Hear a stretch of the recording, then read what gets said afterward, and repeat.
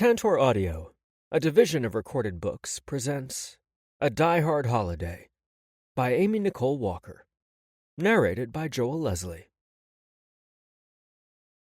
1. Gabe. Whose bright idea was it to buy such a big house? I grumbled to myself as I hauled 4 massive suitcases up the grand staircase. I believe this house was your idea. Josh's accusation followed me up the steps. It didn't take him long to develop the fine-tuned hearing of a parent once we brought the babies home 10 months earlier in January. I would have loved to argue with him, but he was right.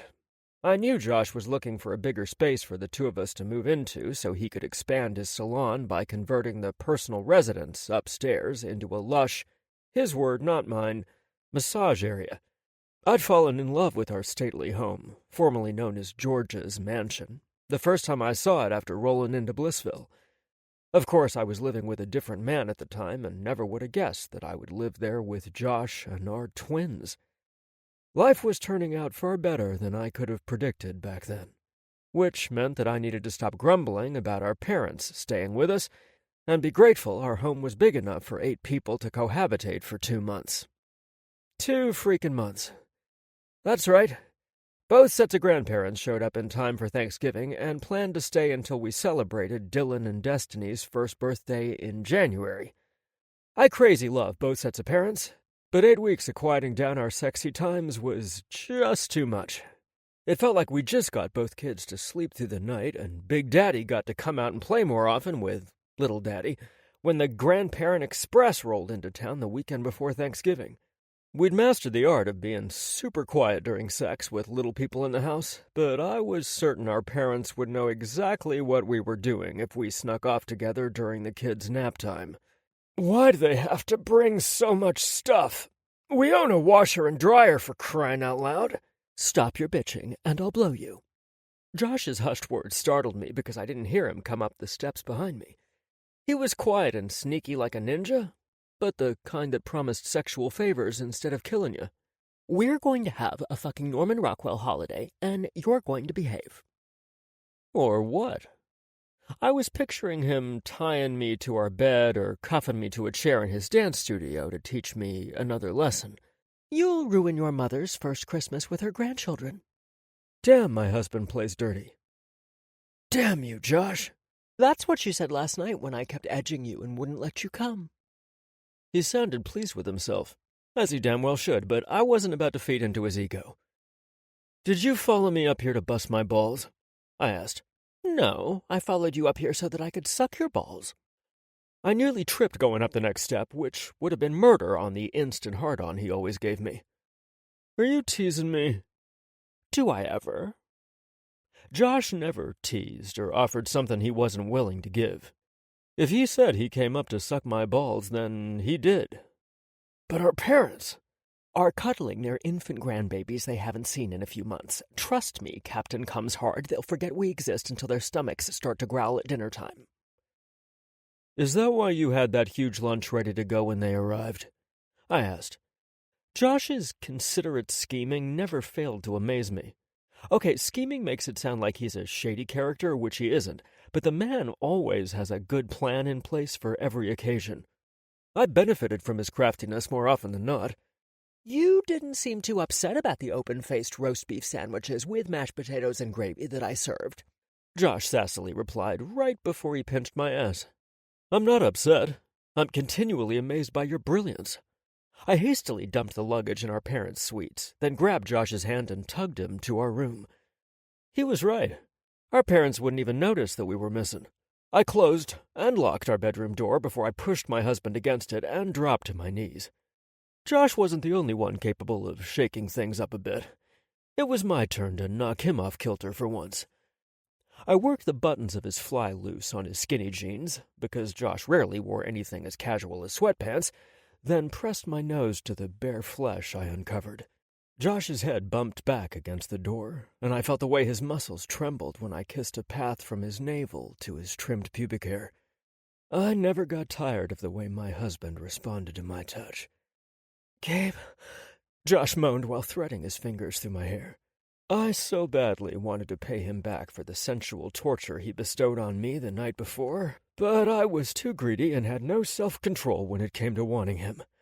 I knew it would always be that way, and that there would never come a day when I didn't need him just as much as the air I breathed.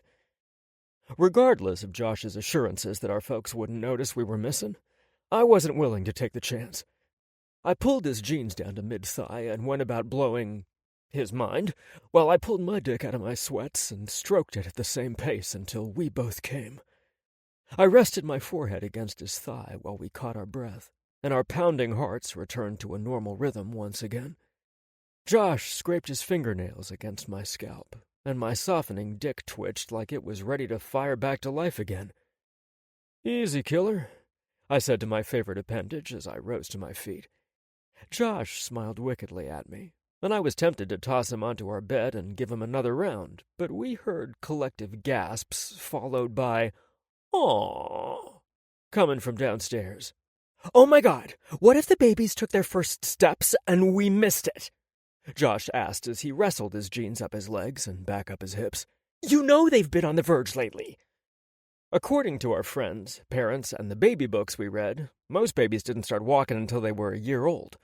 Some babies took longer, and a few would walk sooner. Josh and I were convinced our perfect angels fell into the latter category. Both Dylan and Destiny had started pulling themselves up on the furniture and letting go to balance on their own. Their brazen independence didn't last long before they either fell onto their diapered butts or placed their hands back on the coffee table. We noticed that they had grown more confident and could balance longer over the past few days, and were certain that their first steps were right around the corner. Fuck! I jumped to my feet and yanked my sweats back up. Josh stopped me before I could open the door. He was laughing so hard that tears pooled in his hazel eyes. "What?" He was silently pointing to the front of my sweats. I looked down and saw that I had splattered cum on the front of them. "Damn it! You can use them to clean up the mess you made on the hardwood floors," Josh added, pointing to the pool of cum between my feet. I stepped out of my sweats and bent over to clean the floor. Josh took that exact moment to jerk open the door and run downstairs to make sure he got to the babies before me. I heard him yelling, "Daddy's coming, babies! You little..." I threw the soiled sweats in the hamper and pulled on a clean pair before I ran downstairs to make sure I didn't miss our children's first steps. "Pop is here, angels." 4 sets of grandparents' eyes raked over my body from my flushed cheeks down to my changed pants. The expressions ranged from humor to pride. "I pissed myself," I blurted without thinking. Jesus, my fake excuse was much more embarrassing than the truth. Where the fuck had that even come from? It was all Josh's fault, and that little brat was enjoying my misery. He smiled and pointed to my hair, which I realized was probably standing up all over from his hands messing it up. I felt my face burning with embarrassment as I raised my hands and tried to straighten it the best I could, without a mirror and a comb. "Do you need to borrow one of my Depends?" Bertie asked me after she dried her tears from laughing so hard with the rest of them.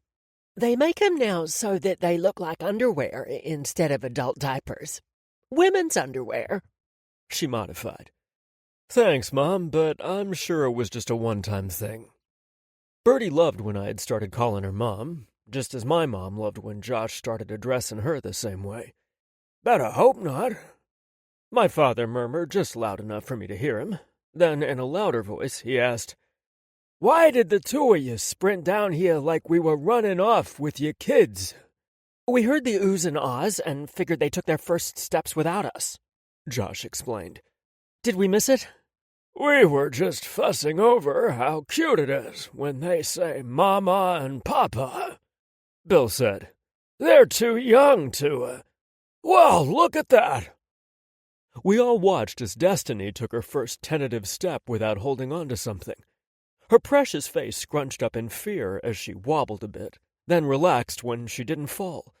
She gave us a big toothy grin when she took another step and still didn't fall. Dylan, not to be outdone by his younger sister, let go of the coffee table and stepped toward Destiny. He wasn't quite as graceful about it as his twin, so his one step led to 2 more quick ones as he teetered forward. It looked like he was trying to outrun his fall, which never happened. Luckily for him, his daddy scooped him up before he hit the floor. Destiny's eyes widened in alarm as she watched her brother tumble. She looked like she'd had enough adventure for one day and dropped to her butt with a soft plop. Dylan kicked his legs in a fit of anger because his plan had been thwarted. He was such a diva like his daddy. "Settle down, Tiger. You'll nail it tomorrow, I just know you will," Josh softly whispered in our son's ear before he set him on the rug next to his sister. "Did you teach him how to throw a tantrum like that?" Bertie asked her son before she looked at me. "Keep an eye on those two." She shifted her finger back and forth between Dylan and Josh before she added, "You're looking at the king of temper fits right there, and you don't need him showing the kids how it works." Bertie went on to tell us some of Josh's finer moments like she was narrating a highlight reel on ESPN's SportsCenter. While I never saw my husband throw himself down on the floor and kick his legs, I had been on the receiving end of his sexy, manipulative ways. I loved every single fucking second of it, too. "Yeah, like I'm going to teach my kids to make me miserable," Josh said, rolling his eyes over the ridiculousness. "No," Bertie countered. "But I can see you telling them only to use their skills on Papa." I narrowed my eyes because I could see him doing that too. "You better not." Josh's eyes widened in stunned disbelief. "Why, Gabriel Allen Roman Wyatt, I would never do something like that." "You wouldn't, huh?" His Southern Belle routine was a big indicator that he was up to no good. He probably already had Temper Fits 101 planned out and ready to teach.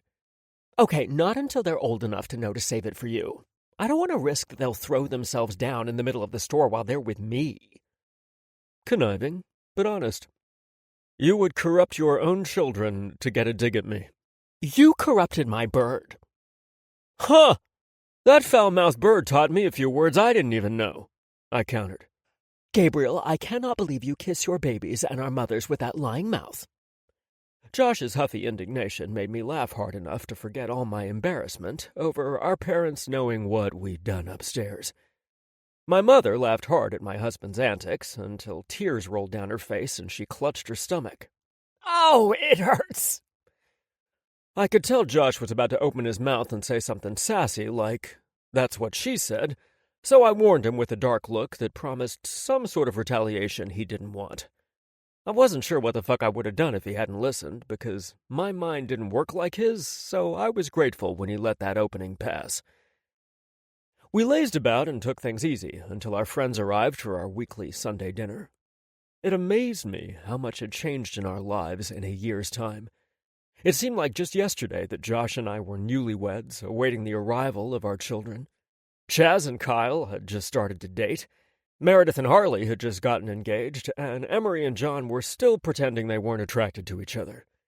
Fast forward a year, we were about to celebrate the twins' first birthday. Chaz, Kyle, Mare, and Harley all took the plunge into matrimonial happiness, and John and Emery were planning a spring wedding. Adrian and Sally Ann had welcomed Precious Avery to their family in October, and Adriana was loving her role as big sister. The Dorchesters were the only ones who hadn't experienced any changes, which they both seemed to appreciate. John had fun harassing the couples with newborns, while Deanna threatened to make him sleep on the couch. He must have loved sleeping beside his wife, or his couch was seriously uncomfortable, because he quickly shut his mouth every time she brought it up. "Do you want me to come over early on Thanksgiving to help with the food prep?" Deanna asked. "You?" John asked his wife. Okay, maybe he hadn't learned his lesson yet. "I don't want him to get a paper cut when he opens the boxes of frozen macaroni and cheese," Deanna told her husband. "A true artist like Josh needs his hands to create magic."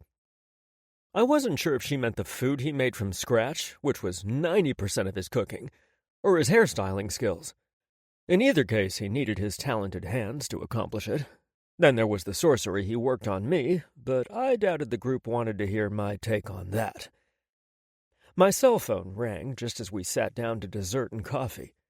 I glanced at the caller ID and saw that it was the dispatcher from the police department, which rarely happened after I was promoted to captain. Adrian's phone went off just as I answered the call. "Captain Roman Wyatt," I said into the phone. I smiled at Josh's little shiver of awareness. He swore up and down I used a deeper tone of voice with my new title. Captain, I'm sorry to call you at home on a Sunday night, but there was an incident at Santa's village, Officer Park said. What? Adrian and I asked at the same time. I glanced up and my eyes locked with my former partner's. It was obvious that someone, most likely Officer Wen, called to tell Adrian the news. The village has been vandalized, and there's an effigy of Santa hanging from the flagpole, she replied. What? I repeated. I was cautious about what I said out loud with Adriana and Dorchester's kids watching me. You heard me, sir. It appears that someone is waging a war on Christmas. Ho, ho, ho, Adrian said from across the room. 2. Josh. Someone's excited about Christmas, Al said when he walked into the kitchen the next morning and caught me cooking breakfast to Christmas music. While it was true that I was looking forward to the holiday season more than any in my life, that wasn't the reason I was jamming to Jingle Bell Rock while flipping pancakes. He's nervous, upset, or trying not to kill one or all of us, my mother said to Al before I could respond. He's been this way his entire life. One year in high school, he was blaring Christmas music in the middle of May because he was anxious about final exams. She got quiet, and I felt her eyes on me. I'm wondering if he's slept yet. I slept, I replied with a wry grin. Well, a few hours before my little alarm clocks woke me up because they were hungry. Luckily, I managed well on short sleep. Which is it? Al asked me. Are you nervous, upset, or trying not to kill us? You've only been here one night, Al. How angry could I be at any of you? I adored my father-in-law, especially when I caught him grabbing Martina's ass that morning. It made my heart happy to know that the Wyatt men remained affectionate and grabby long after the newness faded. We don't want to be a burden to you and Gabe, he replied. I put my spatula down after I turned the banana nut pancakes I'd whipped up after I fed and changed Destiny and Dylan. I knew the parental units would be up and at it early. Gabe would have a long day ahead of him, and we could all use a good breakfast to start our day off right. You will never be a burden to us, Al. None of you will. We love you, and we want you here to share the twins' first Thanksgiving, Christmas, and their birthday. I'm over the moon that you guys got to see their first tiny steps. I'm just anxious about the call Gabe took from the police department that had him out late. I had joked about me wanting a Norman Rockwell Christmas, but Gabe was the one who wanted the holidays to be perfect. I knew how much he hated working late nights, but I also knew he wouldn't let some asshole ruin the holiday season for our town. Gabe had tiptoed into our room and headed straight for the shower to either warm up or try to unwind. I climbed out of bed and joined him.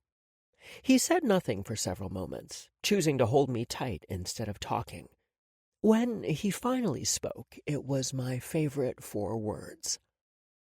You are my world. I never got sick of hearing it, and I knew that you encompassed our children also. Dylan, Destiny, and I were the luckiest people on the planet. Good morning, Gabe said as he entered the kitchen. He walked straight to me, wrapped his arms around my waist, and rested his chin on my shoulder.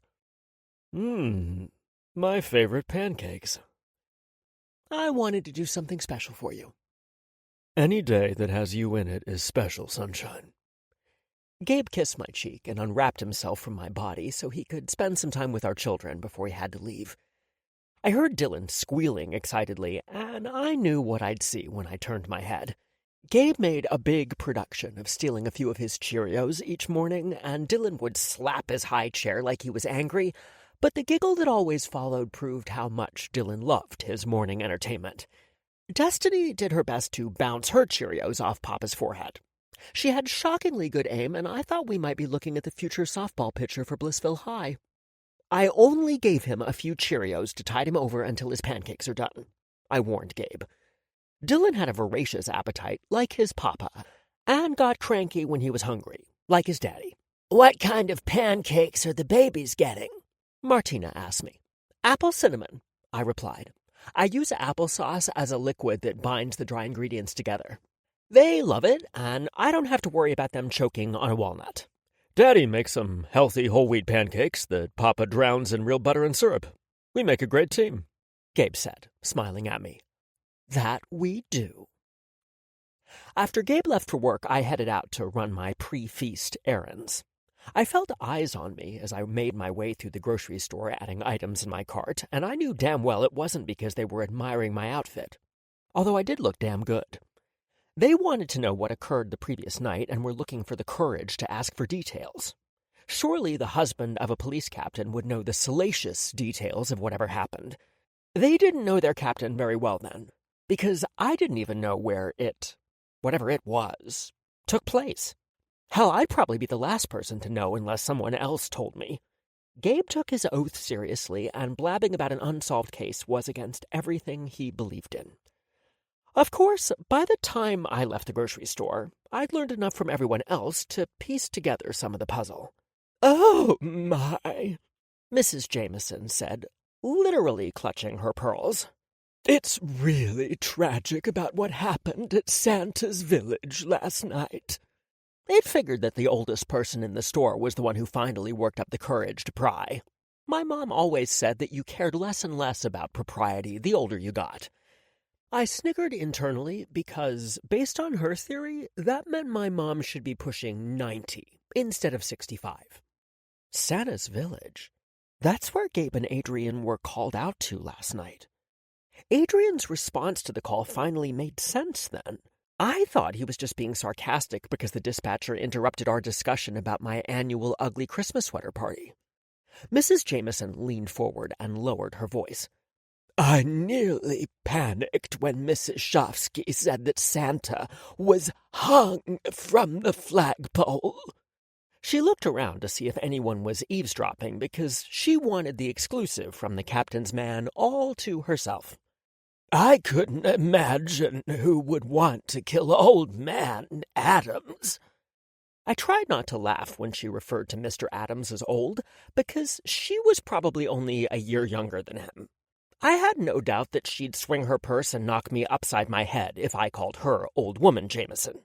"Anyway, I called the Adams house this morning to offer Eustace my condolences, and she informed me that her husband was still alive and kicking. Well, she put the phone down and went and checked to see if he was still breathing. She thought maybe I'd become clairvoyant like that Emerson and had experienced a vision." "Emery," I corrected. "Yeah, that's it," she replied, then leaned closer. Any closer and people would think something hanky was going on between us in the frozen food section of the Sack and Save. "Even though it turned out to be a life-sized stuffed Santa scarecrow type thing, if I was your husband, I would keep an eye out on Eustace. She sounded a little bit hopeful when she put me on hold to see if old man Adams was dead."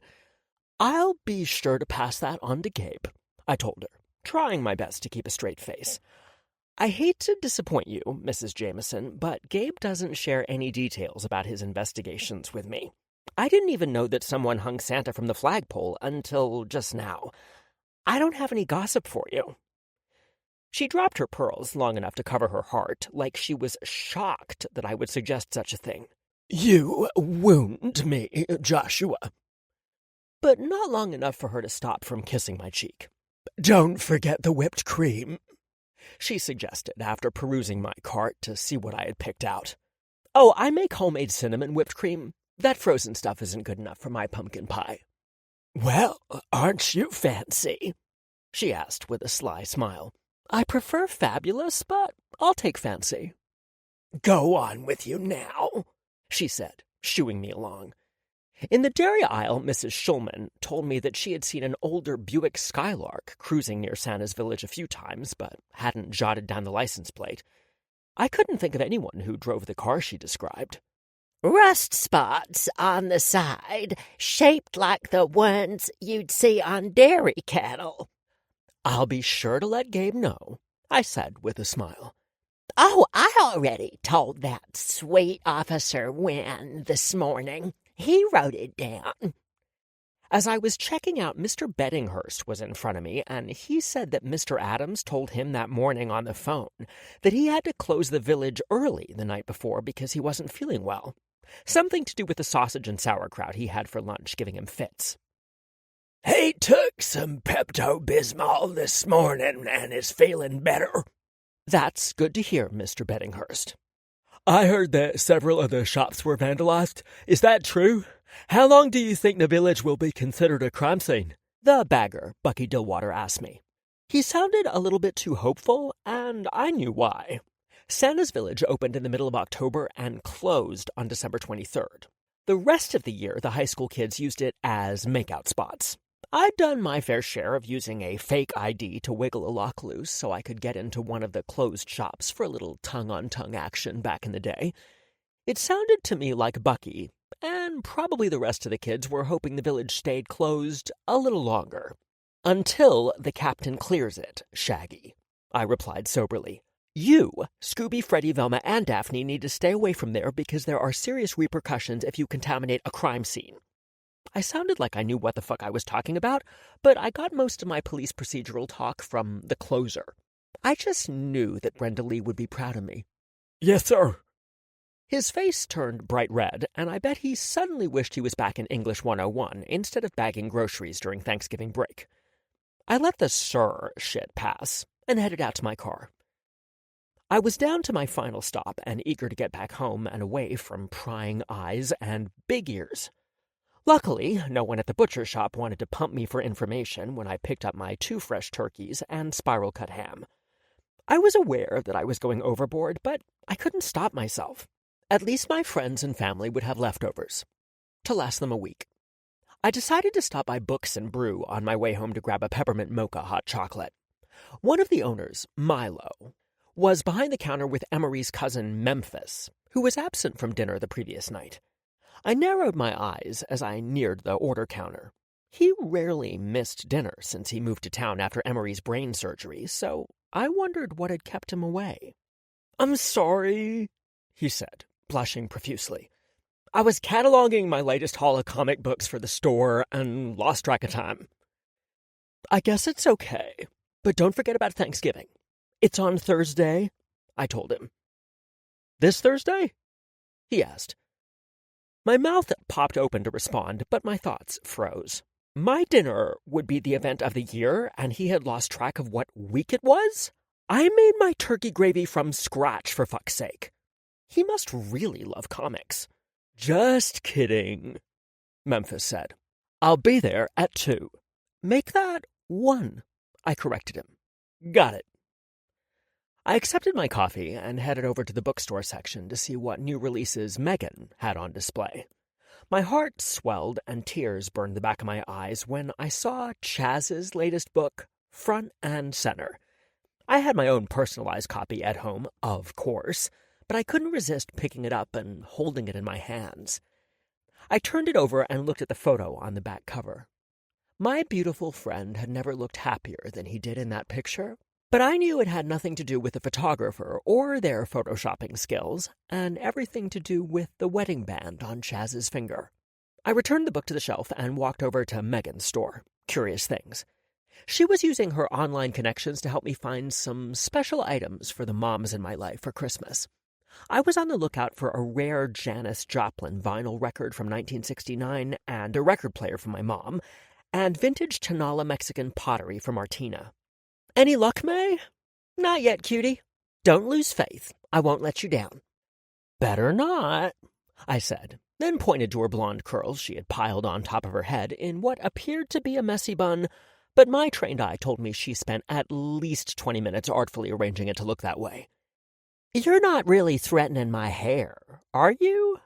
She pointed at the hot chocolate in my hand. Because 2 can play at that game. Touché. I'll be in touch as soon as I have something concrete, Megan assured me. So, maybe in time for Christmas next year. Snark ass. Ooh, I love that one, I told her. You're gonna love the items I find for your moms, too. I promise you that I have a few good leads.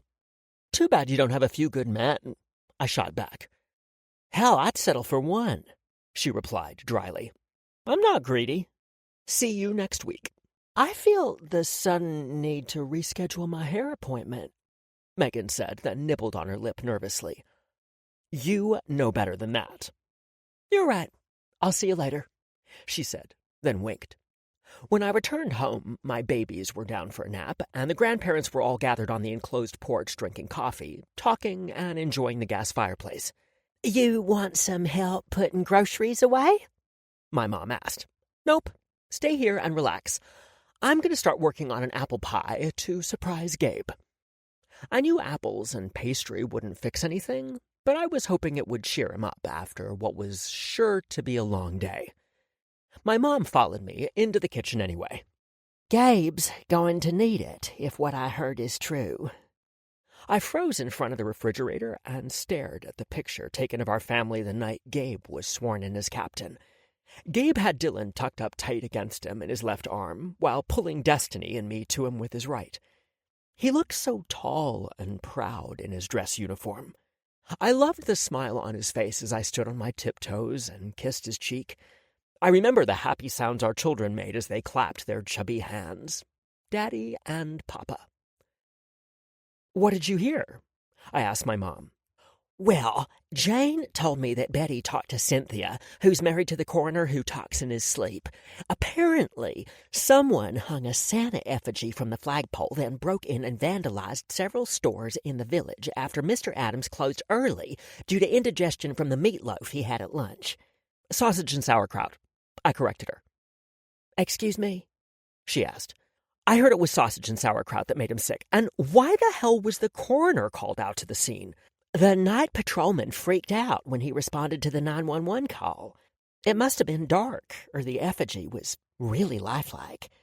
I hope it's not an omen of bad things to come. That makes two of us, Mom.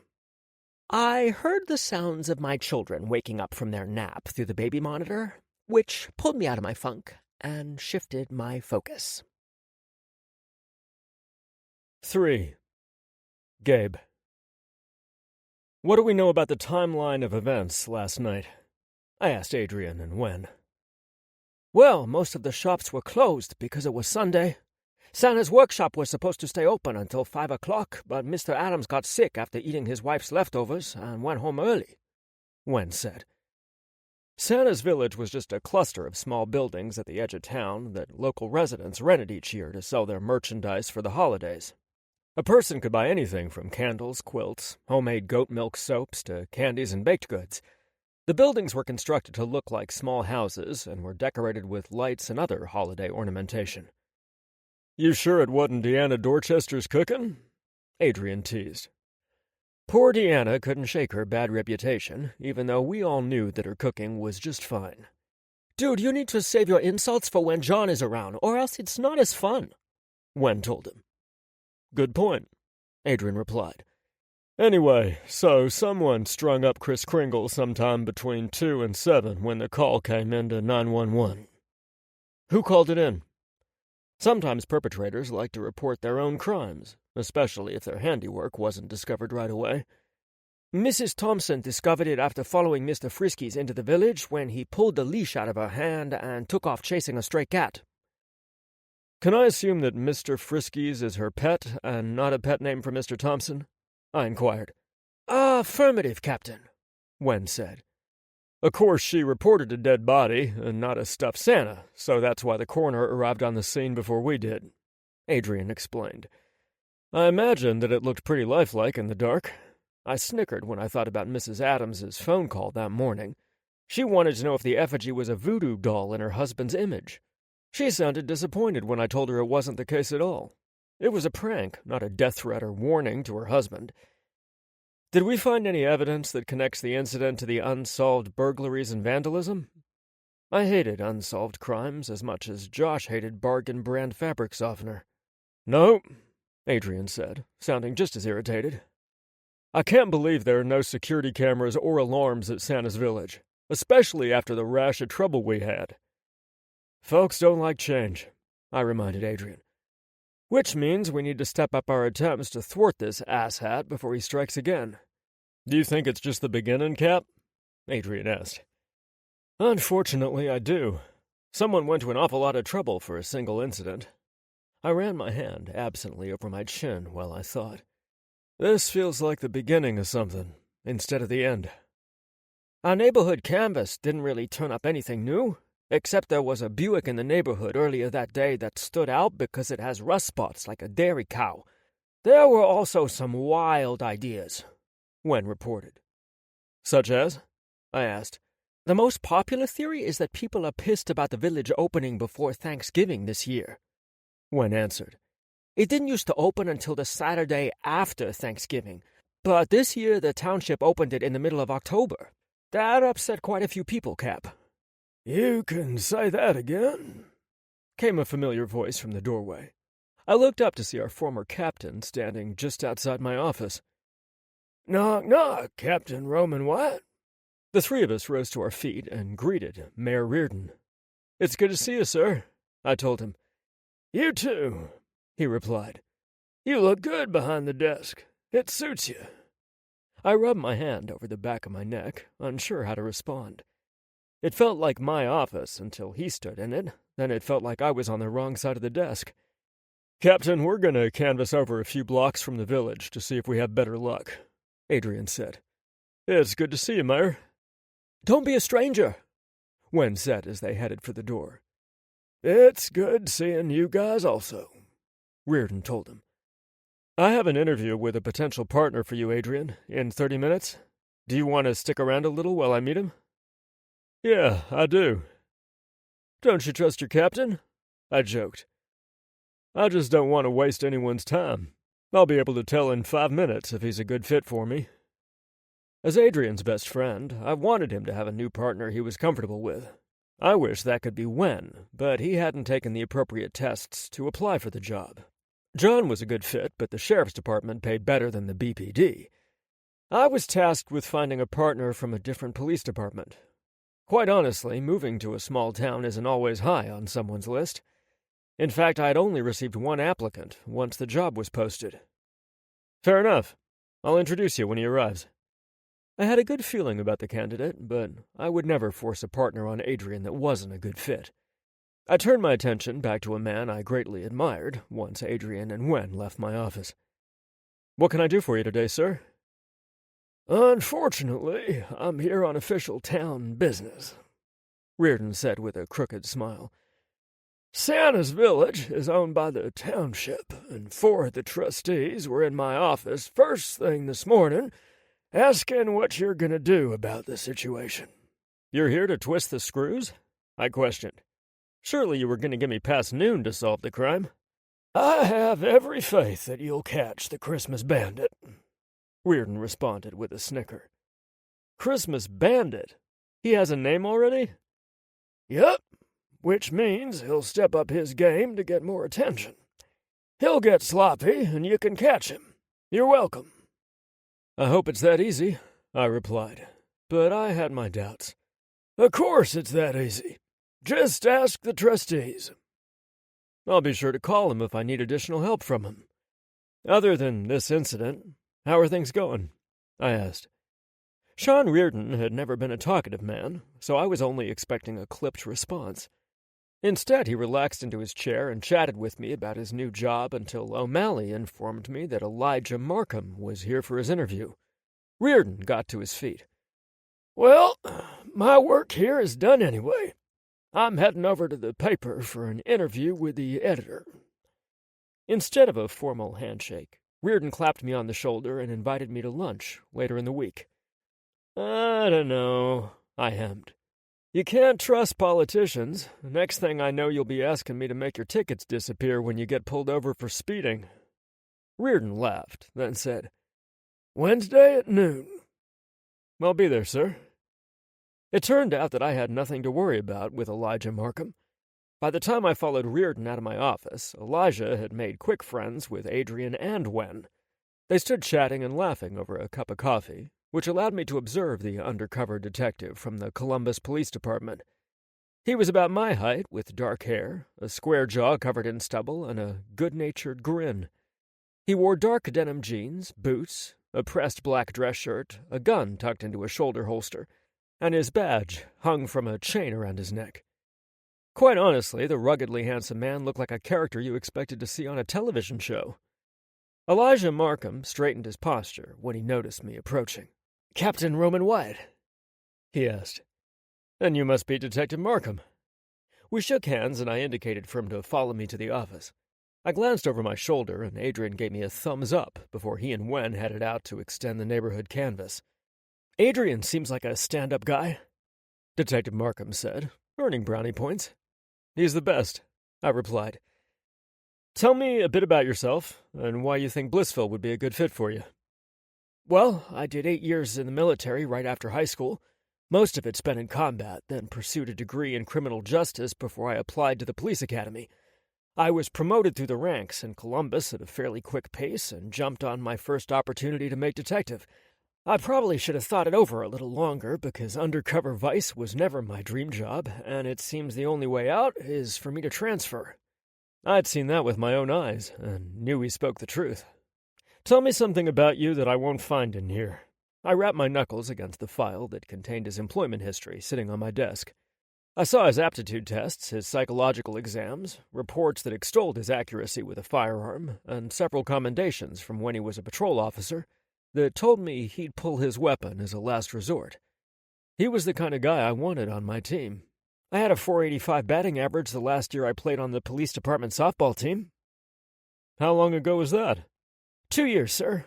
I just couldn't work it into my schedule when I was working undercover in the motorcycle gang," Detective Markham said. I'd known many undercover cops who took the wrong paths in life for a multitude of reasons. Most of them were placed in unfathomable conditions and often had to make some dicey decisions.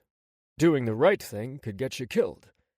To some, staying alive meant crossing a line and justifying their actions without regard for those they hurt. I only wanted individuals with the highest integrity on my police force. I looked him square in the eyes and asked, "When you look at yourself in the mirror each night, what do you see?" "A man who's proud of his service, both to his country and to the citizens I've sworn to protect. I see a man who knows the right decision is often the hardest, and I'm not afraid to make it. I'm a man who goes to sleep with a clear conscience, sir." "I think you'd make a great fit here, Detective Markham. Are you sure moving to Blissville is what you want?" "I discarded the posting more than a dozen times, but I kept coming back to it. It just feels right to me." "I'm glad you feel that way, because I think you'd make a fine addition to our team. I'd like to offer you the position." "Thank you, sir. I'm grateful for the opportunity, but I need to be upfront and tell you that I won't be able to start until I can wrap up my current undercover case. I'd love to tell you that it'll only be a few weeks, but, I understand, Detective Markham. I have no desire to undermine your case or put another officer in harm's way by pulling you off a case too soon. I know how deep in cover you have to go sometimes. The position is yours." "I'm honored." He reached across my desk and shook my hand. "Welcome to Blissville, Detective Markham." Warmth, laughter, and the delicious aroma of baked apple pie greeted me when I stepped inside our home. An easy smile spread across my face because I loved my life. No matter how tough my workday was, I got to come home to my beautiful family. My smile turned into delighted laughter when Destiny and Dylan squealed happily when I walked into the family room. I squatted down, opened my arms, and held my breath when they both toddled toward me a few steps before falling down on their butts. Dylan started to cry, and I'm pretty sure Destiny rolled her eyes at his theatrics. I scooped them both up and cradled them against my chest. "Did you miss Papa?" Papa! They both chanted. "I missed you too." I kissed them each on the top of their heads, then accepted Josh's welcome home kiss. "So, what did you guys do today?" The townfolk tried to pump me for information about the crime committed at Santa's village, Josh informed me. "What did you tell them?" I told them I needed more time to work the scoop out of you. I laughed and asked, "Is that why you baked a pie?" No. I figured you could use comfort food after a long day. Josh responded, then stood on his tiptoes and leaned closer so that his lips touched my ear. I'll bring out the heavy guns later to get the information out of you. Cuffs? Rope? Your favorite burgundy silk tie? I was thinking more like a scalp massage, perv. I followed him into the kitchen, admiring his round ass every step of the way. I had big plans for him after the babies and grandparents went to sleep for the night. Until then, I kept my mind out of the gutter as I listened as he talked about his day while I fed the twins. Of course, I got held up on the part where he talked about it being a makeout spot for teens during off-season. Which you don't know from personal experience, though, right? I asked. Sunshine. He turned around slowly, his fingers coated in egg and flour from battering the country fried steaks. Baby, you knew I wasn't a virgin when we met. How often? Really, Gabe? He rolled his eyes and turned back to his task. I was like every horny misfit who wanted to find affection and acceptance any way he could. It was just sex, and I usually felt pretty shitty afterward. Josh paused for a second, then added, I can't regret it, though, because it sure makes me appreciate what I have with you. Who were they? Yeah, 2 years later, and I was still dragging my knuckles. Never mind, I don't want to know. I wasn't going to tell you anyway. Josh laughed, then changed the subject. Tell me about the parts of your day that you can share. You won't believe it, I said, using a familiar phrase. Try me. I hired a new partner for Adrian, I announced. How did that feel? What do you mean? Are you worried that he's going to replace you in Adrian's life? Josh asked. I hadn't even thought about it. Until now. I had expected things to get a little awkward when I was promoted as Adrian's supervisor, even though it was his idea, but it never happened. Things had been blissfully slow in Blissville, and not a lot of investigating was required until someone decided to hang Santa from a flagpole. The burglary and vandalism cases from the previous year had gone cold. Was this the same person starting back up again? Or was this a new threat to our community? The grandmas snatched my children away from me before I could take them upstairs for their nightly bath. Josh chuckled at my scowl and pointed toward the newspaper, folded neatly on the table. Why don't you make the most of it and read the paper since you didn't get a chance to this morning? Where's my glass of sherry, pipe, and slippers? I asked. The 50s are calling and they want their Neanderthal back, Josh replied sassily. You love it when I go caveman on you. Yes, in bed. You just keep it up and see where it gets you. Oh, are you threatening to withhold sex again? I wonder if you can make it past 10 minutes this time. I scanned the front page and didn't see anything too interesting. I opened the second page and all my good humor vanished when I saw a smug, smiling face of a man I wanted to punch. Did you know about this? Can you be more specific, dear? Did you know your ex-lover is the newest resident at Blissville Family Medicine? I might have seen something about it on their Facebook page last week. Last week? I asked hotly. When were you going to tell me? Josh snorted and said, I was hoping for never. My husband washed and dried his hands before he turned to look at me. He won't last long around here, babe. He's a big city boy, not suited for a small town. He'll get bored and move on to someplace else. I didn't see the need to upset you. Of all the places he could have gone, he chose your hometown? Josh shrugged. It doesn't really matter, though, does it? He's not you. Josh returned back to his beloved stove and lowered the battered meat into the hot oil. To him, the conversation was over, but my mind was still rolling the new information as I processed it from every angle. When is Dylan and Destiny's next checkup? I asked. January, Josh answered. Trust me, Trent will be long gone by then. I wanted to believe Josh, but I was a big city guy who loved the change of pace in a small town. Plus, I found the love of my life in this tiny town. Dr. Douche would just need to cast his eyes in another direction, because Josh Roman Wyatt was off the market. 4. Josh. I had learned the first year of business that it made no sense to keep the salon doors open the week of Thanksgiving. Very few people were thinking about their hair on the Tuesday or Wednesday before Turkey Day, and they were all shopping on the Friday and Saturday after. It became known as Josh's mini vacation, and my favorite time of the year. The grandmas went out to do some shopping with an ornery gleam in their eyes that made me nervous, while my dad took Al to the VFW to introduce him to some of his old poker buddies. Gabe had a crime to solve, so that left me blissfully alone with my babies and pets. Before Gabe and the babies, I'd enjoy a leisurely pumpkin spice latte and pumpkin nut muffin at the brew on Tuesdays before the holiday to enjoy the calm before the storm. Fast forward a freakishly short period of time, and my life was completely different. I still sipped a pumpkin spice latte and ate a pumpkin nut muffin, but they were brought to my house by my best friends and consumed fast before the twins could find too much mischief. Mare squatted down and held her arms open wide. "Come show Auntie Mare how fast you're growing up." Dylan and Destiny squealed in delight at the sight of our visitors and were too excited to get many steps in before gravity won the battle. Mare scooped them up and held them tight against her chest and kissed their round, rosy cheeks clean off. "Leave some cheeks for me to kiss," Chaz playfully whined.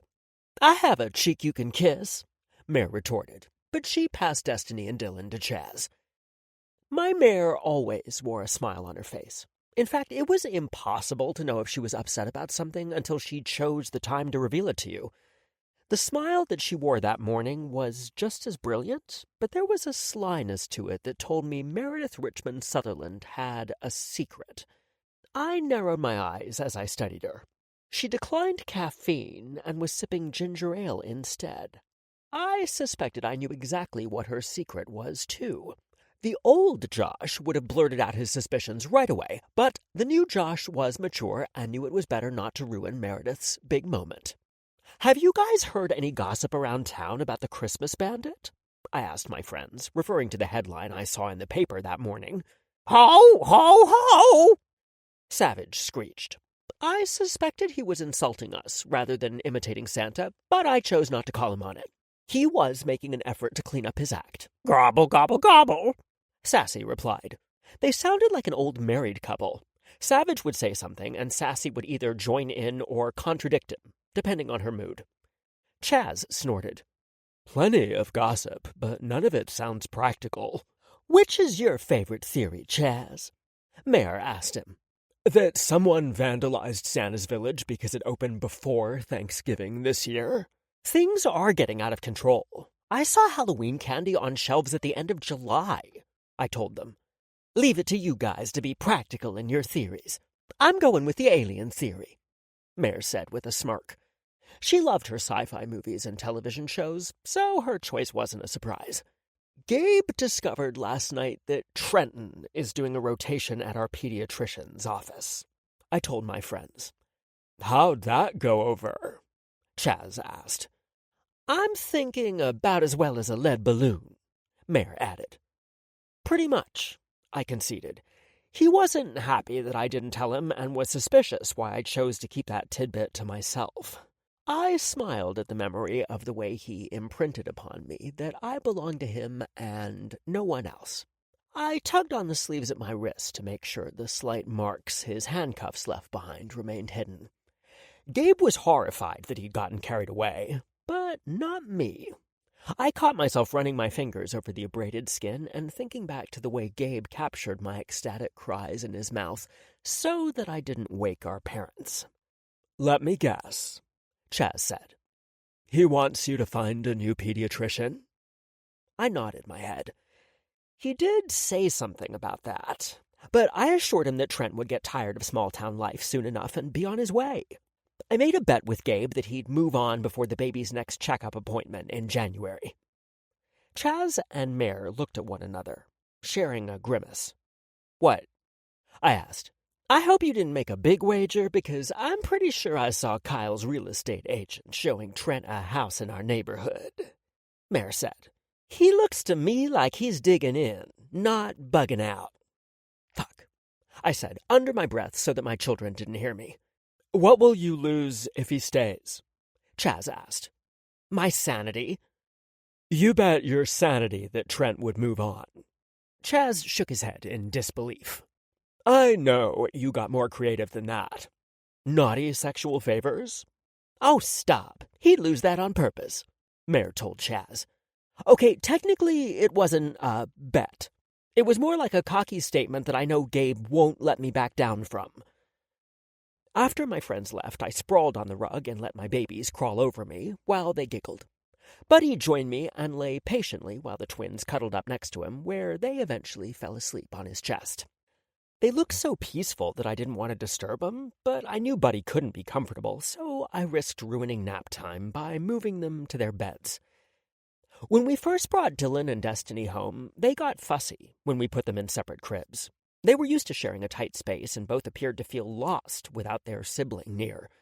They quieted and became peaceful the second we put them in the same crib, and we decided that they'd let us know when they wanted their own individual space. 10 months later, Destiny still reached for her big brother as she drifted to sleep beside him. It was quiet moments like those, little snapshots in time, that were so beautiful that my chest hurt from the tight hold my angels had on my heart. I wish that I could slow down time because they were growing up so damn fast. Before I knew it, they'd be starting preschool. That was more than I could handle, so I went back downstairs and grabbed a sketch pad and began planning my surprise for Gabe.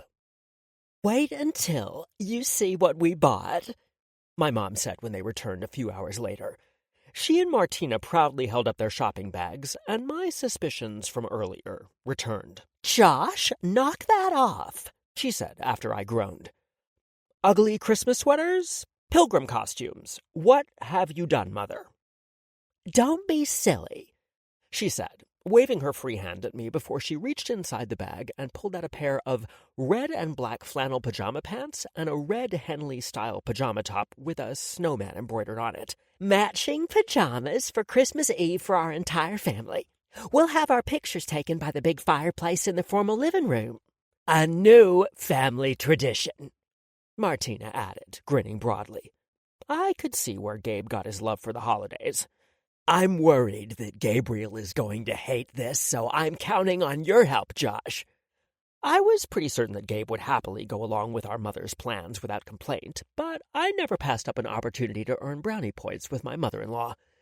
You can count on me, Mom. The brilliant smile I earned made me dance happily on the inside. You ladies have been gone all day. What else did you buy? My mom said hesitatingly. We did some window shopping, too. I tipped my head to the side and studied her. While I was blessed with a poker face, my mother was not. The fact that she broke eye contact and began looking in her purse for something was a tell that she was hiding something from me. I really got suspicious when I saw Martina start to fidget, too. I was about to press them, but the dads returned home and greeted their wives like they had just come home from war.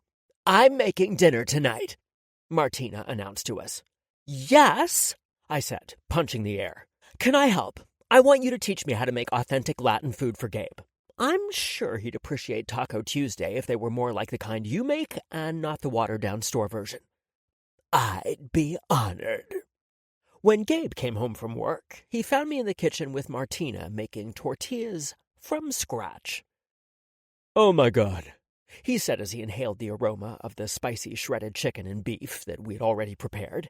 He came up behind me, wrapped his strong arms around me, and kissed a path from my collarbone to my ear. You smell more delicious than the food. Al called excitedly from the enclosed porch, and Martina went to see what he wanted.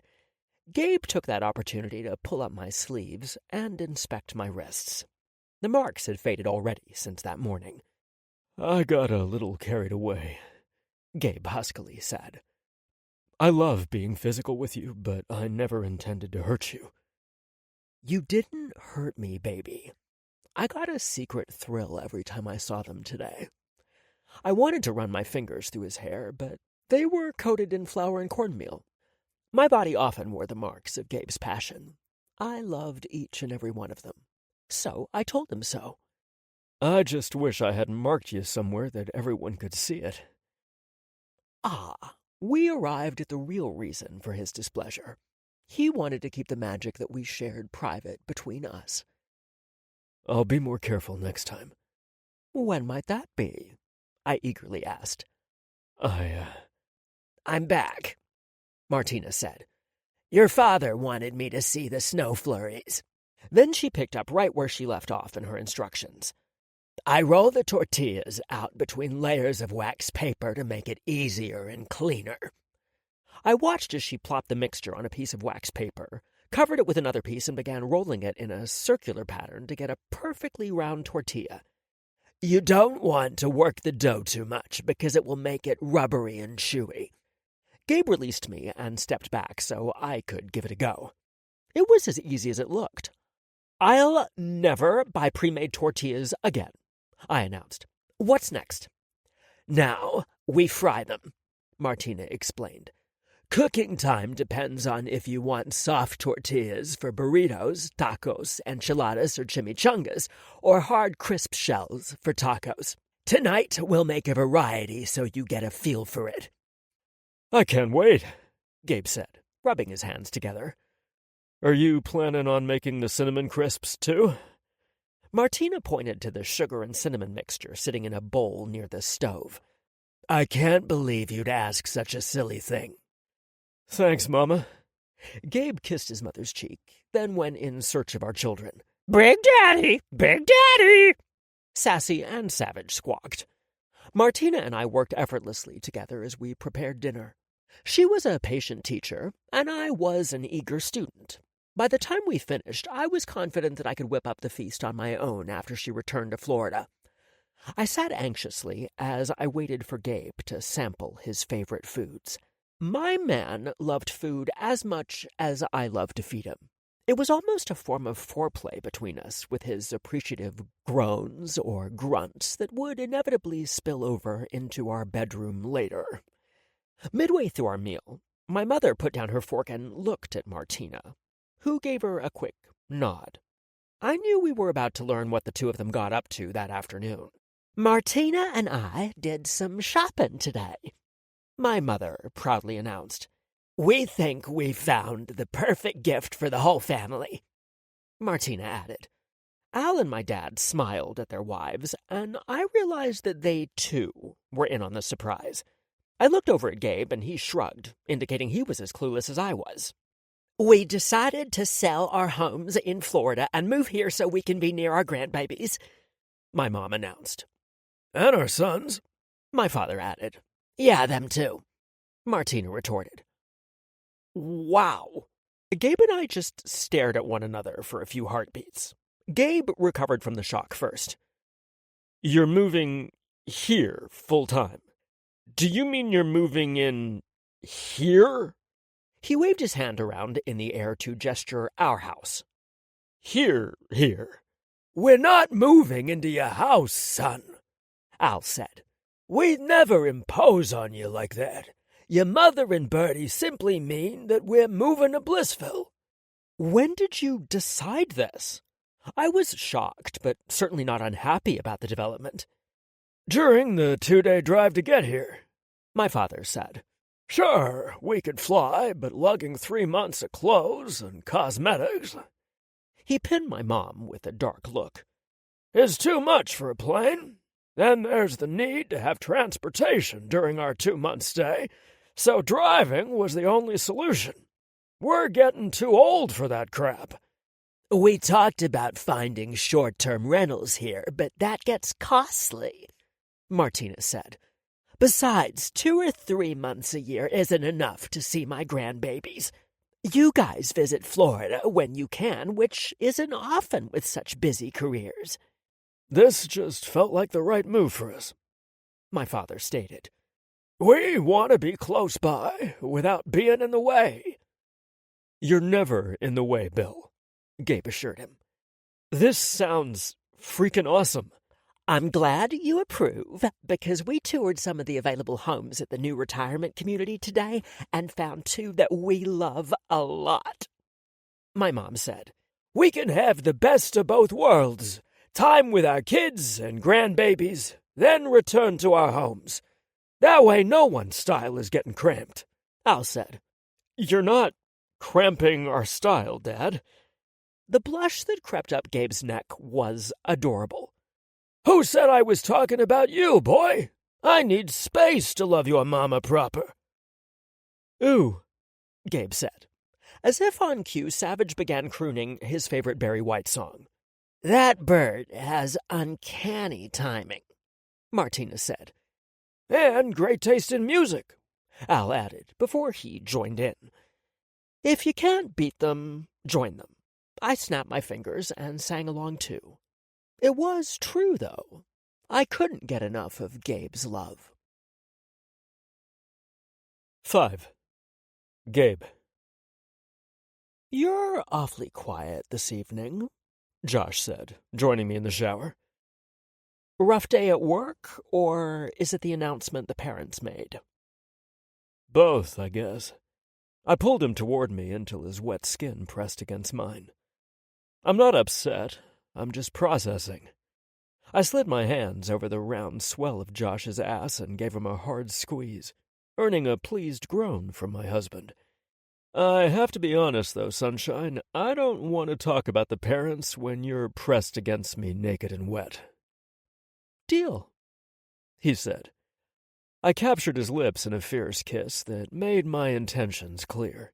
In case Josh needed a bigger hint of what I wanted, I slid my finger down between those firm globes, circled his tight puckered hole, and raised it back up to the top of his crack where I teased the V-shaped indentation there.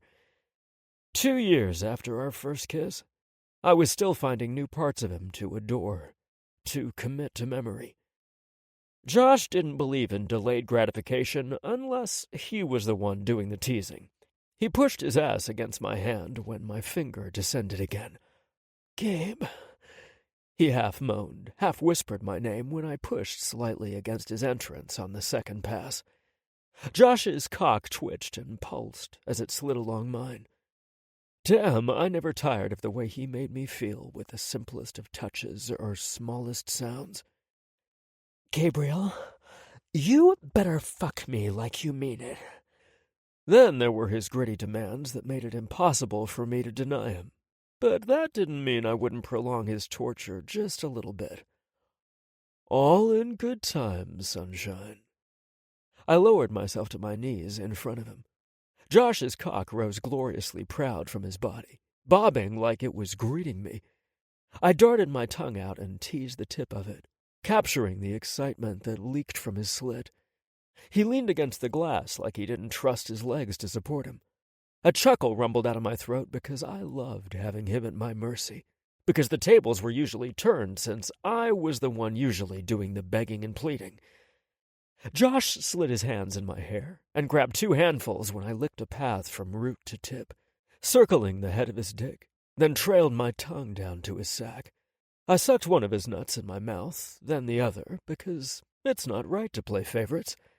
He widened his stance, encouraging me to go down on him further. I lifted his tight balls and sucked the sensitive skin of his taint. I nestled my nose between his nuts as I left my mark on him. "Baby!"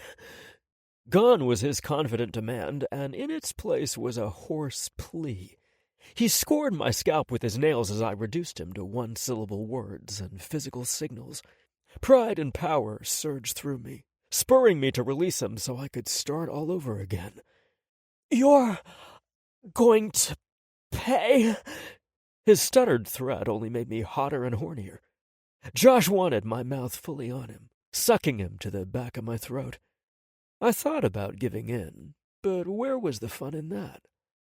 I met him halfway by sucking the head of his cock in my mouth and working the spot beneath the crown with my tongue that always drove him wild. Josh pushed his hips forward, trying to get deeper in my mouth, so I pulled off him with an exaggerated wet pop. "Wicked bastard!" Josh snarled. I loved it when he called me pet names. I watched his abdominal muscles flex beneath his fair skin as the need to fuck or be fucked rolled through him. I had my husband right where I wanted him, but I wasn't ready to give in yet. I slowly worked his cock into my mouth until my lips were wrapped snugly around the base. I breathed through my nose to work through the gag reflex, then swallowed around the head of his dick. My baby loved it when my throat massaged his cock, and I loved the pre-cum that dribbled down my throat in response. I continued working Josh to the edge, then pulled off before he could fall over. I didn't think about the discomfort from kneeling on hard tile for so long. My only thought was outdoing any blowjob I'd given Josh in the past. I wanted to burn that moment into his brain for eternity. He was mine. I owned every part of him down to the last drop of cum he shot down my throat when I finally let him climax.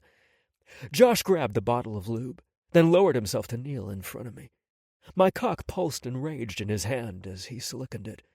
Then he pushed my shoulders until I sat on my heels before he turned his body so that his back was to me. Straddling my thighs, he reached behind him to line my cock up to his entrance and slammed down hard, spearing himself on my shaft. I grabbed his hips and held him still rather than let him ride me. Black spots dotted my vision as my cock throbbed and demanded release, but I didn't want it to end so soon. Fuck! Josh's shoe tightened around my dick like an eager massage designed to give me the happiest of endings. I turned my husband's head and kissed him hungrily as I fought to regain the control he took back from me with a few simple moves. My fingers twitched where they dug into his skin, trying to hold him to me, but they lost the battle when he began rocking his hips sensually. My grip went from holding him in place to bouncing him up and down on my cock. The friction set flames licking along my spine and zapped my balls. My nuts retracted against my body seconds before I shoved Josh to his knees in front of me and pounded his ass, riding out my orgasm and busting my load inside him. Afterward, I sat on my ass and held him on my lap as my dick softened inside him. I can never get enough of you. I can never get close enough to you, sunshine. Good, Josh smugly replied. That means I'm doing something right. You do everything right, Josh. Not always, he countered. I should have told you about Trent joining our pediatrician's practice. I risked giving you the wrong impression for the reason I remained silent. I teased the back of his ear with my nose.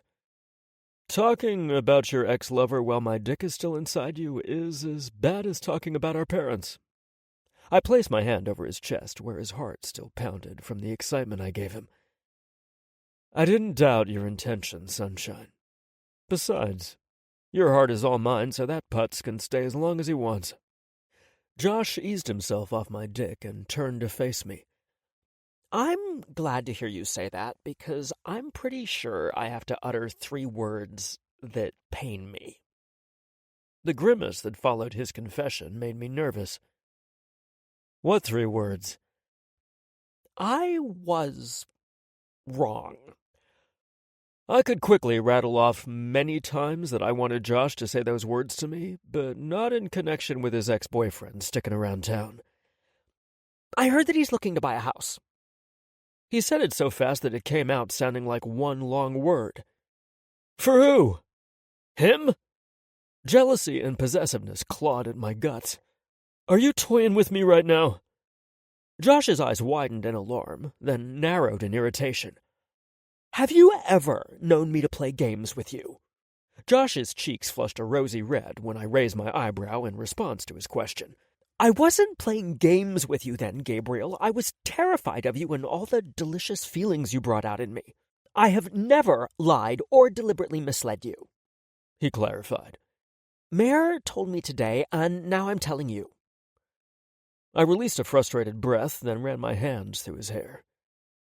I didn't like that loser living in our town one bit, but it didn't matter because I knew that Josh had entrusted his heart with me. I wouldn't ruin that over something that was out of his control. I trust you, Josh. Josh set his pencil and sketchpad on the coffee table and reached for his hot chocolate. He curled up beside me on the sofa in the sitting area of our bedroom suite. It was my favorite room in our house because it was a retreat for just the 2 of us. A fire cracked in the fireplace as I watched ESPN on the flat-screen television mounted above the mantel. I couldn't tell you a thing I had watched because I basically just looked at the television as my mind processed the revelations from that evening. Don't you want our parents to move here? You're acting kind of weird about it. You smiled like you were happy, but then you got quiet. That's not usually a good sign. Of course I want them here. I want our children to really know them and not just see them a few times a year, I replied.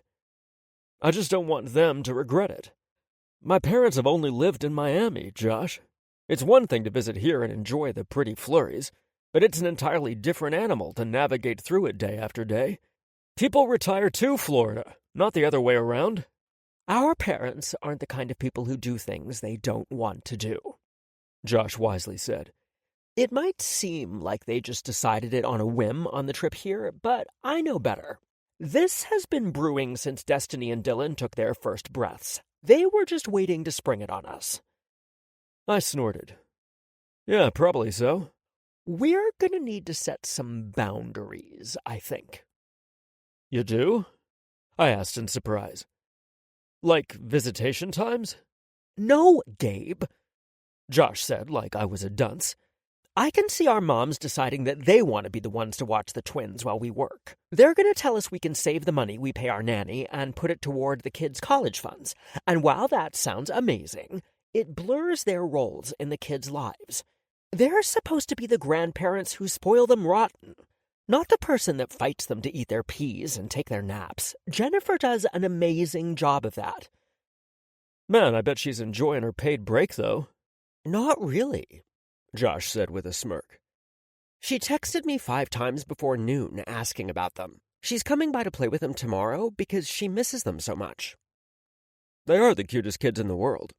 I tipped my head and thought about the point he raised. Let's not borrow trouble, but we should have a response prepared if it's suggested. I think we need to keep Jennifer as their nanny, but let the grandparents take them out to do fun stuff when they want to. Which will be every day, I told Josh.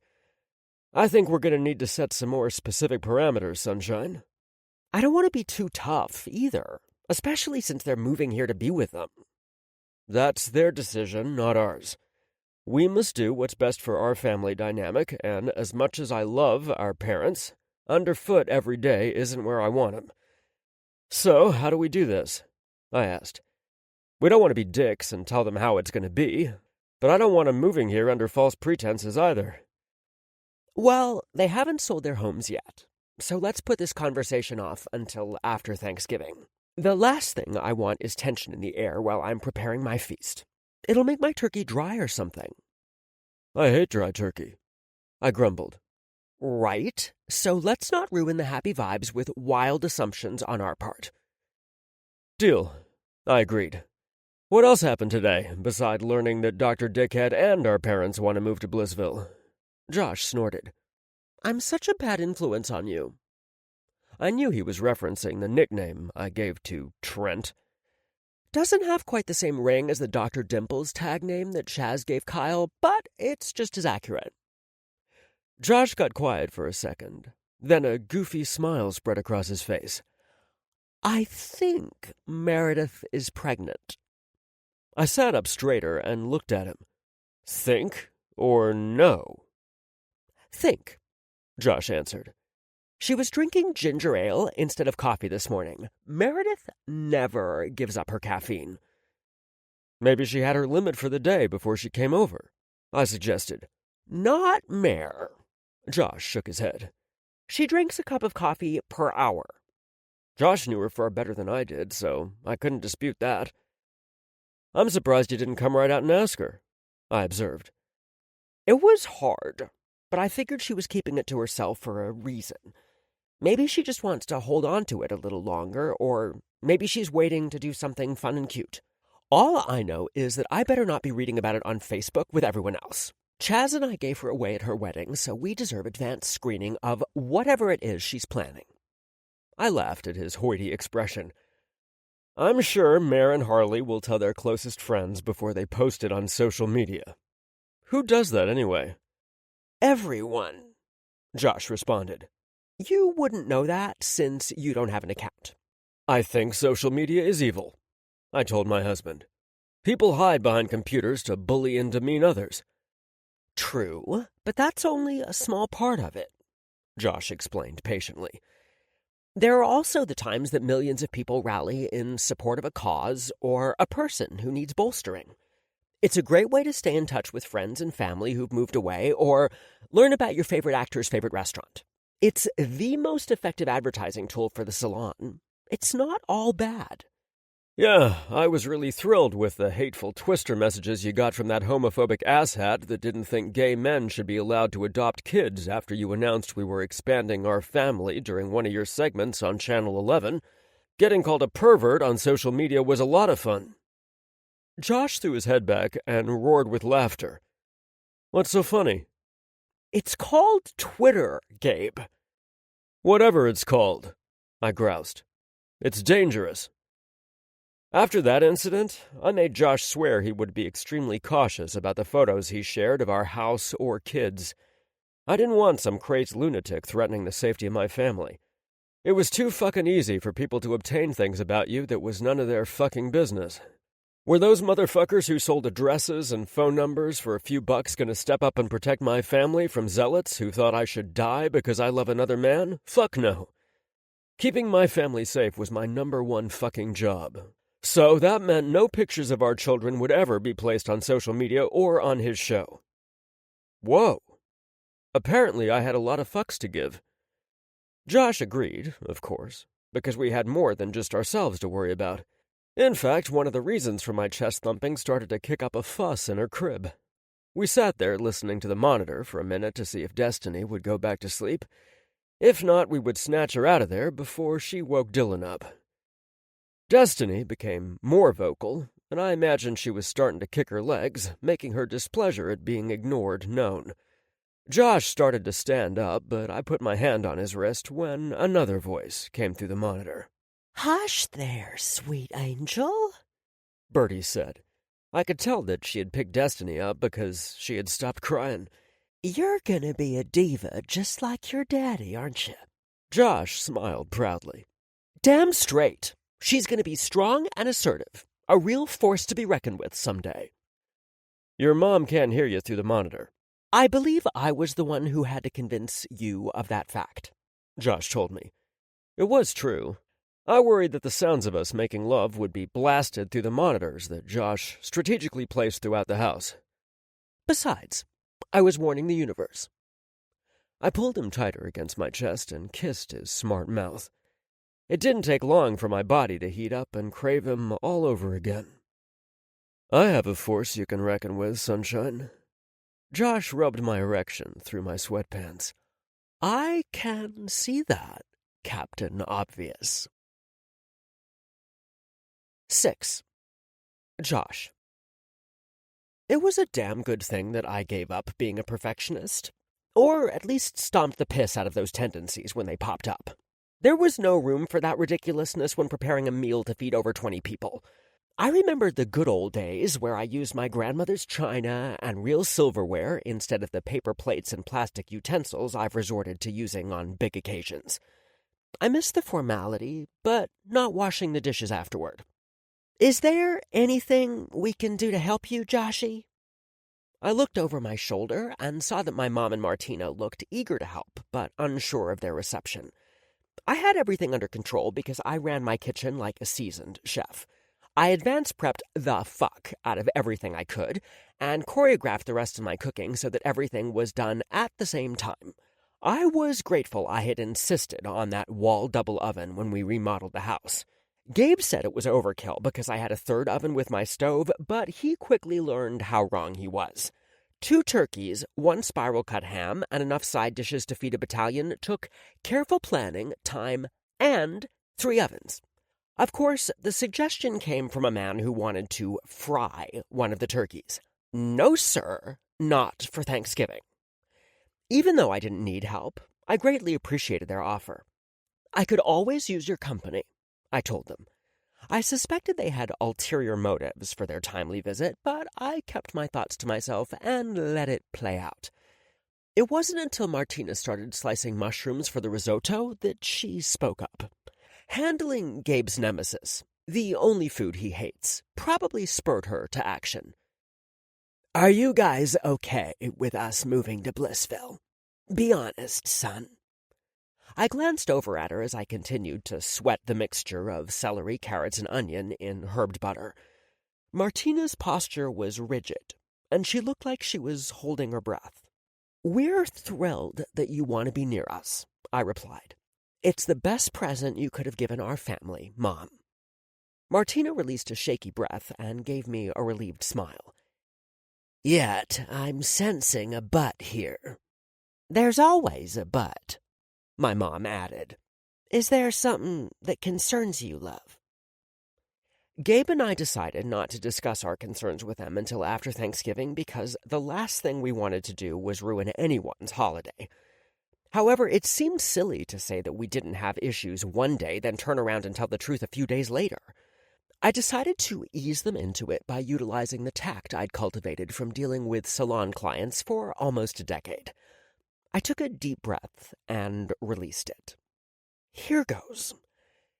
The only concerns we have are that you'll give up everything to move here and regret it later, or you'll be upset when we tell you that we intend to keep Jennifer as our nanny. It was my turn to hold my breath while I waited for their reaction. When it came, it wasn't anything that I expected. The moms burst into laughter, clutching each other like it was the funniest thing they'd ever heard. "Josh, we have no desire to raise your children for you," my mom said haughtily. "That's not exactly what I said," I told her, sounding more than a little irked. "We just didn't want your feelings to get hurt." "Honey, we will find plenty to do," Martina said. "Heck, Al is already thinking about opening a body shop here. He made more friends in one day here than we made the first year we moved to our new neighborhood in Miami. This is going to be a great move for us. We can't stand the idea of missing another Halloween like we did this year. Sure, the kids didn't go trick-or-treating, but seeing your family dressed as characters from The Wizard of Oz in pictures isn't enough. Gabriel as the Tin Man and you as the Scarecrow was so cute, and little Dorothy and Cowardly Lion were just too precious for words." My mom smiled through the tears that formed in her eyes. "We want to spend more time with our sons and grandchildren, but that doesn't mean we want to be in your face every second of every day. We won't tell you how to raise your children, but we'll be on hand if Jennifer gets sick or needs some time off too. I promise you that it will be a wonderful thing for all of us." Everything they said sounded almost too good to be true, but I decided to accept it at face value and deal with problems if, or when they arose, rather than trying to micromanage every little detail and person in my world. I smiled and said, "That sounds perfect. And we're so excited that you'll be here for all Destiny and Dylan's milestones." "Oh my gosh," Martina said wistfully. "First day of preschool." "And kindergarten," my mom added. "Blink and that day'll be here." "You know it," Martina agreed. "Oh, and visits from the Tooth Fairy. Next thing you know, they'll be going to prom and graduating from high school." Tears filled my eyes, because as fun as those sounded, it would happen too soon. I wasn't ready for them to go to school and lose their teeth. They looked at Gabe and me like we hung the moon and stars, but someday they would look at us and roll their eyes because we were the stupidest people on the planet. And I sure as hell wasn't ready for the day that some girl or boy broke their hearts. "Oh, I'm sorry, Josh," my mom said. "I didn't mean to upset you." I blinked and wiped the tears that slid down my face. Why does time have to go by so fast? Gabe walked into the kitchen just then with both kids in his arms. Hand to the heavens, I must have emitted some kind of signal because my man always knew when to swoop in and make things better. "Daddy! Daddy!" Gabe took in my wet, swollen eyes and looked suspiciously at the moms. "What happened in here?" he asked suspiciously. "It was the onions," I said, wiping my hands on my apron and taking the babies from him. That would explain the wet eyes, but not the trembling lips I pressed to one forehead, then the other. He just realized how fast this year has gone and got a little emotional, Martina told Gabe. All lies, I said, trying to sound tough. It was the onions. I've never seen onions make you cry in the years I've known you, Gabe said. He smiled wryly as he pulled the twins and me into a hug. I get it, sunshine. I want to stop the ride sometimes, too. Or just slow it down a little. I'm not ready for them to lose teeth, go to school, think we're stupid, or get their hearts broken. My voice was muffled against his chest, but I could tell he heard every word because he tightened his arms around us like he could protect us from all those bad things. Let's just enjoy today because it's all we have, sunshine. I nodded after I pulled back. I'm going to let the moms finish making the stuffing while I get the twins ready for our guests. Get ready? They're already dressed, Gabe said, sounding perplexed. It's like you don't even know me sometimes. I kissed his cheek and headed upstairs to the nursery. I wasn't sure I would dress the kids up extravagantly for every holiday, but you better believe I would for their first holidays. We had memories to make and hold on to. Mama Richmond made Destiny the cutest little Turkey Day outfit I ever saw. It was a brown onesie that had a bedazzled turkey in crystals on the front. She sewed on an orange and yellow tutu and made brown, orange, yellow, and white striped leggings. We topped the outfit off with a big yellow headband that looked so beautiful against her coal-black hair. She blinked her blue eyes at me and clapped her hands because my daughter was already a fashion guru before the age of 1. I knew she'd have our friends and family eating out of the palm of her hand. I was also certain that she knew it, too. I set her in the crib and turned my attention to her brother, who was eating his fist. The kid was like his papa, ready to tear into his food. Dylan's outfit wasn't as fancy as Destiny's, but it was equally adorable, with a turkey face embroidered on the front of the brown corduroy overalls and feathers on his cute little tushy. His little turtleneck was made of the same cotton material as Destiny's leggings. Dylan's brown eyes sparkled in mischief as he tried to wrestle away so that I couldn't redress him. Our boy was a nudist at heart. Gabe and I had the cutest damn kids in the entire land, which was proved by the ahs and oohs when we returned downstairs. Gabe grinned from ear to ear when I set them down as they toddled toward him. There's Papa's little gobblers. Gobble, gobble, Sassy squawked. Eat me, Savage added. Gabe's eyes rounded innocently. I'm trying, sunshine. I think it'll be easier to apologize for our kids' foul language than it will be to change Savage's. Probably. Buddy ran into the living room from the kitchen, looking guilty as fuck. What did you do? I asked him. Not that I expected him to answer. He just lowered his head in shame, then hid behind the couch. I hurried into the kitchen to see the damage, confident it couldn't be too bad because the meats and side dishes were in the ovens. The only thing left on the counter was... Oh no. I covered my mouth with my hand. What? Gabe said, rushing into the room. Did he get a turkey? He skidded to a halt when he saw the carnage on the floor and gasped. Worse. He sounded so miserable that I expected to see tears in his eyes. Please tell me you have a backup pie saved someplace. Don't fail me, man. I shook my head in disgust as I looked at the overturned pie plate and the sticky mess it made. Well, of course I made an extra one just for you, but now it's the only one I have. My house, my pie, Gabe said sternly. They'll have to eat pumpkin pie or that pumpkin crunch crap you made. Pumpkin crunch cake, not crap, I corrected, looking at him in disbelief. You really want to deprive our guests of apple pie? Fuck yeah, Gabe said in a tone a person reserved for the word duh. Call Deanna. I bet she has one of those frozen ones. How about I make you another one this weekend? I countered. His response was a glower that Brenda Lee Johnson used on the shadiest of suspects. Here's the thing. I can't deny Gabe anything. The right thing to do would have been to put my foot down and use the reserved pie for my guests, but I couldn't do it. Fine, but you're telling everyone it was your dog who ruined their dessert. I have no problem with that. I have plenty of experience managing hostile crowds. Well, let's hope this won't require riot gear, I quipped. Our guests started filing in not long after the apple pie incident. Destiny and Dylan lit up like little Christmas trees when the older kids showed up.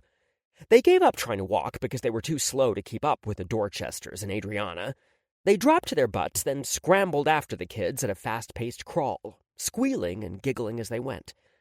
Gabe followed me to the kitchen to grab some drinks for our guests while I checked on the progress of the food. Everything looked and smelled delicious. Gabe must have thought so too because he swatted my ass on his way back to the family room. Chaz and Mare were the next to join me in the kitchen. I told them everything that happened since I last saw them on Tuesday, which was surprisingly a lot. So, you're not looking for a new doctor? Chaz asked humorously. Or a new place to live? Mare inquired. No to both, I said. We're mature adults now. Uh-huh, Chaz said. His grin told me he was enjoying my potential misery way too much. We'll see what happens when the kids have their next doctor's appointment. Bet Gabe takes them by himself, Mare added. Nah, Chaz said, shaking his head. He'll stand in the corner with his arms crossed over his chest, looking as menacing as he can. Hand on the butt of his gun, Mare added. It would make a lasting impression. You two are a couple of comedians, I told them, but I couldn't stop grinning at the image they created in my mind. I still hoped for the best outcome, which would be Trenton moving on from Blissville. Where's Dare? Chaz asked. I thought he said he was joining us today. He sent a text and said he would be a few minutes late because he needed to pick up his date, I told them. Date? Mare and Chaz asked at the same time. Since when is he dating someone? Chaz followed up. I thought he was too infatuated with Ren to even see anyone else. Ren left town for the weekend, so we know it's not him. Mare added thoughtfully. Who else could it be? Memphis is already here. Beefcake Andy? Better not be, Chaz said with widened eyes. Kyle still didn't like Andy anywhere near his man. We're running out of eligible gay bachelors, Mare said. Wouldn't it be funny if his date was... No, I said, cutting Chaz off. That wouldn't be funny at all. Maybe not to you, but the rest of us sure as hell would enjoy the show. He fired back. I looked to Meredith for help, but she was too busy laughing. Luckily for them, I blew off his remark because I knew it was his writer's creative imagination at work. There was no way the universe was mean enough to play a trick like that on me, right? Of course not. Don't be silly. Maybe he and Ren finally decided to quit circling each other, and Ren decided to stay in town after all, Chaz offered as an alternate theory. That would be much better, I replied, crossing my fingers and toes that it would be so. The two men were as opposite as night and day, but there was an undeniable spark when they were in the same room. In fact, I wanted it to be true so bad that I half convinced myself that Chaz was right. I imagined the two fellas deciding to quit fucking around and start fucking around. Dare still hadn't shown up by the time dinner was ready, so I figured he had changed his mind or something came up. I set out all the food and desserts buffet style while Gabe refilled drinks. We had just sat down to say grace after loading our plates to maximum capacity when the front door opened. Sorry that I'm late, Dare apologized. I had a bit of car trouble. Where's your date? Chaz asked. Oh, he's outside taking a call. He said that he'll be right in. No sooner had the words left Dare's mouth, the front door opened again. The cold breeze that entered our house with the new arrival was nothing compared to the icy chill that worked its way down my spine. I heard a deep rumbling growl from beside me. I wished I could say it was Buddy making a fuss, but it was my husband. What's he doing here? I squeezed Gabe's thigh beneath the table. Baby, I had no idea. Get rid of him, he said between gritted teeth. I wasn't sure how to do that without looking like a complete dick to my friends, family, and my employees who had joined us. I thought that making a big deal over his arrival was the worst thing I could do. Trent looked at me and smiled, crookedly. Did he enjoy riling up my husband? Did he have a death wish? I saw Gabe lean in John's direction and worried that he was hiring a hit. "Everyone, this is Trent," Dare said, gesturing his hand between Trent and the rest of us. He was completely unaware of the tension he had created with his guest, and I wanted to keep it that way. Trent looked over the food on display and said, "Aw, damn. I was hoping you made that amazing apple pie for dessert, Josh." "Yup, the dumb fuck had a death wish." 7. Gabe. I knew damn well that Josh hadn't been a virgin when we met, but neither was I. We each had lovers in our pasts, and neither of us owed an apology for the choices we made before we knew the other existed. It wasn't rational to be so angry about the other guy's existence, but I was furious. I hated the idea of that fucking prick touching Josh or making him come, but I couldn't really pitch too much of a fit with my ex-boyfriend, the one I had moved to Blissville to be with, sitting at our dinner table with us. But there were two big differences between Kyle and Trent. Kyle was invited, and the gleam in Trent's eyes said that he was there to start trouble. If it was trouble he wanted, then it was trouble he would get. But first, "You made him my apple pie?" I asked Josh, whose face was almost devoid of color. "My apple pie!" Okay, so I was irrational and slightly insane. I felt the eyes of our guests jockeying back and forth between me and the newcomer. "Baby, it wasn't your apple pie when I made it for him," Josh said calmly. On some level I realized he was right, but I felt as if Trent had walked into my house and kicked me in the nuts. Trust me, a man takes exception to that. I stood up from my chair, tossed my napkin on the table, and pointed to Dr. Dickhead. "You come with me." "Gabe, please." Josh's hand snagged my wrist before I could leave the table. I looked down at his face and saw the silent plea in the hazel eyes I adored. I pulled his hand to my lips for a kiss. "I won't be long, sunshine." I glanced back at the doctor, who wasn't looking quite as smug as when he first walked through the door. "With me." I turned and headed toward the kitchen, knowing that he'd either willingly follow me or I'd drag him by the scruff of his fucking neck. I'll give him credit, though. He didn't make me wait long. "Do you realize whose house you're standing in, Trent? Can I call you Trent?" Sure. "I'm gonna need you to be a little bit more specific," I said, sounding like I was interrogating him. Hey, the bad cop never went away. He bided his time until he was useful again. "Are you saying sure you know whose house this is, or that I can call you Trent?" "Both," he answered nervously. It wasn't just my tone of voice. I used my entire body to intimidate that little weasel. I stood tall with my back ramrod straight and my chest slightly pushed out. I could break him with my bare hands, but I hoped it wouldn't come to that. It was highly frowned upon for police captains to rough people up. I could almost hear Josh's snark comments about another IA investigation. "Why are you here, Trent? Dare invited me?" "I know that part, but why did you accept? Furthermore, why did you walk in with that smug look on your face?"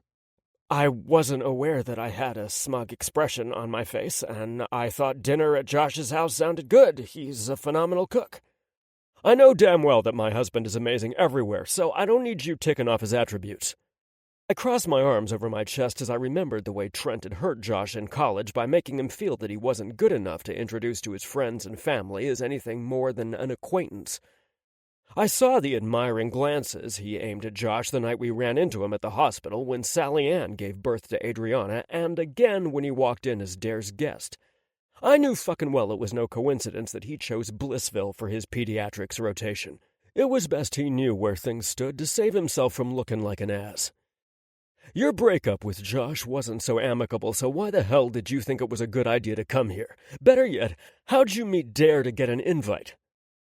My breakup with Josh was a long time ago," Trent countered coolly. "It's obvious he's moved on and very happy, or maybe not if you think dragging me in here and warning me away is warranted." I took one step toward him, and he took 2 steps back. His little spark of bravado fizzled out beneath the menacing look I aimed at him. "He's deliriously fucking happy," I groused. "But I'm not here to speak on his behalf. My husband can handle himself just fine. I just want to be sure you're not taking advantage of Dare's kind heart." "I met Dare when I went to Curl Up and Die to schedule a haircut last week. Josh didn't tell me that Trent had showed up at the salon. I thought we had cleared the air and there would be no more secrets or attempts to keep me from losing my shit, but apparently not. The very thought of Josh touching Trent's hair made me want to punch the doctor in the face. I knew it wouldn't have the same meaning as when Josh massaged my scalp or ran his fingers through my hair when we kissed or made love. But still, he wasn't getting my motherfucking pie, and he would need to find someone else to cut his stupid fucking hair. I stopped in to see Josh, but he wasn't there, so Dare scheduled me an appointment with some other guy named Robin." His words relieved the tightness in my chest. "Ren. Excuse me? Wrong bird, dumbass. His name's Ren." "I'm not a dumbass," Trent argued defiantly. "Your actions today don't back that up." I held up my hand to cut him off when he opened his mouth to speak. "I'm not going to make a bigger scene than I already have, so you're in luck. You can stay, eat our food, drink our beverages, and join in on the conversation with our friends and family, because this year is special to all of us for one reason or another. Do not look at my husband like he's on the menu again. Don't assume he's the same guy you knew years ago, and don't insinuate that your shared past actually means you know him, because I promise you that you don't know the first thing about Josh Roman Wyatt. So, Trent, the question is, can you eat dinner with us and behave?" "You sound kinda like Clint Eastwood," he replied with a crooked smile. "Yeah, I'll be good." "Welcome to our home," I said, somewhat cordially. "Grab a plate and dig in." I remained in the kitchen after Trent left because I knew that Josh was hovering by someplace close and would want to speak with me. I was prepared for him to lecture me about my behavior, but instead he pushed me back against the counter and ravaged my mouth. "Oh my God, I shouldn't encourage your ridiculous behavior, but it's so fucking hot. It makes me want to drag you and your knuckles upstairs and show you just how much I belong to you." "Okay," I said, wrapping my arms tightly around him. "I'll let you." I had never been so disappointed that there wasn't a hidden staircase that led to our bedroom. "Gabe, one day you're going to realize that there's no other man on this earth that I'd rather give my body and my apple pie to more than you." The comment about the pie made the ridiculous jealous feelings stir inside me again. I could tell by Josh's smile that he knew it, too. "Gabe, I was only 18 years old when I dated Trent. I didn't have access to bourbon, so the pie he remembers is not the same pie I make for you." He ran his hands through my hair, and I practically melted into a puddle on the kitchen floor. "You're not cutting his hair, either." "What are you talking about?" Josh asked. I repeated what Trent had said. Josh snorted when I got to the part where he butchered Ren's name. "Let's go enjoy our first Thanksgiving dinner with our babies," Josh said softly. "The nonsense with Trent doesn't matter. I won't be cutting his hair, and he can't cause trouble if we don't let him." "You're right," I told Josh, earning a shocked expression. "Hey, I admit when I'm wrong." "Uh-huh. It just happens so rarely that you can't remember, sunshine." All eyes were on us when we returned to the dining room. Well, all except Trent's. He kept his eyes on his plate of food while Dare looked worried and dejected beside him. I smiled at Dare so he'd know the things that transpired between Trent and me were not his fault. If anything, Dare was another victim of Trent's narcissistic personality. Dare reminded me of a younger Josh, and I found it unlikely that Trent had a change of heart when it came to flamboyant men. "But you did," the pesky voice in my head reminded me. "Shut the fuck up," I shot back. I felt terrible when I realized that our guests were waiting for us before they ate. Josh worked so hard to prepare the delicious meal, and it sat getting cold while I acted like a jackass. I reached for Josh and tugged him to me once more. "I'm sorry that I ruined your delicious dinner." You didn't ruin anything. You were just being you. Besides, how do you know it's delicious? You made it, I said as a matter of fact. I looked around the room at our guests. I'm sorry I kept you waiting. I received various looks in exchange. The knuckle-draggers in the group understood where I was coming from, even if they didn't realize the extent of Trent's past with Josh. The rest of the adults were a little more level-headed and wore bemused expressions. I was happy that I didn't see disappointment on our mothers' faces. In fact, they looked almost proud of my assertiveness. My two favorite little faces smiled up at their papa like I did a great thing. Let's say grace so we can eat, Meredith said. We all joined hands and bowed our heads. Heavenly Father, thank you for the bountiful blessings you've given each and every one of us. Thank you for the love you've brought into our lives, for it is the greatest gift of all time and one that never stops giving. We ask for your continued blessings and guidance in our lives today and each new day that follows. Please help us to realize the beauty in the world so that hate will never dwell in our hearts. In Jesus' name we pray. Amen, we collectively said.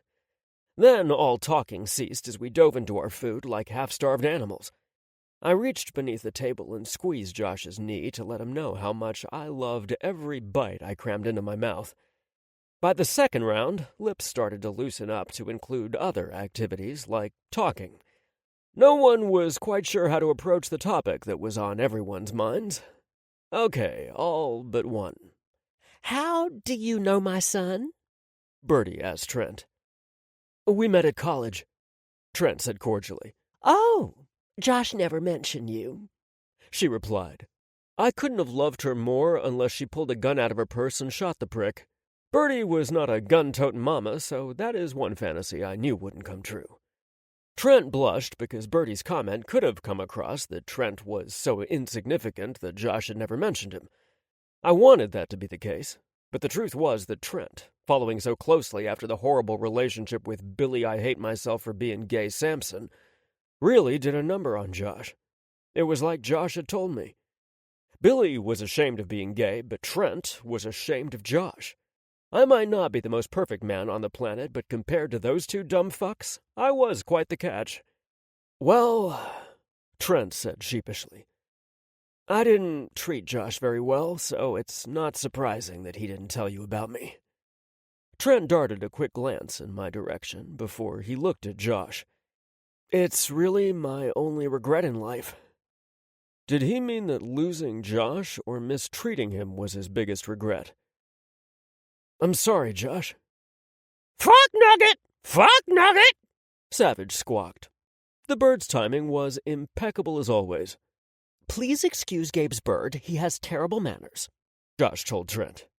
Hey, at times like these, I'll gladly take responsibility for Savage's dirty mouth. Dirty bird, I said, but my voice lacked admonishment. I was in awe of my feathered friend. Bite me, came Savage's reply. Bad bird, Sassy squawked accusingly. Cock badger! Trent's slag-jawed expression was priceless, but the outlandish behavior barely got a response out of the rest of our guests since they were so used to it. Josh just shook his head and talked over the crazy birds. Thank you, Trent, but as you can see, I'm very happy. You really shouldn't give it another thought. Yeah, what my husband said, asshole. Thank you for being so forgiving. Trent then looked back at me and offered a wry but non-threatening smile. I hope to have a fraction of this kind of happiness someday. I decided I would take that as a compliment and not his plan to steal my man and kids. There was quite a bit of grumbling about the missing apple pie, but there was enough pumpkin crap to go around. I had to admit Josh's homemade cinnamon whipped cream made the stuff tolerable, but it would never replace the love in my heart for his boozy apple pie. Trent and Dare left not long after they finished eating. Dare looked like a kicked puppy, which made me dislike Trent even more. I hated that Josh 2.0 got his hopes dashed by the doctor. Once they left, the mood resembled that of our normal gatherings, and the shenanigans ensued. Barbs were traded between spouses, complaints about sports were lobbed like weapons, and Josh took all our money in poker. It was a wonderful evening. but I admit to being happy when our guests started going home. I heard Dorchester tell his wife that I was hoping to get lucky, and while that was true, I had an apple pie to devour first. I ran to the kitchen when the last car pulled out, not caring how ridiculous I looked. By then, I had learned where Josh stashed the good stuff. I yanked open the cabinet door so hard that I nearly ripped the hinges off. I found a folded note in the place where I expected to find my pie. Gabriel, your pie is upstairs in our room, along with the very special whipped topping I made to go with it. I will feed the pie to you naked on your lap after we put our angels to sleep. Love, your sunshine. Having that mini fridge in our bedroom suite had sounded silly when Josh first mentioned it, but it was another example of his evil genius. I took the steps 2 at a time, both eager to tuck our kids into bed and to get to the good times that I knew would follow. Josh had already wrangled Dylan into his pajamas, so I got our princess ready for bed. She looked up at me with so much love and joy that it took my breath away. It was my turn to read, so I picked up the thick illustrated book beside their bed and settled with Destiny in one glider, while Josh held Dylan in the one beside me. I held the book out so Dylan could see the colorful pages while I told him all about Winnie's latest adventures. They were fast asleep long before I finished the chapter, but I kept reading so that my voice followed them into their dreams. I didn't need the holiday to remind me to be thankful for Josh and our kids, but I couldn't deny that some days were extra special. Love and pride welled so full inside my chest that it nearly hurt to breathe. My blessings extended to the privacy of our suite, where my husband pressed his naked body to mine and fed me the most delicious boozy apple pie topped with homemade whipped cream that had vanilla liqueur and a splash of cinnamon whiskey in it. I have a surprise trip for the entire family tomorrow, I told Josh after both my stomach and Dick were content. We're not singing Christmas carols, are we? That's a damn good idea, but not what I had planned. I didn't wait for Josh to guess again. We're all going to the tree farm to chop down our family Christmas tree. We get to ride in a sleigh and everything. Oh, man. We're totally going to end up with a Clark Griswold kind of Christmas. 8. Josh. Get back in bed, Gabe demanded sleepily. There cannot possibly be a good enough deal worth getting out of bed at 4 o'clock in the morning. I rolled out of bed before he could get his hands on me because he would make me late for shopping with our moms, Mare and Chaz. You'll be thanking me come Christmas morning, I said smugly as I made a dash toward our bathroom. Go back to sleep. You're going to need the energy for the lumberjacking you'll be doing this afternoon. I still couldn't believe that Gabriel Roman Wyatt wanted to pack us all into a sleigh and ride out in the frigid cold to cut down a friggin' tree. Where had this even come from? I smiled when I came back into our bedroom after a quick shower and found him asleep once again. I ran my hands through his silky hair and kissed his cheek before I left our room to meet our mothers in the kitchen. Come on, Josh, we're going to miss all the good stuff, my mom whined. Here's your coffee, sweetie, Martina said, handing my favorite travel mug to me. Martina wasn't as enthused as my mom about our early morning excursion into the crazed crowds. Did you see the Toys R Us ad? My mom asked. There are so many things we want to buy for our angels. Mom, I said calmly as I led them to the garage where Duchess was parked. Gabe and I don't want the holidays to be about presents and material things. We're all about the experiences. Once the words left my mouth, I realized that was why Gabe wanted to do the tree thing. I had to admit it sounded old-fashioned and sweet. I understand and approve of the sentiment, my mom agreed. I'm so glad you understand. Gabe and I worried that they'd take it the wrong way. Of course I understand, but don't expect me to listen, she said sassily. Mom, I whined. Listen, as you so eloquently stated yesterday, you and Gabe are responsible for raising the little monsters. Our job as grandparents is to spoil them rotten. I looked to Martina for help, but none was forthcoming. I call dibs on that toddler train set, she called out as she climbed into the back seat of my SUV. Dang it, my mom said. Okay, but I get to buy that Victorian dollhouse. Wait, they're too little for train sets and dollhouses yet, I told them. I appreciated their holiday enthusiasm, but what was the point of buying a house full of stuff the kids can't play with for years? Darling, these are age-appropriate, my mother said patiently. We're not idiots. I never said that, Mom. Not in so many words, she countered. Have a little faith in us, honey. Martina and I did a wonderful job with our own kids. She wasn't wrong. Yes, Mother. Mare and Chaz were ready to go when I swung by their homes. Chaz had a ginormous cup of coffee, and Mare had something that smelled like chamomile tea. I was convinced more than ever that Meredith and Harley were expecting their first child. She had never gone shopping without a large cup of coffee to spark her to life. I bet a fight breaks out over toasters or some stupid shit, Chaz said hopefully. He was only there to people watch.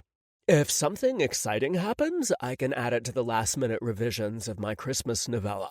What's this book about, honey? Martina asked eagerly. A stubborn, sassy hairstylist who fights his attraction to his true love, Chaz replied. Does Ren know you're writing a book about him? I asked innocently. Mare giggled in the middle of the back seat. Good one, Chaz. I glanced up and caught her eye in the rearview mirror. She grinned from ear to ear, looking happier than I'd ever seen her, including her wedding day. I was looking forward to the moment when I could stop playing dumb and congratulate her. Ren is stoic and mysterious, not stubborn and sassy, Chaz replied. My new character resembles a certain blonde guy we all know and love. I'd make a terrible book character, I said, waving off the idea as ridiculous. Besides, I know you're just yanking my chain. I'm not, Chaz said. I even have a working title for the first book. Really? And what would that be? The Brazilian. As in wax? Mare asked. Uh-huh, Chaz said absently, and I knew he was mentally making book notes. It's also the nationality of the dead guy our salon owner trips over in the alley behind his shop. I want each of the book titles to be a play on salon services. Ooh, the second book can be called The Blowjob. It's what we jokingly call a blowout, Mare said to the moms. I'm not sure how well that title would go over, Chaz said. Are you kidding? My mom asked. It'd be awesome. This series would be great with graphic covers. Blow me, baby, Martina blurted out enthusiastically from her shotgun position, sounding a lot like my blue-feathered pet. Ooh, I like that even better, Mare said. It's suggestive without being crude. Curled hard and put away wet, my mom suggested. Oh, man, these are great, Chaz told them. I didn't have to look to know that he was making notes in his phone. I smiled as I merged into traffic with the rest of the insane people out and about before the sun was even up. I had a feeling it was going to be a day I never forgot. Excuse me, officer, I do believe I'm entitled to a phone call? The cop just sneered as he slammed my cell door shut. Fuck my life. You've been watching too much television, he groused. No, it's because my husband is a police captain, I said firmly. It sounded better than reciting episodes of The Closer. That got his attention. He turned, gave me a harsh once-over, then sneered. Yeah, right, was all he said before he walked away. Blissville Police Department! I yelled, but wasn't sure if he heard me before he closed the door. I flopped down onto the hard bench, then winced. How the fuck did things escalate to the point that I was arrested? My mom, that's how. Not that it was her fault, but it didn't matter because Gabe was going to kill me. He'd especially be angry if we were late getting home and ruined his tree-chopping excursion. I vacillated between wanting them to leave me there and calling Gabe to get me out of the slammer. I feared his rejection, even though I knew damn well that I was justified.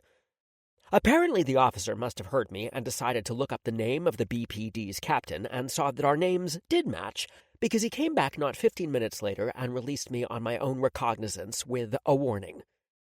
You're lucky the lady didn't want to press charges, he told me. I'm lucky? You watch that video footage and tell me how lucky I am, I replied, shaking my head.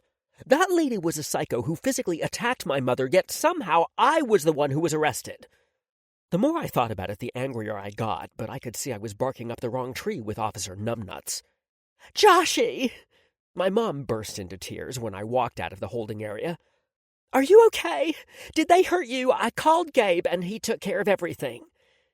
There went my chance of burying this under the damn rug. Lord, the only thing injured on me was my pride. I'm fine, Mama. It's best we get on home so I can face the music. I told Gabe everything that happened, my mother tearfully assured me. He knows that your arrest was bullshit. I appreciated my mom's optimistic outlook, but I knew my husband was most likely wearing out a hole in the carpet from pacing. He wouldn't look at my actions as justified, he would view them as potential for getting hurt. I reminded myself that fear would be at the heart of the blustery reception I could expect to receive. He wants you to call him, my mom added when we got in the SUV.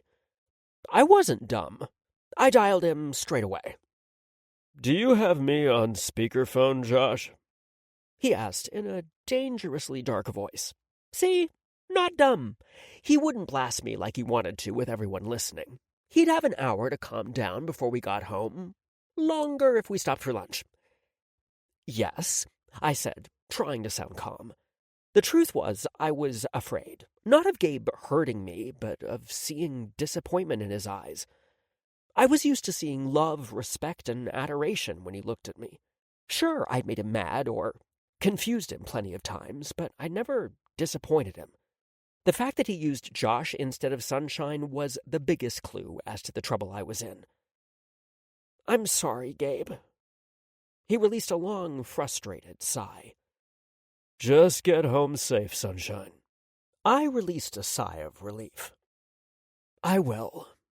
I disconnected the call and asked, Who's hungry? No way, Mare said. We're going straight home. But, Mare, can it? She firmly said. You did nothing wrong, and we're going to tell Gabriel so. It was complete bullshit what that woman did, then cried foul when you called her out. I got it on video, Martina exclaimed. So help me God, I'll release this on UTV if they show a false portrayal on the news.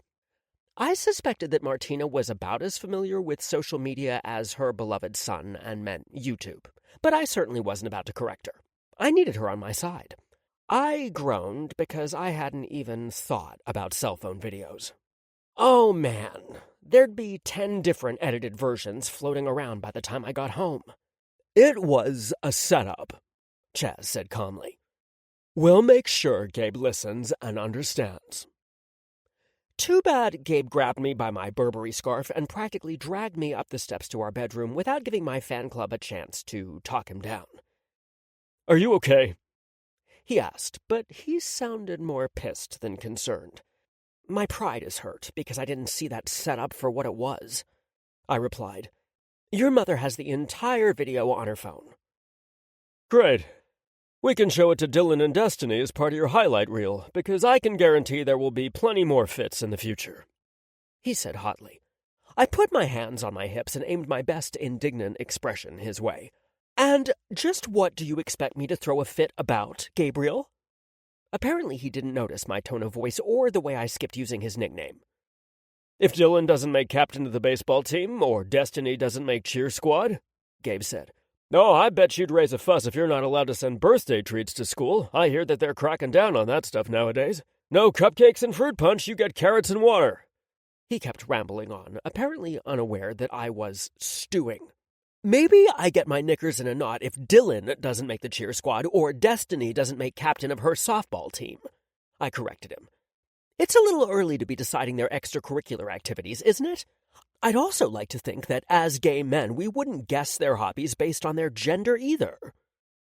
Now, Sunshine, you're deliberately misunderstanding what I meant so that you can divert attention away from yourself. That's not going to work this time, Gabe said, but I noticed he was quick to drop my cutesy name.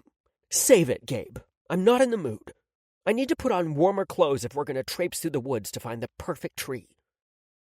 I heard the deflation in my voice, and I was sure he did too, but did he understand why? I thought that disappointment was the worst thing I could see in his eyes, but I was wrong. Ridicule was far worse. He didn't give me a chance to explain anything. He assumed the worst and mocked me. It felt a lot like the time we broke up 2 years ago. I knew we were in a much stronger place, but damn, it still hurt. Just give me a few minutes to myself, please. The twins have new snowsuits in their closet. Sunshine. We'll talk about this later. I walked to our closet and willed him not to follow me. Thankfully, something went right for me that day because he honored my request and had the twins suited up by the time I joined our family. I planted a fake-ass smile on my face, but I could tell that I wasn't fooling anyone. Is everyone ready? We crammed ourselves into the minivan with all the enthusiasm of people attending a wake. I wanted to do or say something to lighten the mood, but you know what? Fuck it. Gabe wisely kept his mouth shut during the drive out to the tree farm, which was good because I was working myself into a good snit. How dare he? Gabe was supposed to know me better than anyone, but he thought I actually hit that woman over a $30 plastic toy? I wanted to hold on to that anger, but I had to admit that the atmosphere at the Christmas tree farm was majestic. The buildings looked like rustic log cabins you'd expect to see in the mountains. I saw a gift shop, a cafe where you could buy hot beverages and other goodies to eat on your excursion, and the stable where you boarded the sled. Each of the buildings were decorated with tasteful white Christmas lights. I guess I expected something cheesy like dancing snowmen or Santa inflatables, instead of the Norman Rockwell experience it turned out to be. Mom, can you take the twins a minute so I can talk to Josh? Sure, both moms replied. I'm not sure I want to talk to you right now, Gabe, I said after he pulled me to the rear of the vehicle. I know you don't, but I don't like this tension between us. Gabe breathed deeply, held it for a few heartbeats, then released it slowly. I know damn well you didn't hit some lady at the fucking toy store. I knew it before my mom snatched me by the shirt and made me watch that woman throw herself down and scream foul. He ran the back of his hand over my cheek before trailing his fingers over my lips. I was just worried you could have been hurt. You know I don't react well when your safety is in question. I know, I replied softly. I couldn't hold on to my hissy fit when he looked at me with his melted chocolate eyes. Damn him! What about the rest of it? Sunshine, I will never be the father who stifles his children. If Dylan wants to be a cheerleader, then I promise I'll be the best cheer dad on the planet. If Destiny wants to play softball, I'll teach her how to slide into home base. Tell me that you believe in me. I do. I knew in my heart Gabe was just using examples earlier and not trying to pigeonhole our kids into gender-specific roles. I'm sorry, too. I should have been smarter. Hopefully it'll all blow over, Gabe said. If not, my mom is ready to release her video on UTV. He rolled his eyes. Even I know it's called YouTube. What else is bothering you? I asked when I saw that our reconciliation only chipped away at his tension. Damn Christmas bandits struck again. Bandits? I questioned. They hit too many houses for it to be one person and not get caught. What happened this time? They cut the wires for exterior lights and stole a bunch of lawn ornaments, Gabe replied. I had hoped that the incident at Santa's village was going to be an isolated, stupid prank, but it's not looking good. I'm sorry, babe. I know you're going to arrest these Christmas bandits. We better get going if we're going to find a tree while there's still light, Al said, interrupting us. Be right there, Dad, Gabe replied. But not before I do this. He gave me a quick kiss full of passion and promise. Let's go find our perfect tree. The sleigh ride was fun, the hot chocolate was delicious, and we found the most amazing tree for our family room. As nice as all of that was, my favorite part was when Gabe took off his coat to reveal a red and black checked flannel shirt. He rolled up his sleeves and began chopping down the tree with the axe in smooth, steady swings. His big, strong hands and thick forearms made me shiver hard and sweat beneath the fur-lined flannel blanket. I finally understood the hype about lumbersexuals, and I was going to show him my wood at my earliest opportunity. 9. Gabe. Damn. Whose bright idea was it to cut down the fucking tree and drag the fucker home? Oh yeah, mine. I was starting to get grumpy until I saw that familiar but never old gleam in Josh's eyes that told me something I was doing turned him on. I was so getting lucky, even though I'd acted like a jerk. Because I wanted to please my husband, I really gave him a show. I put everything I had into my swings and went full-out Paul Bunyan on that bitch. "You might want to take it easy," my dad called out. "You don't want to throw your back out." I scoffed, of course, because I was in the best shape of my— Oh, fuck! I dropped the axe to the ground, narrowly missing my toes on my right foot when the mother of all spasms racked my lower back. "Son of a bitch!" Gabe, my mother admonished. the children. She and Bertie placed their hands over Dylan and Destiny's ears, which were covered with both a thick knit hat and the hood of their snowsuits. They were a scarf away from looking like Randy from A Christmas Story. Even if they did hear through the multiple layers, those kids had heard far worse from the birds. "Hurts bad." Damn me and all my showing off. Josh was there in a flash, his hands rubbing up and down my back. "Baby, what can I do?" I tried to stand up, but another spasm racked my body hard. It hurt so bad I thought I was going to puke. "I have muscle relaxers at home, son," my dad said when he joined Josh and me. "I get spasms occasionally, and they're the very devil. Add in a hot shower, and you'll be just fine. Let me help you to the sleigh." My dad was the only one big enough to support my weight. I threw my arm around his neck and leaned into him, while Josh walked ahead to move everyone around so I could sit in the front row. I was pissy that I was missing my chance to grope him beneath the blanket in the back row of the sleigh. "We can't leave without the tree," I said between gritted teeth. "I'll finish it," he said. "You could have had that thing cut in two by now if you weren't showing off for your man." His chuckle rumbled from his chest. "I swear to God, you're just like your old man, flexing your muscles and carrying on." That obvious, huh? Don't be embarrassed. It's natural to strut your stuff like a banny rooster. Let's make you as comfortable as we can, and I'll push the tree the rest of the way over.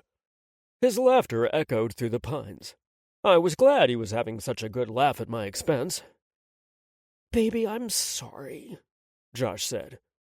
At least my husband was sympathetic to my misery. "Why are you apologizing?" I asked. I'm probably the one who jinxed this outing with my dickish behavior before we left.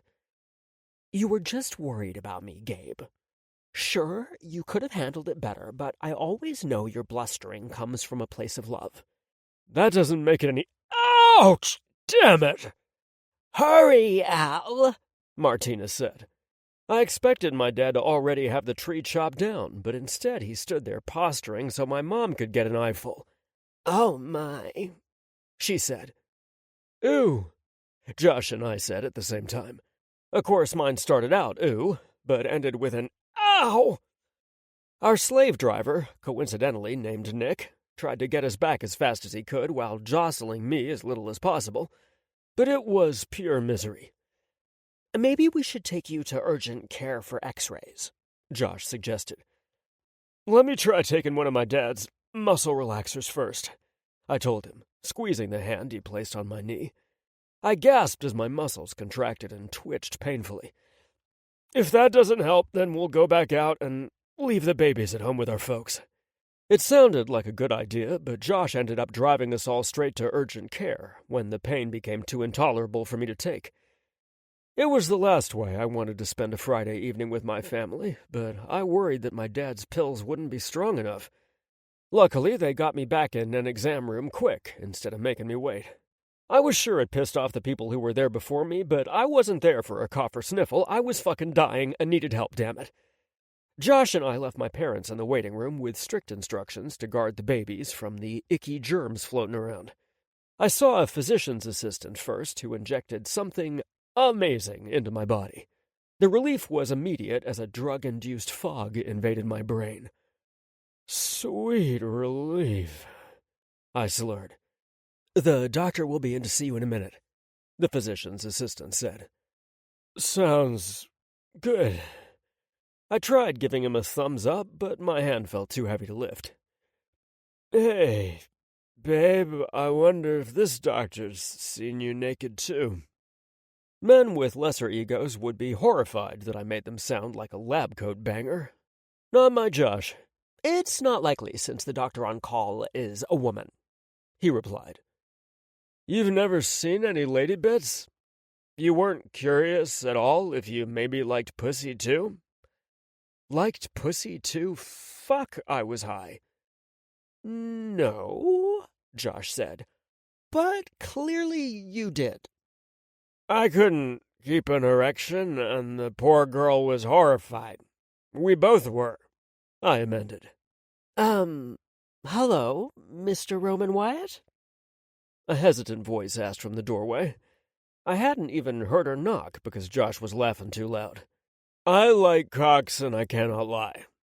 "Okay, Savage," Josh said patiently. "You're going to be traumatized in the morning if you remember this conversation." Josh returned to the young doctor who stood looking back and forth between us.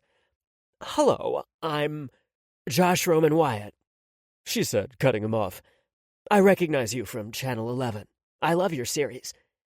Then, as if she remembered where we were, she extended her hand to Josh, and then me. "I'm Dr. Tomlinson.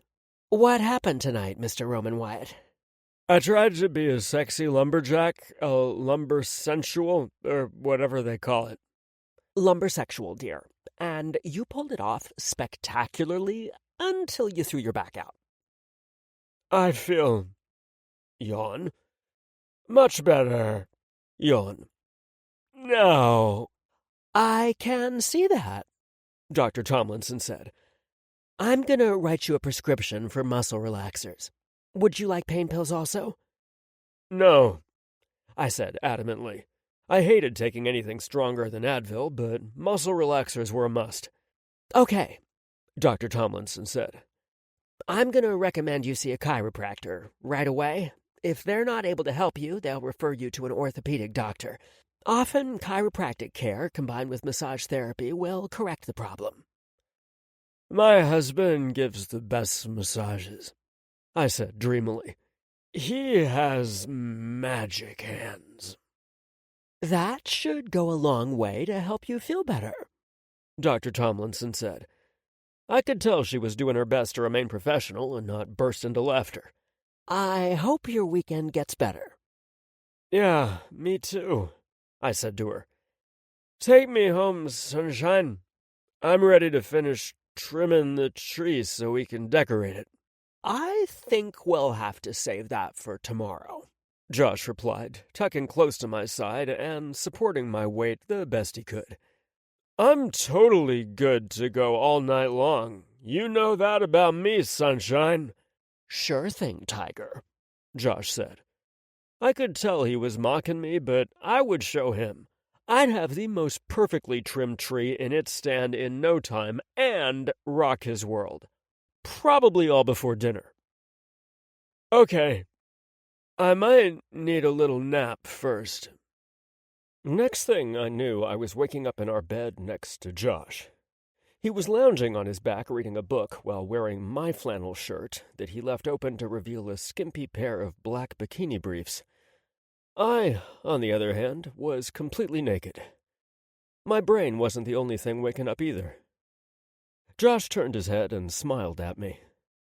"Feel better? I got you in to see Dr. Minsky in the morning. He'll crack you back into place." "How'd you know I was awake? I didn't move or say anything." "I could hear the blood rushing to your dick." As if to test his theory, he reached beneath the blanket and wrapped his hand around my dick. "Yep, I knew it." "I'm alive, naked, and you're practically naked too. I'd be more concerned if I didn't have a hard-on. Come over here." Josh tossed his book aside and rolled over into my open arms. "You didn't answer my question." "I still feel a little groggy, and there's a dull ache in my lower back, but thank fuck those evil spasms have subsided." "Roll over onto your stomach. Let me see if I can do something about the dull ache." I slid my hand down to his junk. "Baby, I guarantee that you can cure all that ails me." "We'll get to that after I try to work some of the kinks out of your back. Go on, roll over." Like I would refuse my husband's hands on my body. I tucked my arms beneath my pillows and got comfortable while Josh straddled my thighs and rubbed oil into his hands. "That smells good. What is it?" "It's a mixture of chamomile, marjoram, rosemary, and thyme. The chamomile helps reduce inflammation, the marjoram helps with aches and pains and muscular cramping, rosemary helps ease soreness, and thyme fights the fatigue in your body." Josh pressed his hands to my lower back, then leaned forward to press his lips to my ear. "Close your eyes and relax, love." "Relax? How about melt into a puddle of goo on his fancy sheets?" "Oh." Josh expertly dug his thumbs into my back with the perfect amount of pressure. He worked the tight muscles to loosen them up, then expanded out and up until the only thing not relaxed was my cock. "How's that feel?" he asked. "Hurts," I whined. "Still? Where?" I lightly bucked my legs and Josh moved his knees, allowing me to have a little more freedom. I spread my legs wider, giving him a view of my cock and balls. "Make it better?"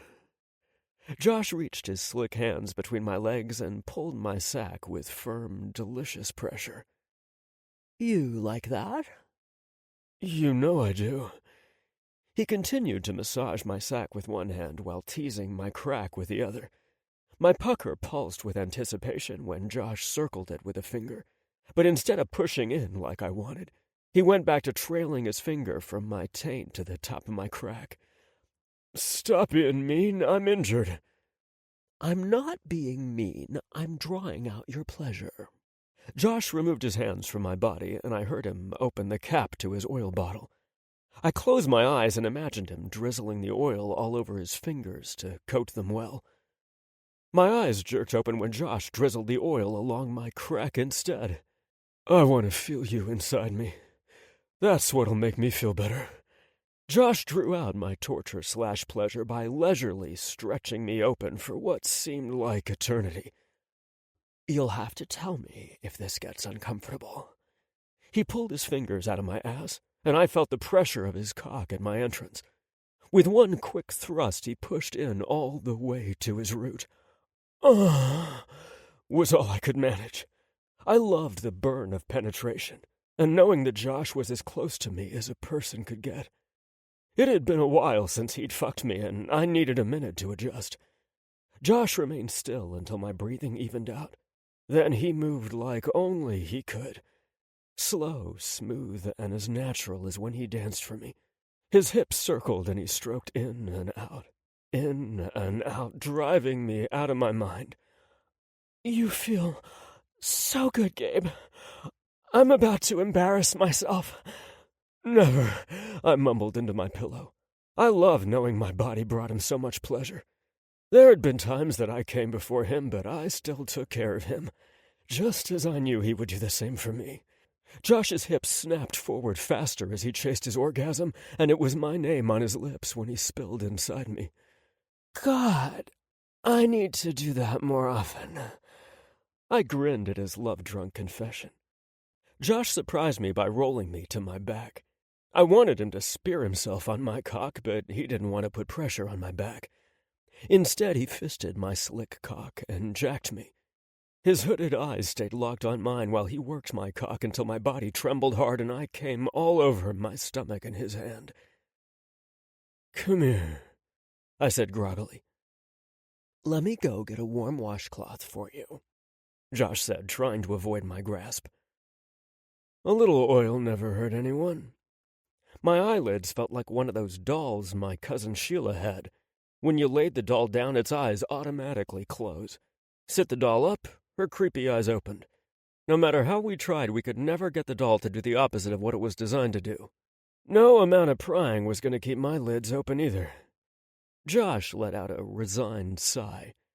I heard the lamp click off and felt the bed shift as he cuddled up next to me.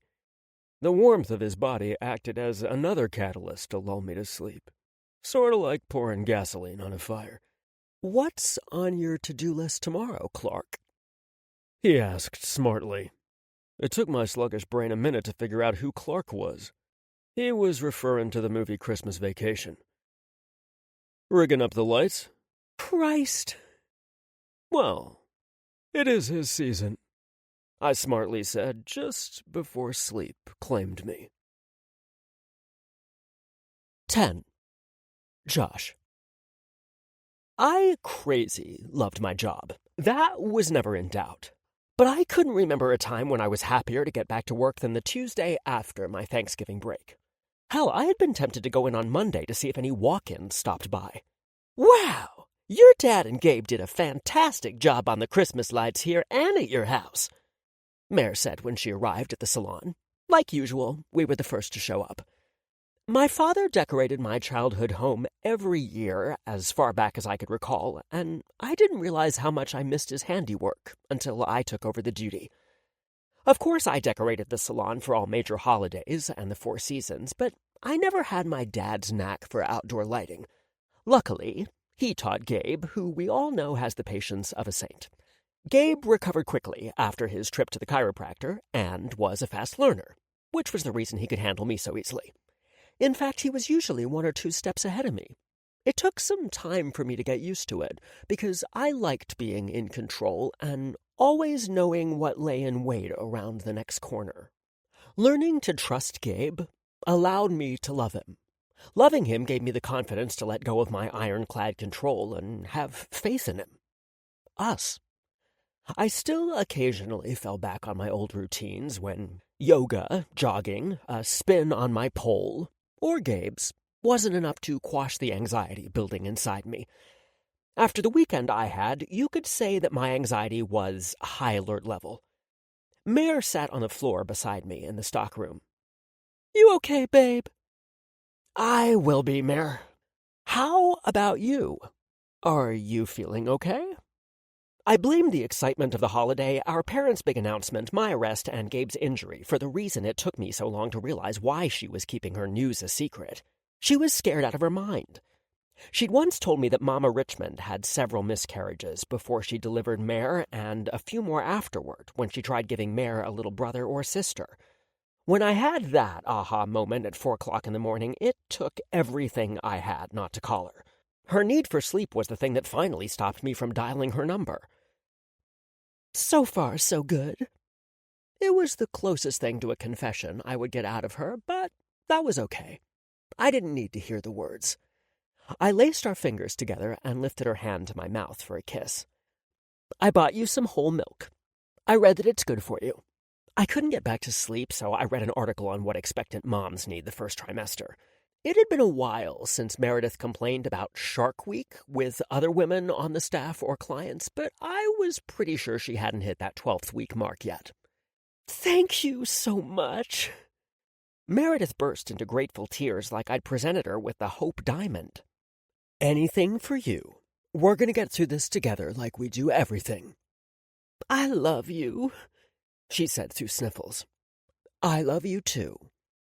In the old days, Chaz would be the one to find us hanging out in the stockroom, but he was at home creating fictional worlds.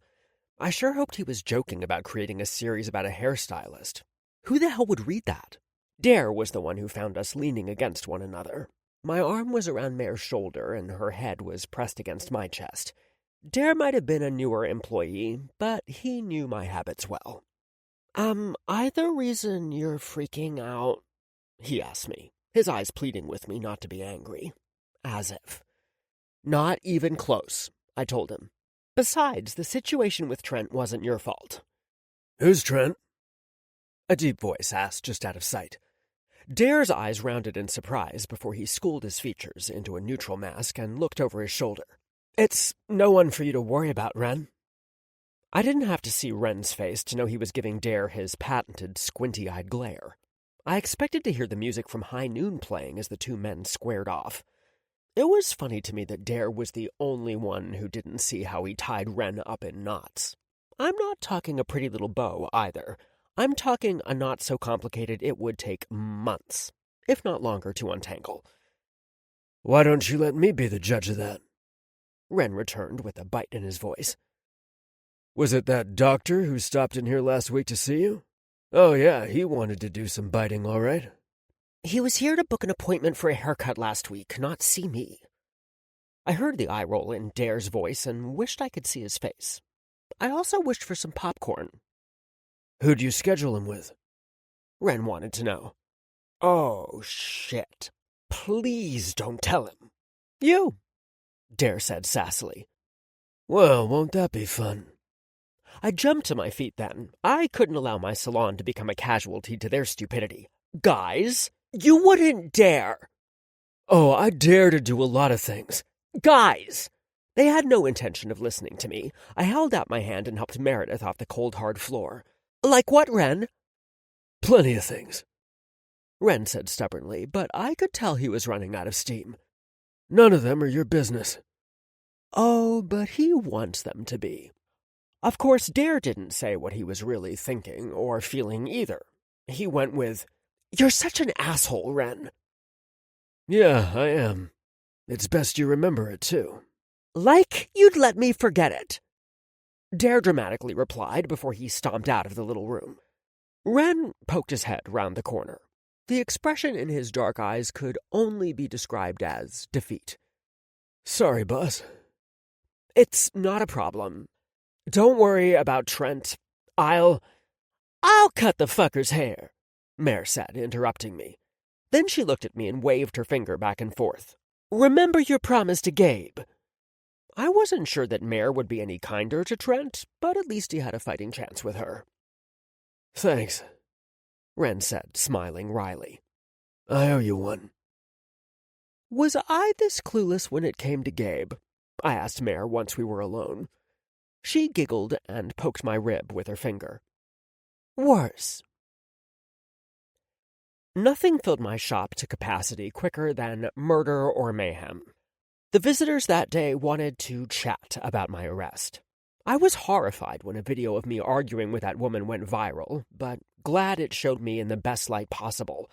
She was the one who looked like a complete nutter, throwing herself to the ground and yelling like I had pushed her down. "Josh, I loved the way you defended your mama from that evil woman," Mrs. Handruneski said. She was my first client in my chair that morning, and she spent $300 on salon gift certificates. "The perfect stocking stuffer." "Thank you, ma'am." "Your hair stayed perfectly styled the entire time you played tug-of-war over that toy," Mrs. Randolph said while I put foils in her hair. "It was amazing." Of course, I had to show her what held up so well during my brawl over a talking, dancing stuffed bear. I might have gotten thrown in jail, but my mama came away with that motherfucking toy. "I'll take 2. She told me. Gabe stopped by with lunch, and I knew he was still trying to atone for the weekend. It wasn't his fault that I was arrested, and had the situation been reversed, I might have freaked out a little too. Yeah, he got a little overzealous with the axe at the tree farm, but we still ended up with a beautiful tree, and I got me some lumbersexual sexy times after he felt better. I shivered because I was sure I had finger marks on my ass from him gripping me so hard. Not to mention that our home and business looked amazingly festive. So, yeah, our crowded house and hectic weekend had me feeling out of sync, but that wasn't his burden to shoulder. Realizing that was the bucket of ice water I needed to get over myself. "Hey, you want to sneak into the mixing room like old times?" "It's occupied," Gabe said with a smug smile and a playful wink. "I think Wren is finally done fighting his feelings for Dare." I thought back to the back-and-forth sniping that morning. I don't think so, Gabe. No sooner had the words left my mouth, a dazed and stunned Dare stumbled out of the door and walked in a trance-like state back to man his desk at the front of the salon. That doesn't mean anything. Wren came out of the room next, looking like he couldn't believe what happened. He briefly touched his hand to his mouth and watched Dare's sassy walk. Wren's eyes met mine, and his face turned a bright shade of red. "Been there, done that," I told him, hoping to ease his embarrassment. "Excuse me, I just need a minute," Wren mumbled, then walked out the back door, presumably to get some air and gather his wits. He looked turned on and a little angry, too. Gabe and I turned our attention back to the reception area. Dare sat in his chair staring off into space, looking bewildered as fuck. I wondered if he was even aware that he was tracing his lips with 2 fingers, or if his hand moved on its own. "Been there, done that," Gabe said, nodding at Dare. "Must be something the stylists drink in here that helps him drive a man to the brink." "Oh, I thought you were referring to the wonderment Dare appears to be experiencing," I replied, trying my best to sound like I had hurt feelings. "Baby, you're the king of wonderment, but in the beginning you were equal parts pleasure and pain. Maybe even 60-40, with pain taking the slight edge." "But you're not sorry." "You are the best thing that ever happened to me, sunshine. Never doubted for a minute." My chest swelled with love and tenderness for the world's sexiest police captain. Oh, that reminded me. On a scale of 1 to 10, how bad were you harassed this morning over my arrest on Friday? 30. Shit. Gabe crooked his finger for me to lean toward him. "Don't worry about it. I can handle myself." Hey, the mixing room is free now. I waggled my brows suggestively. Things clipped along at a happy, drama-free pace until about 3 in the afternoon. It started when Mare got sick. She assured me it was normal and swore she was good to go, but I sent her home to rest. She looked more relieved than angry when I walked her to her car and made her promise to call me later. Wren and one other stylist had lighter schedules that afternoon and offered to pick up her clients if they didn't want to reschedule. Dare started making calls, and I wasn't surprised to hear which clients were flexible and which ones wanted to wait for Mare to return. Of course, Mare offered to stay later through the week to make up for it. I was happy that most of the clients were willing to work with another stylist rather than have Mare working 12-hour days. I thought the crisis was diverted until Dare received a bouquet of flowers from a delivery man. I knew by the look on Wren's face that he didn't send the "I wanna fuck you" flowers, which meant they were an apology from Trent. I was familiar with his moves. In fact, I think it was the same type of mixed flowers he sent to me all those years ago. Wren stared daggers at the colorful blossoms, while Dare gushed over their beauty. I was pretty certain he planned to sever the flower heads with his shears as soon as he got the opportunity. I bet he would pretend they were Trent's head, too, while laughing maniacally.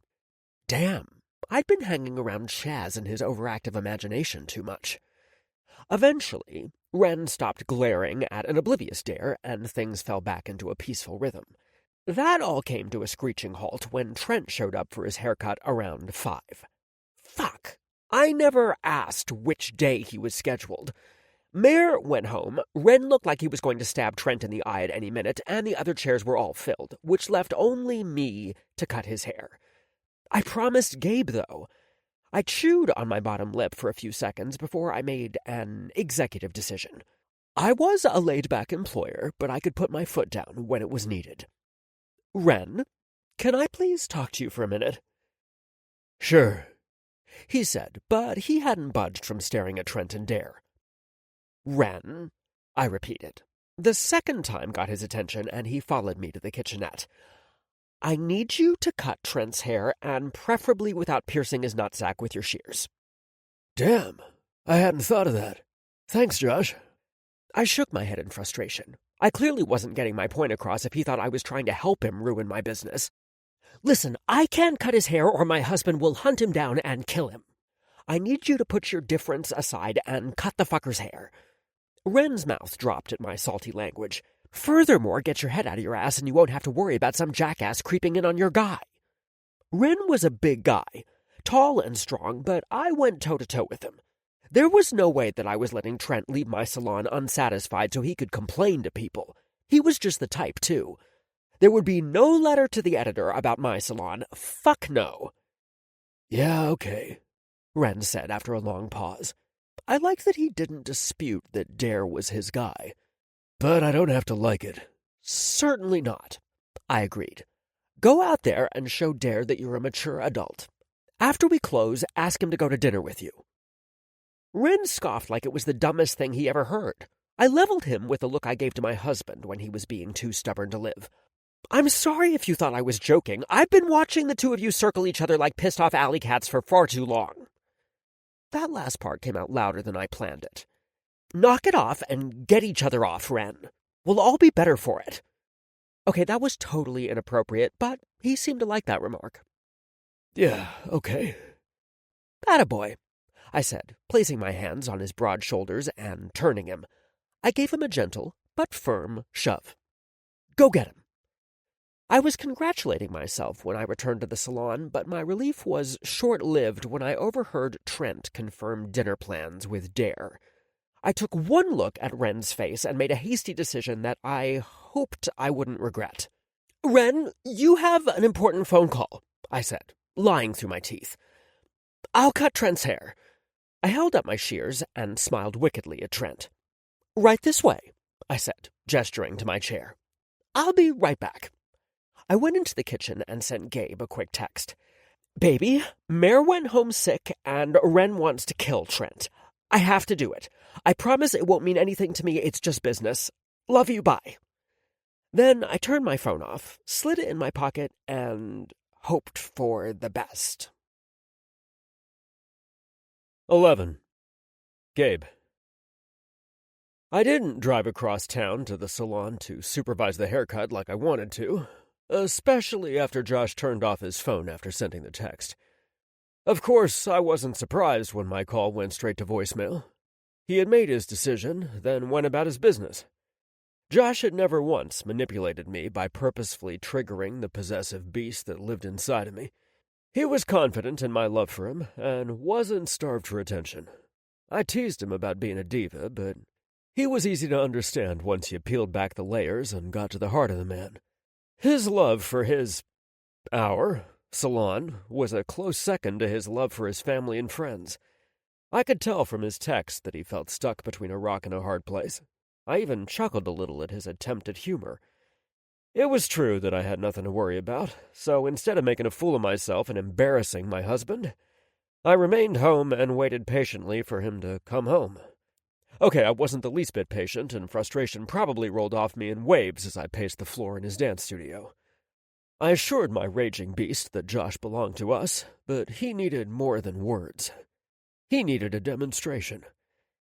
That's why I sent Josh a text to let him know where he could find me when he got home and provided an acceptable way he could atone for breaking his promise to me. I wasn't mad, just annoyed. It seemed like that damn Trent somehow orchestrated everything to go his way. I didn't like it. Or him. I didn't want my husband's hands on any part of his body. Are you gonna make me dance for my supper? I was so preoccupied that I didn't hear Josh walk into his studio. I rounded to face him. I hated the apprehension and worry I saw in his warm eyes. I wasn't out to punish Josh. I wanted to connect with him in a way that only we shared. Something like that, I said, offering a crooked smile to lighten the mood.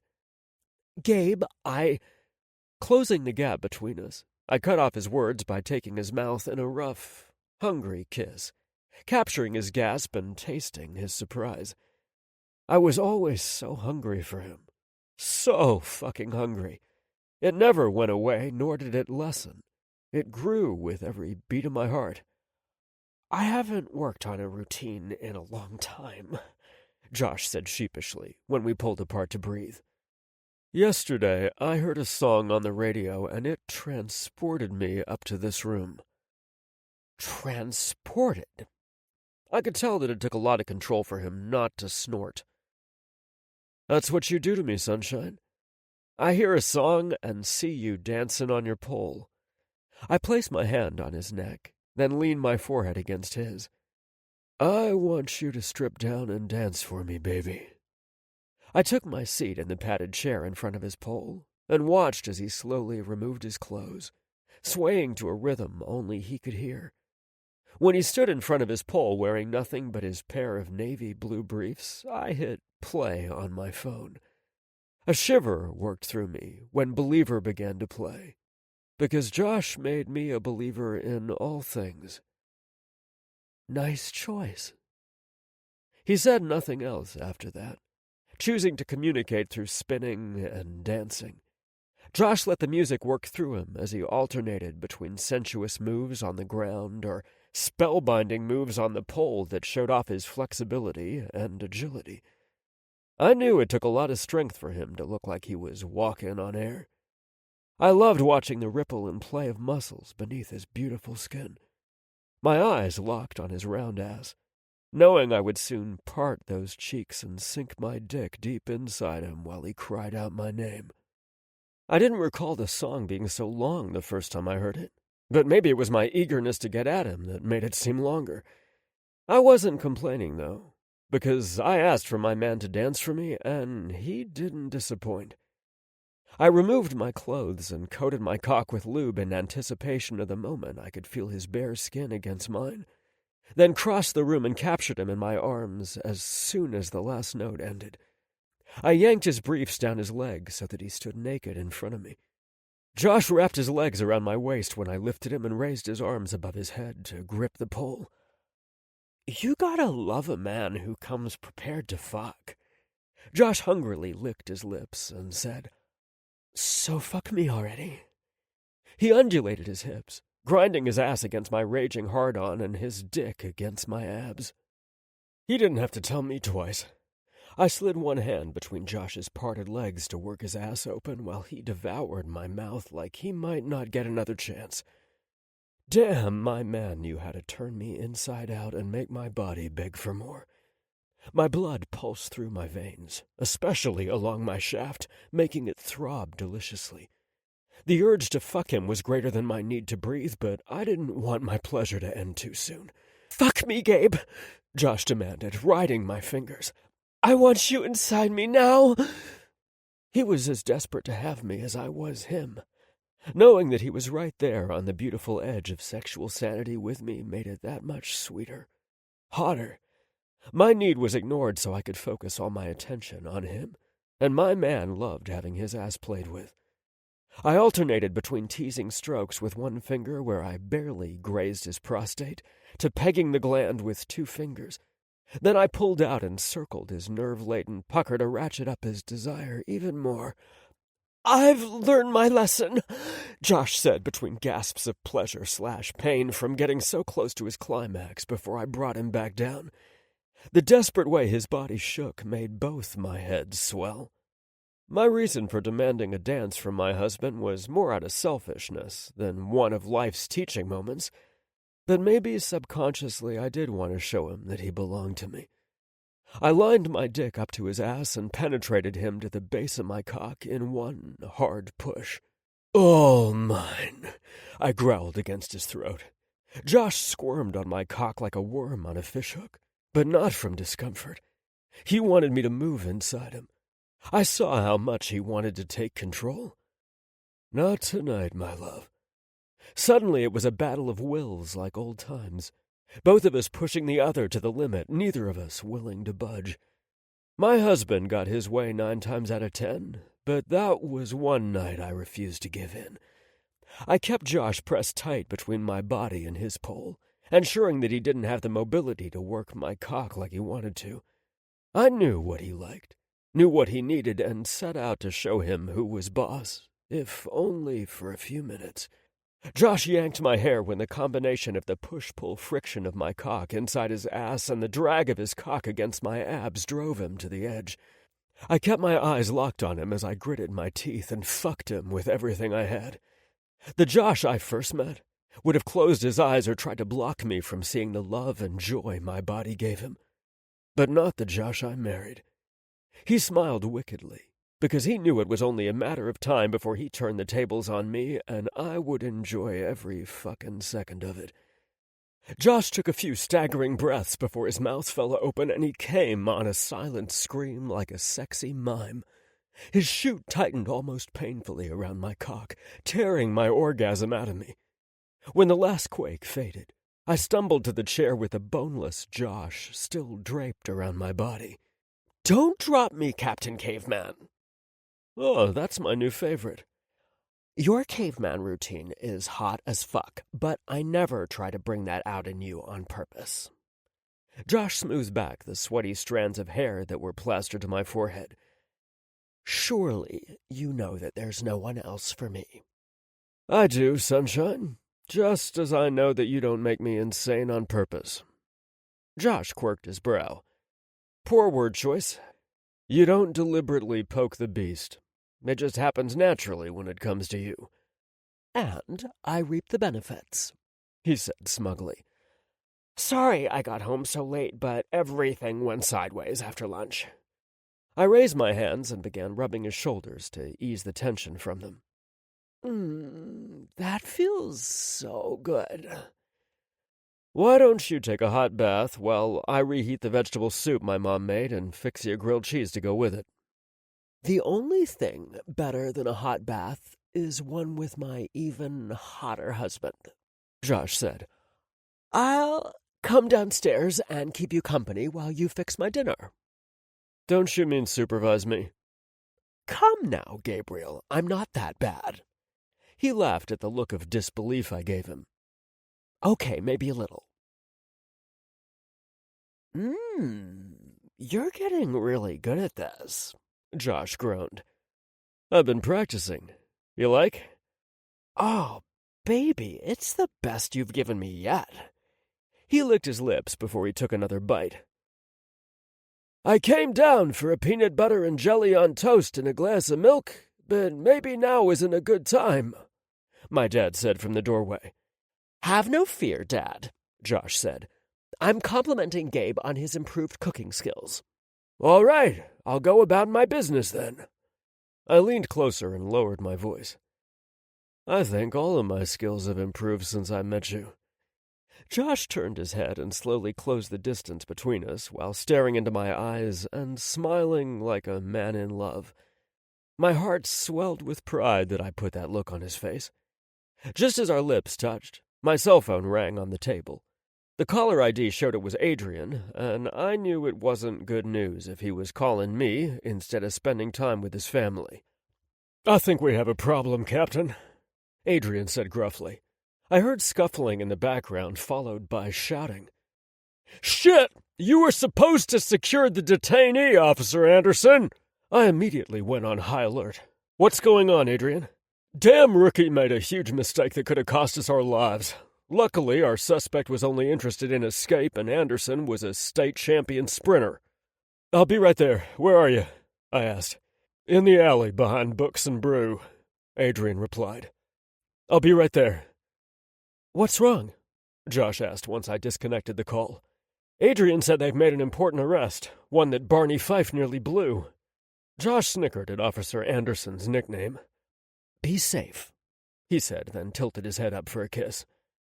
"I'll be home as soon as possible, but don't wait up for me. The twins fell asleep early tonight, so that means they'll be up with the roosters. It's your turn to get up with them." "I smell a conspiracy," Josh said suspiciously. Between the two of us, he was the morning person. I grunted and used one-word replies until my second cup of coffee.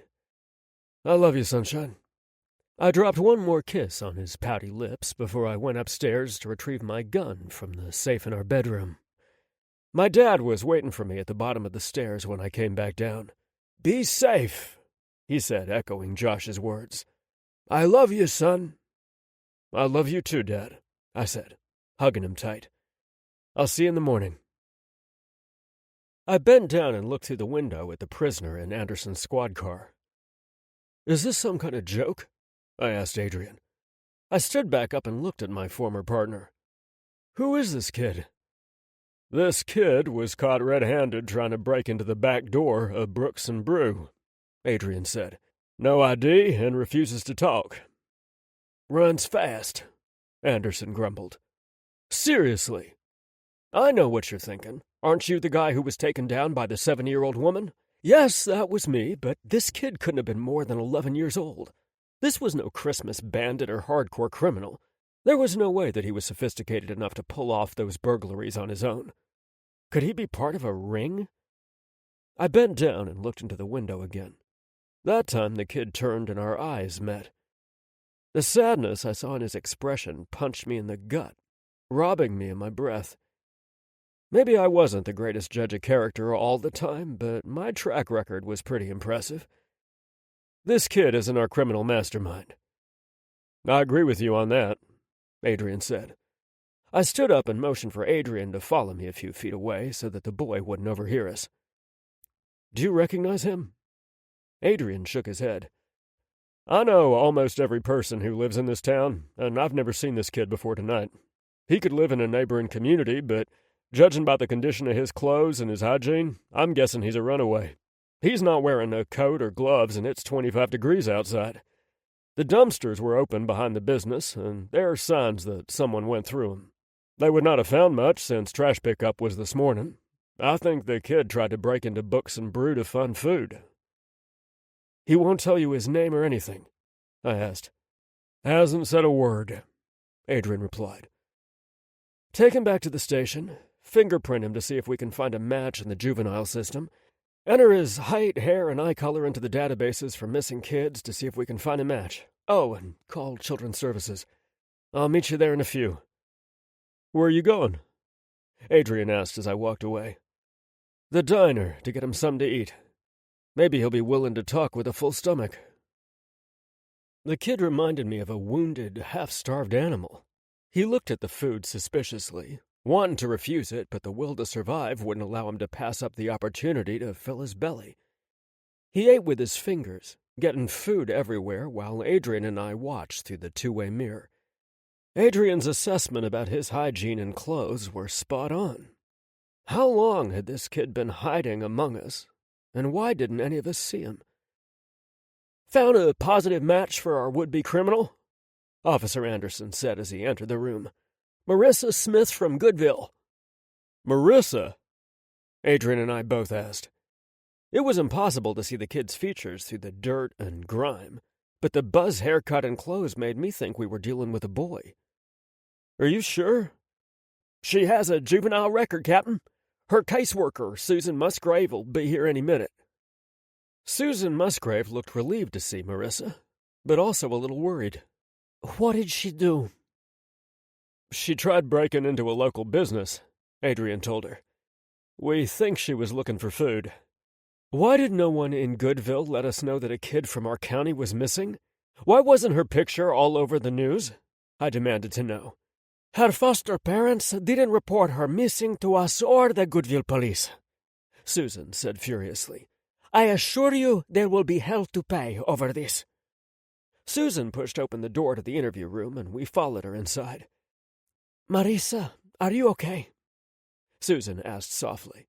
Don't call me that, Susan, the child tearfully replied. My name is Mark. Why won't anyone call me that? I waited for Susan to correct the child, but instead she reached across the table and covered his hands. I'm sorry, Mark. Can you tell us what happened to make you run away from your foster home? I suspected I knew, but I listened as Mark began to talk about his most recent heartbreaking experience at his latest foster home. It boiled down to a family who refused to accept that Mark was a transgender boy. The argument started a year ago and escalated to the point where he no longer felt safe living there, so he ran away to Blissville. We're not going to pursue charges, I told Susan once we stepped outside the interview room to talk. She looked at her watch and said, Normally, I'd be thrilled, but I don't know what to do with Mark tonight. I can try placing him with another foster family or in a group home. I don't want to keep putting him with people who won't accept him as he is. The world could be a cruel fucking place for transgender kids. But I had a feeling that this particular kid made the right decision when he ran toward my town. I know just the couple. Let me make a call. 12. Josh. On the 4th day of Christmas, my true love gave to me a beautiful transgender preteen. I sang softly so only Chaz heard me. It's your first Christmas as a daddy. Aw. I wasn't sure he was listening to a word I said as he watched Mark and Kyle decorate sugar cookies along with the rest of the kids and their parents in our ever-expanding family. Chaz and I baked them, and the rest of the gang decorated the ones that made it to the table. I was a perfectionist, and Chaz was a cookie monster. So I would guess that maybe 9 out of every dozen that we pulled from the oven made it to the table. Cookie Palooza was one of our new traditions, and a real crowd pleaser. Just when I'm convinced the world can't get any shittier, I only have to think about Mark trying to survive in the cold and eating out of dumpsters. Chaz shook his head like he was trying to shake himself out of a bad dream. They didn't even report him missing, Josh. I looped my arm around my friend's shoulders and leaned into him like I'd been doing for as long as I could remember. He doesn't look like the same boy who showed up here with you guys for dinner 2 weeks ago. He was sullen and terrified of being rejected again, but look at him now, Chaz. I gestured to the boy who held Adriana's cookie for her so she could squirt icing on it while laughing at John and Emery's shenanigans. They promised to keep the cookie decorating PG-13, but I was having my doubts. Look how he glows, smiles, and laughs in just 14 short days because of the love and acceptance you and Kyle have shown him. He has nightmares, Chaz whispered. His psychiatrist says it's normal after the trauma he experienced, but I hate that for him. It just kills us. You can't change his past, Chaz. You're doing everything you can to help him cope with what he's been through the past few years while helping him transition into a bright future. The sky will be the limit for Mark. I kissed Chaz's cheek and gave him an extra tight squeeze. Did I ever tell you how proud I am to call you my friend? For being a decent human? He tried waving off my compliment, but I saw him tear up. For being a remarkable man, I corrected. When you guys went through your foster parenting classes, I know y'all were thinking babies and toddlers. Surprise! Chaz laughed as a few tears escaped and slid down his face. Surprise is right. We thought we were going to take one more vacation before we started the adoption process. Hey, that sounds familiar. I looked over to where Gabe sat between Destiny and Dylan's high chairs. He had red, green, and white icing smeared all over his face, his hands, and his clothes. But he'd never looked more beautiful to me. Gabe snatched a cookie off both of their high chairs and took a large bite out of him. Dylan belly laughed like babies do, but his sister wasn't amused. Destiny banged her balled fists on her high chair. "Papa! Papa!" "That's my diva," I said. "Meow." I looked over to where my pretty kitty sat in the tall window in the family room, watching the world go by, tail switching in irritation because she couldn't chase the winter birds or didn't like me sharing her name with anyone else. I thought it was quite possible that Diva was either plotting to kill me in my sleep or take over the world, but I couldn't be sure. Turning my attention back to Chaz, I said, "We surely didn't plan on those two angels so soon, but I wouldn't trade them for all the vacations in the world." "I'm not sorry," Chaz said with a sappy smile. "Mark will make a great big brother someday, too. Look how great he is with little kids." I nodded my head to where he had switched his assistants to the Dorchester's 2 youngest kids. "I've only been a dad for a few weeks, and you've already expanded my family." "Someday," I reiterated. "Does that mean you've postponed your anniversary trip?" Kyle and Chaz's 1-year anniversary was coming up on New Year's Eve. "No, but we're changing things up a bit."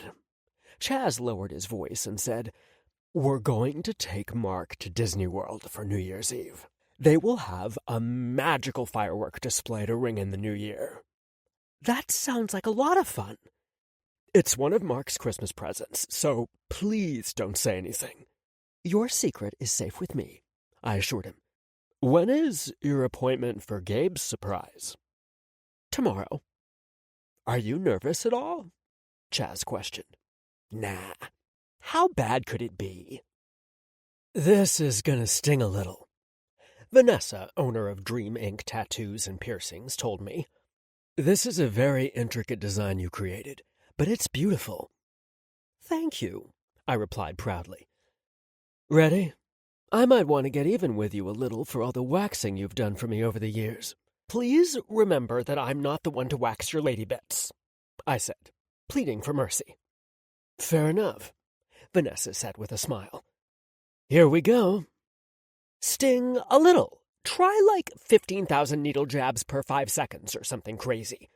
It took me by surprise at first, but I got used to the vibration and sting of the needle. After about an hour, Vanessa shut off the machine and looked over her work. "Outline is done. Let's take a little break and then I'll do the shading. What do you think so far?" "I think it's amazing, Vanessa," I said, not able to look away from the whimsical family tree she inked into my skin.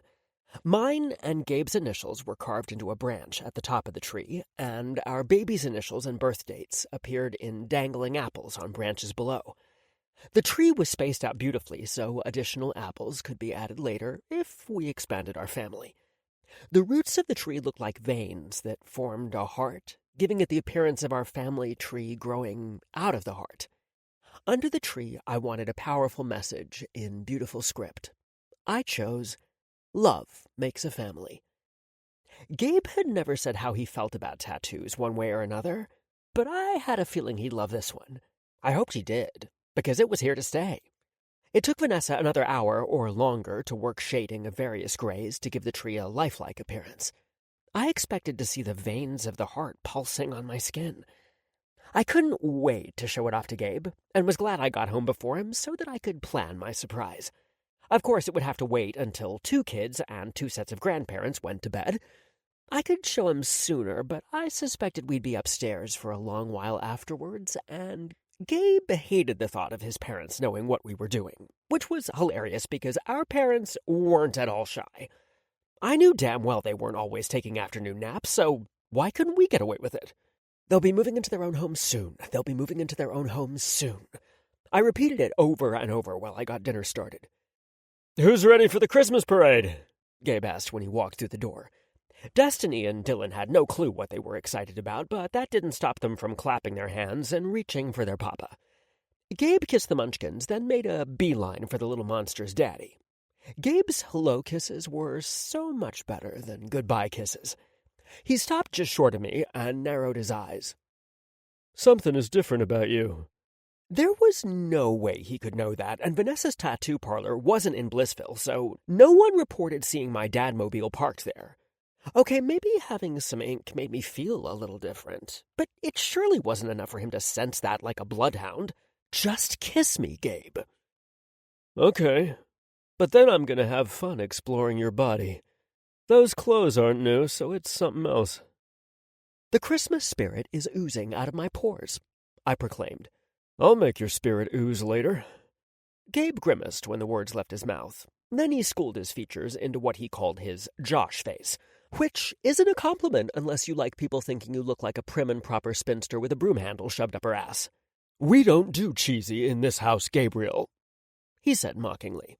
He dramatically batted his eyelashes, which was nothing like me, but somehow adorable and ridiculous at the same time. "I think oozing falls into the gross category, not cheesy," I corrected. "I don't imagine Chaz uses that phrase in literature. Oh my god, this one time we read a book that had an engorged, oozing penis in it, and we were ill for days."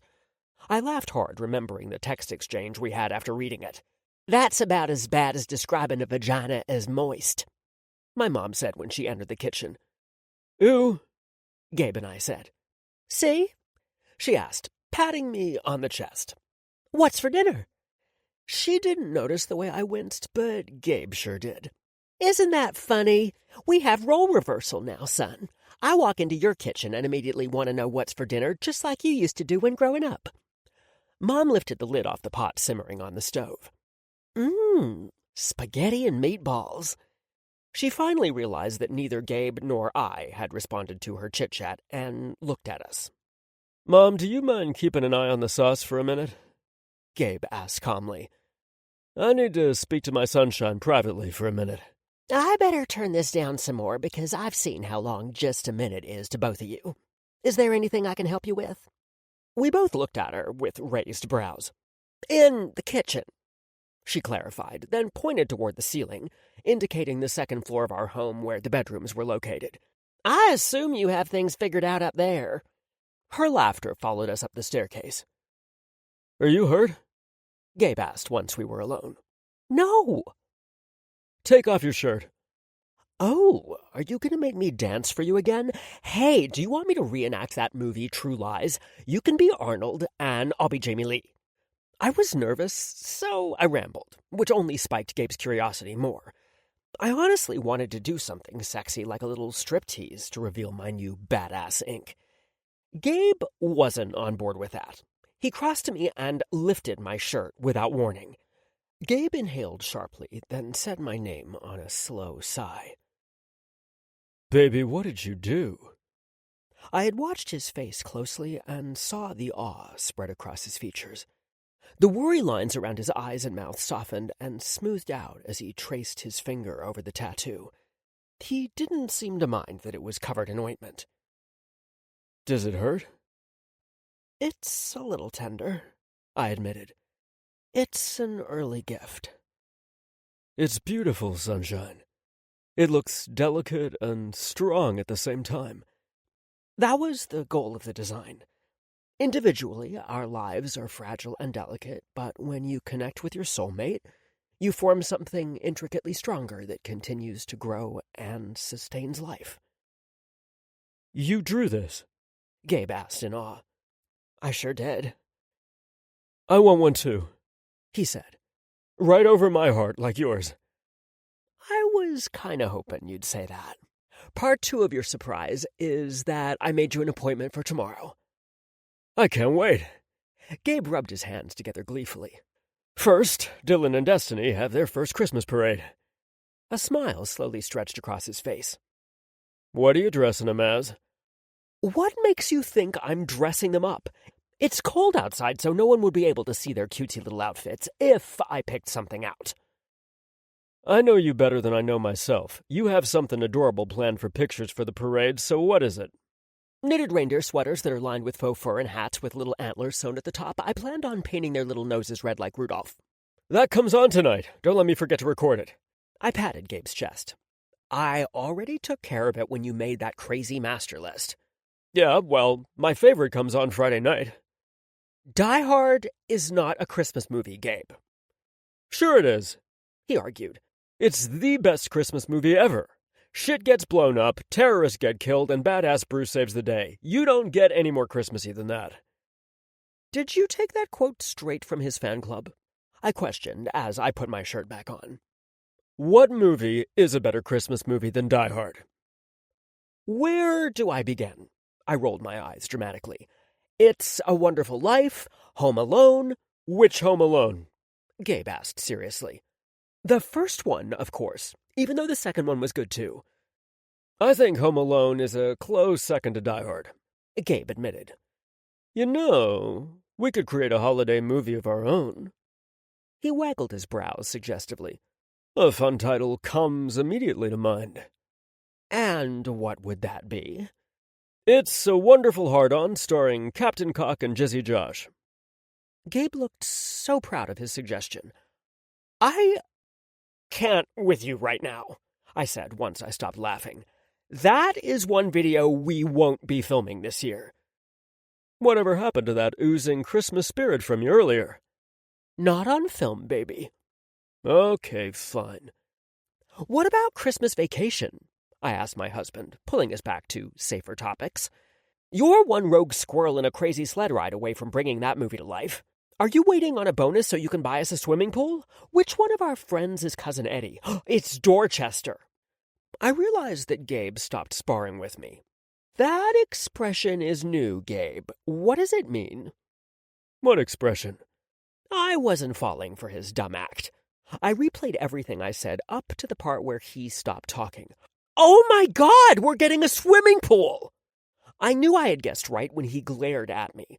I bounced up and down, mentally planning all the fun swim trunks I could wear, or skinny dipping with him in the moonlight after the babies fell asleep. We're gonna need a privacy fence. Already included in the budget.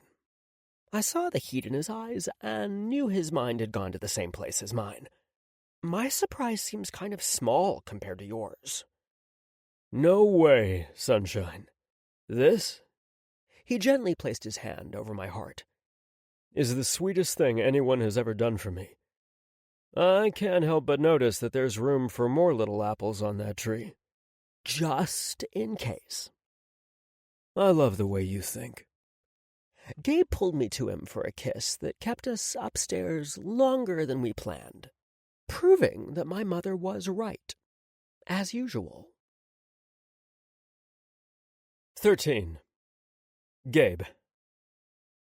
You never said anything about us being in the parade, Josh said between gritted teeth as he held Destiny's little wrist in his hand, helping her wave back at the crowd. The twins were a big hit with their cute little sweaters and hats. Did I forget to mention that? The officers wanted to have a float this year, and I thought it was a great idea. Don't play dumb with me, Gabe. If I'd known you were going to literally parade me all over town, I would have fixed my hair or put on a hat to cover up the mess you made of it. Complaining wasn't the type of sound that vibrated along my dick when I had fisted my hands in Josh's hair. No, he moaned and urged me to fuck his face. He loved a little roughness, and I gave it to him. Of course, I couldn't call him out on it, and his wicked smile said he knew it. "Smile at Grandma," I said, pointing to where my mom stood beside my dad, Bertie and Bill on the sidewalk filming the procession. "Wave for the camera." I'm going to get even with you, Josh managed to say around a smile. "Looking forward to it, Sunshine." I loved his brand of justice. Blissville might have been a small town, but we sure knew how to celebrate the holidays. The streets were lined with people who came to hear the marching band play their Christmas favorites, see Santa throw candy out of an ornate sleigh that was pulled by horses instead of reindeer, and the floats built by the local businesses. My favorite float was the Book and Brew's 'Twas the Night Before Christmas, but Edson and Emma's Diner was a close second, since they did a Christmas story theme complete with a giant leg lamp. Kyle's Santa Paws float was pretty damn cute, too. And I was happy to see Mark smiling shyly on the float with Chaz, Kyle, and the staff from the animal hospital. I was surprised that Curl Up and Die hadn't entered a float, but Josh had chosen a different way to advertise each year. He sponsored the hot chocolate and popcorn so that his salon logo appeared on the styrofoam cups and popcorn bags in a festive silver and gold font Josh only used for Christmas. He also donated salon packages that the Village Commerce Council raffled off to raise money for their next community event. His salon packages typically raised over $5,000, which would go toward the 4th of July fireworks. Y'all need a better theme for your float next year, Josh said once we reached the end of the parade route. I said they wanted a float, not that they had great ideas, I whispered in his ear. I snapped my fingers and pointed at him when an idea occurred to me. Josh looked at me warily. Watch that thing. It could go off. You like it when that happens, I quipped, then hooked my free arm around his shoulders to pull him and Destiny tight against me and Dylan. I have an idea. Famous last words, Kyle said as he approached. Don't fall for it, Josh. Oh, I know this well. Josh stopped and rounded on me. No, I'm not designing a float for you next year. If I wanted to whip the town's ass with an amazing float, I'd do it for Curl Up and Die. You need to plan better next year, darling. Oh, next year I'm going to bring it, I said boldly. Is this a cheer competition? Chaz asked, but neither Josh nor I acknowledged him since we were locked in a standoff. I would wipe these streets with you, Gabriel. Josh gestured up and down the street flamboyantly. Challenge accepted, Joshua. I stared into my husband's eyes without blinking. This is sounding and looking a lot like foreplay, Kyle said to Chaz. I was thinking the same thing, Chaz replied. What's foreplay? Mark asked, pulling our attention to him. Kyle said, his eyes bugging out a bit. It's kind of like an appetizer for grown-ups, Chaz said after realizing that Kyle was at a loss for words. We'll have this conversation in a few more years. So it's about sex then? Gross. Mark's queasy expression made me smile. The look of horror turned to pure joy when he saw the Dorchesters approach. Daniel! Daniel Dorchester smiled just as broadly when he spotted Mark. The boys greeted each other with a big hug, then walked ahead of us with their arms looped together as we headed to the hot chocolate booth. I see it's more than just Kyle and Chaz's affection that's contributing to Mark's remarkable turnaround, I said cheerfully. I'm so glad he made a fast friend with Daniel. We're pretty sure it's more than friendship for Daniel, John said with a rueful smile. I don't remember ever hugging my friends like that. I expected Deanna to comment, but she remained silent. She'd been open and loving to Mark the minute she'd met him, so I knew that her silence had zero to do with him being transgender. John looped his arm around Deanna's neck and kissed her temple affectionately before he said, Someone isn't ready for her firstborn to fall in love. Deanna sniffed and briefly covered her face with her gloves. I'm supposed to be the love of his life for another few years. No one will ever replace you in his heart, John said softly to his wife. I know. She sniffed once more before smiling up at Chaz and Kyle. At least he'll have great in-laws. Whoa, Chaz said, covering his heart like she'd stabbed him in the chest. We're not ready for that either. Hell, we just got our first kid and you're marrying him off already. It's not going to be easy for him, Kyle said soberly as we watched the two boys interact. I just want to protect him from the bullshit they'll face outside our tight-knit group. Nothing worth having ever comes easy, I remarked. Besides, they have a soft, safe place to land with all of us. The line for the hot chocolate was long, but the two boys didn't seem to mind. They talked non-stop, often over top of one another as they waited.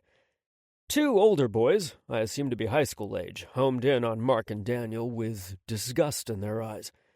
They started to step forward, but a tall, dangerous-looking man stepped in front of them before they got too close to the kids. Or John can make them disappear, Josh offered. John stepped forward, and the troublemaker staggered back a few steps. I couldn't hear what John said, but I guessed it was very descriptive, judging by the ghost-white expressions on the older boys' faces. Emery shook his head slowly, but his smile said he heartily approved of his fiancée's message. Mark and Daniel worked their way to the front of the line without knowing the trouble had been lurking around them. We couldn't always be with them, so their parents had need to sit them down and have a conversation about being aware of their surroundings. That made me irrationally angry. What kind of world did we live in? Why couldn't those kids just be kids and not have to worry about bullies and beatings? I remembered how scared Josh was when I first met him, because of cruel idiots, and that made me even madder. It didn't help when I spotted my nemesis nearby with Dare on his arm. What the fuck is that? I snarled, nodding my head in Dr. Douche's direction. The reason why I had to cut Trent's hair, Josh replied. Sure enough, Ren wasn't too far behind him, watching the couple walk slowly through the crowd. I'm pretty sure Ren is gonna need bail money. Who said I would arrest him? I asked. I wonder if it's too late to accept John's generous offer to help relocate the doctor. Gabe, stop, Josh said in frustration. And watch what you say around our babies. They'll go to preschool talking like Tony Soprano's grandchildren. Okay, he had a point. You have to admit that his hair looks better after I got a hold of it. I'll do no such thing, I replied. It was obvious that the close call with the bullies dampened our Christmas spirit by the time we reached Mark, Daniel, John, and Emery. I didn't think anyone was in the mood to tour through Santa's remodeled village, so I made a different suggestion after looking at my watch. Why don't we all go back to our place and watch Rudolph, eat some cookies, and drink milk or hot chocolate? The kids were all for it, but there were mixed reactions from the adults. Not everyone was a kid at heart when it came to Christmas movies. Josh can lace the adults' hot chocolate with brandy or make that boozy buttered rum beverage I found on Pinterest, I offered, without consulting my husband first. Pinterest? John asked. I heard the censure in his voice, but he'd eat or drink his words after he tried one of those drinks. Yeah, you heard me, Silver. I leaned forward and said, you can find everything there, from decorating to cooking to what gets blood out of... Gabe? I was gonna say clothes, sunshine. You know how hard I am on my baseball pants. I tip my head in John's direction. Doubtful he needs training on that particular skill set, though. I've learned that fire works wonderfully, John said with a devilish grin. Emery elbowed him playfully in the ribs. He also thinks it's a suitable way to kill spiders, Emery teased. I had to explain to him that our insurance company wouldn't agree. That spider was the size of my fist, and it jumped. John shivered hard as he recalled the incident. John was afraid of spiders. That was good to know for future torment and gag gifts. What was the name of that website again? John asked after he took his first sip of Josh's creamy buttered rum drink. This is ridiculously good. And messy, Emery said, wiping off a glob of cream that stuck to the corner of John's mouth. Instead of wiping it on a napkin, Emery sucked it off his finger like he would if he got chocolate icing on it. He wasn't intentionally trying to be sexy, but I could see it had the same effect on John. Ready to go home? It's past your bedtime, John remarked. Since when? Emery asked. Rudolph just started. We can watch it at home. John pressed his lips against Emery's ear and said something else. Em's blush told me that it was a rather dirty suggestion. I am feeling tired, Emery said, but looked longingly at his hot, boozy drink. I can put it in a to-go cup for you, Josh offered. Perfect, John exclaimed. The warmed booze helped me relax and enjoy the show with our extended family. Destiny and Dylan fell asleep long before Rudolph reached the island of misfit toys. Our parents took the kids up to bed and retired early themselves. Josh climbed onto my vacated lap and snuggled against my chest. Meredith had assumed the same position in the recliner with Harley, while Kyle and Chaz shared the love seat. Sally Ann cuddled into Adrian's side as he held a sleeping Avery against his chest. Mark and Daniel sat on the floor in front of John and Deanna, holding hands and whispering to each other, while the rest of the Dorchester kids and Adriana lay on their stomachs watching Rudolph's adventures unfold. It was Norman Rockwell 2.0, with traditions that involved the modern family. It was everything I dreamed it would be, and more. We might just need to buy more furniture to accommodate our expanding families. Chestnuts roasting on an open fire, Savage crooned from his perch. Who's Chet? Harley asked. Don't know, Mare replied sleepily. but I feel bad for him. Josh turned his head and looked at me over his shoulder. Did you teach him that? No, I scoffed. But damn if that bird didn't give me a good idea. I didn't get the chance to put my plan into motion until after our guests left and Josh went up to bed. I told him I was double-checking to make sure all the doors were locked, but I wanted to have a little one-on-one time with my boy Savage. Like always, my feathered friend caught on fast. The only unpredictable part was when he'd say it on his own. Gabe? Josh called from the stairs. I know you're up to no good. If you're gonna be bad, do it naked with me. Coming, dear. Do you want pancakes or French toast? Josh asked me the next morning. I looked around the kitchen and saw that we were all alone because the grandparents took the grandbabies on an excursion. I had much better things on my mind than food. Eat up, Gabriel. You're going to need your energy because I have some last-minute shopping at the mall to do before your tattoo appointment. I groaned as my appetite disappeared over the most dreadful words in the English language. I don't want to go shopping at the mall. Yeah, I whined like a 3-year-old kid. Why can't we drive separately and meet at Dream Inc? Our children are having their pictures taken with Santa in just a little bit. You know damn well that you don't want to miss it. While I'm there, I might as well pick up the few things left on my list. Josh pointed his spatula at me and added, I let you sleep in late to rest up for the big day. Now behave. I don't want to behave. I'll reward you handsomely later. Yeah? What are you going to do to me? Hey, people have used sex to get their way since the beginning of time. Why the fuck should I be any different? Trent's nuts roasting on an open fire, Savage sang from his solarium.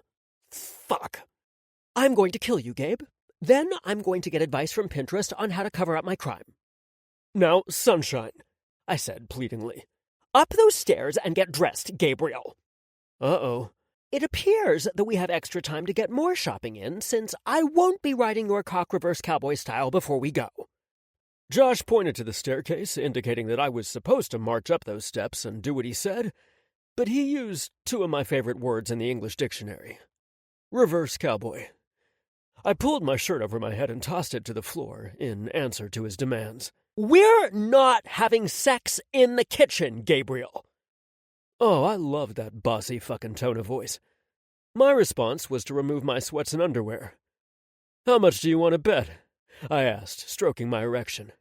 Just think of how much better I'll behave if you bring that hot ass over here and fuck me into behaving. I'm not rewarding your bad behavior with sex. Since when? Right now. Josh said adamantly, but his smoldering eyes said something different.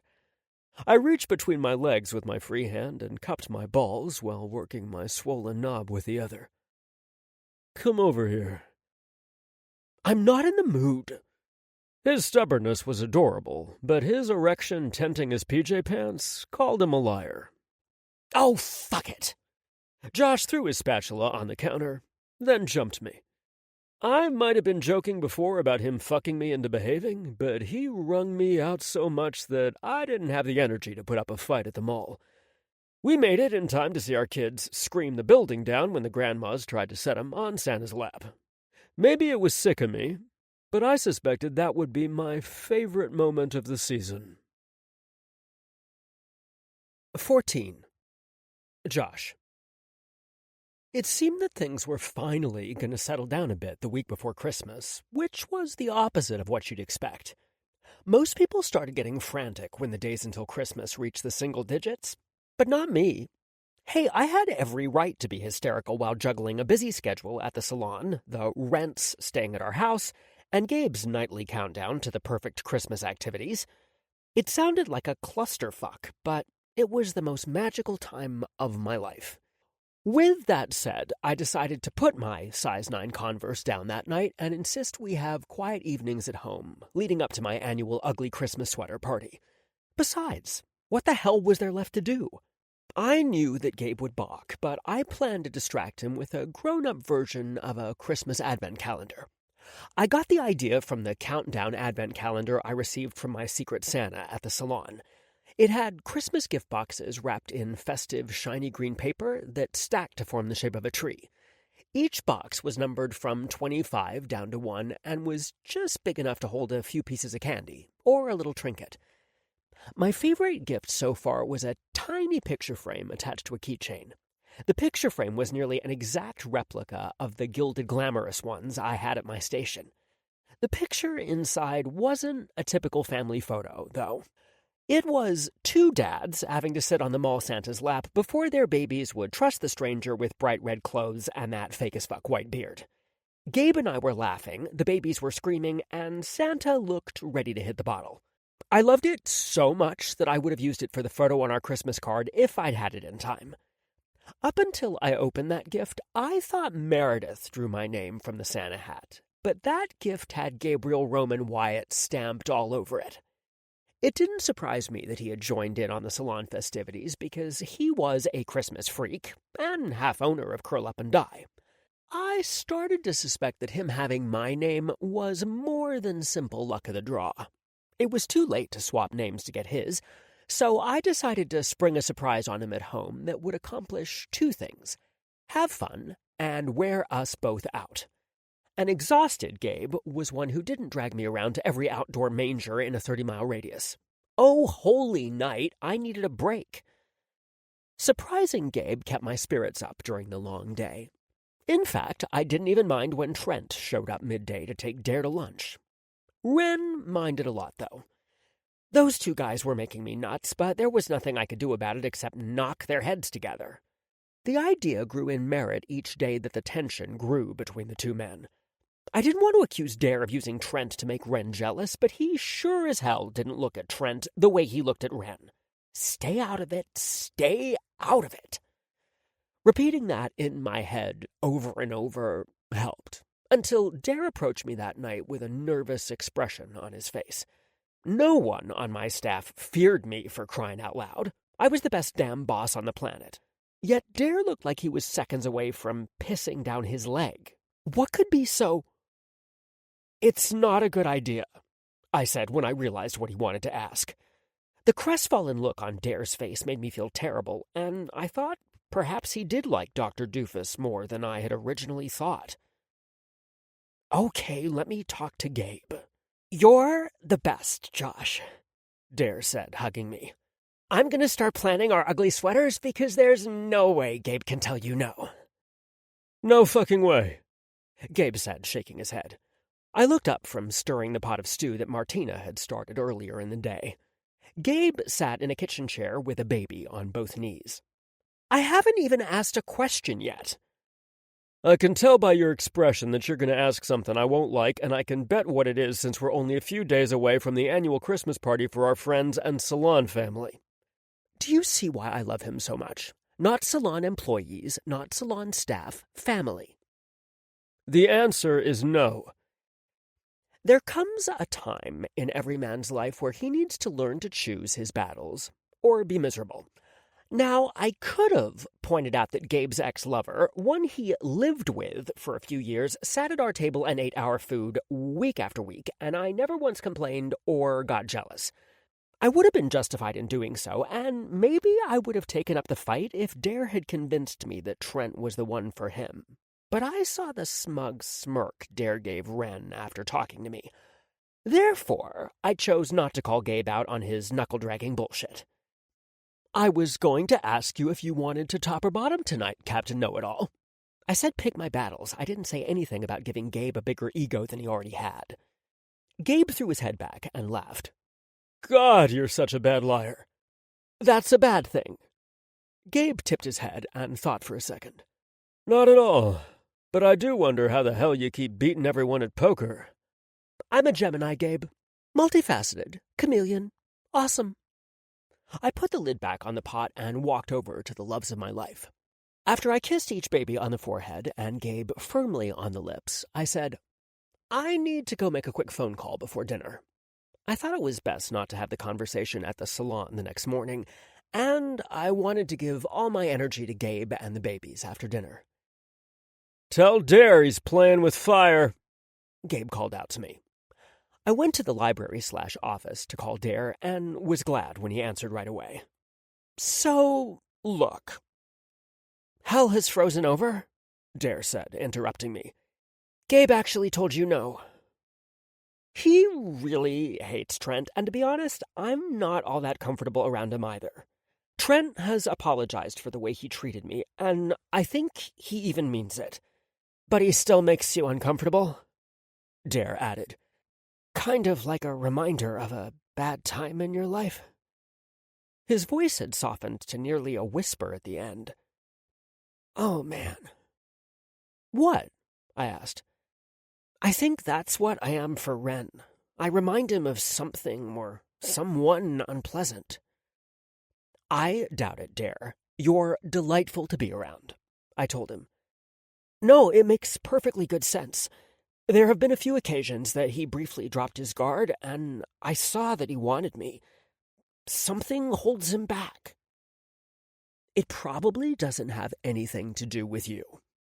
I thought back to the way I battled my feelings for Gabe. Yes, our initial meeting was a disaster, but Gabe had attempted to apologize many times afterward. I wouldn't let him because it was easier to hold him at bay when I was pissed. I think he's fighting himself, not you. Would you like some advice from someone who's probably been in a similar headspace as Wren? That would be great. Don't play games with him, Dare. If you really want a shot with Wren, you have to be patient and show him that you're worth the risk.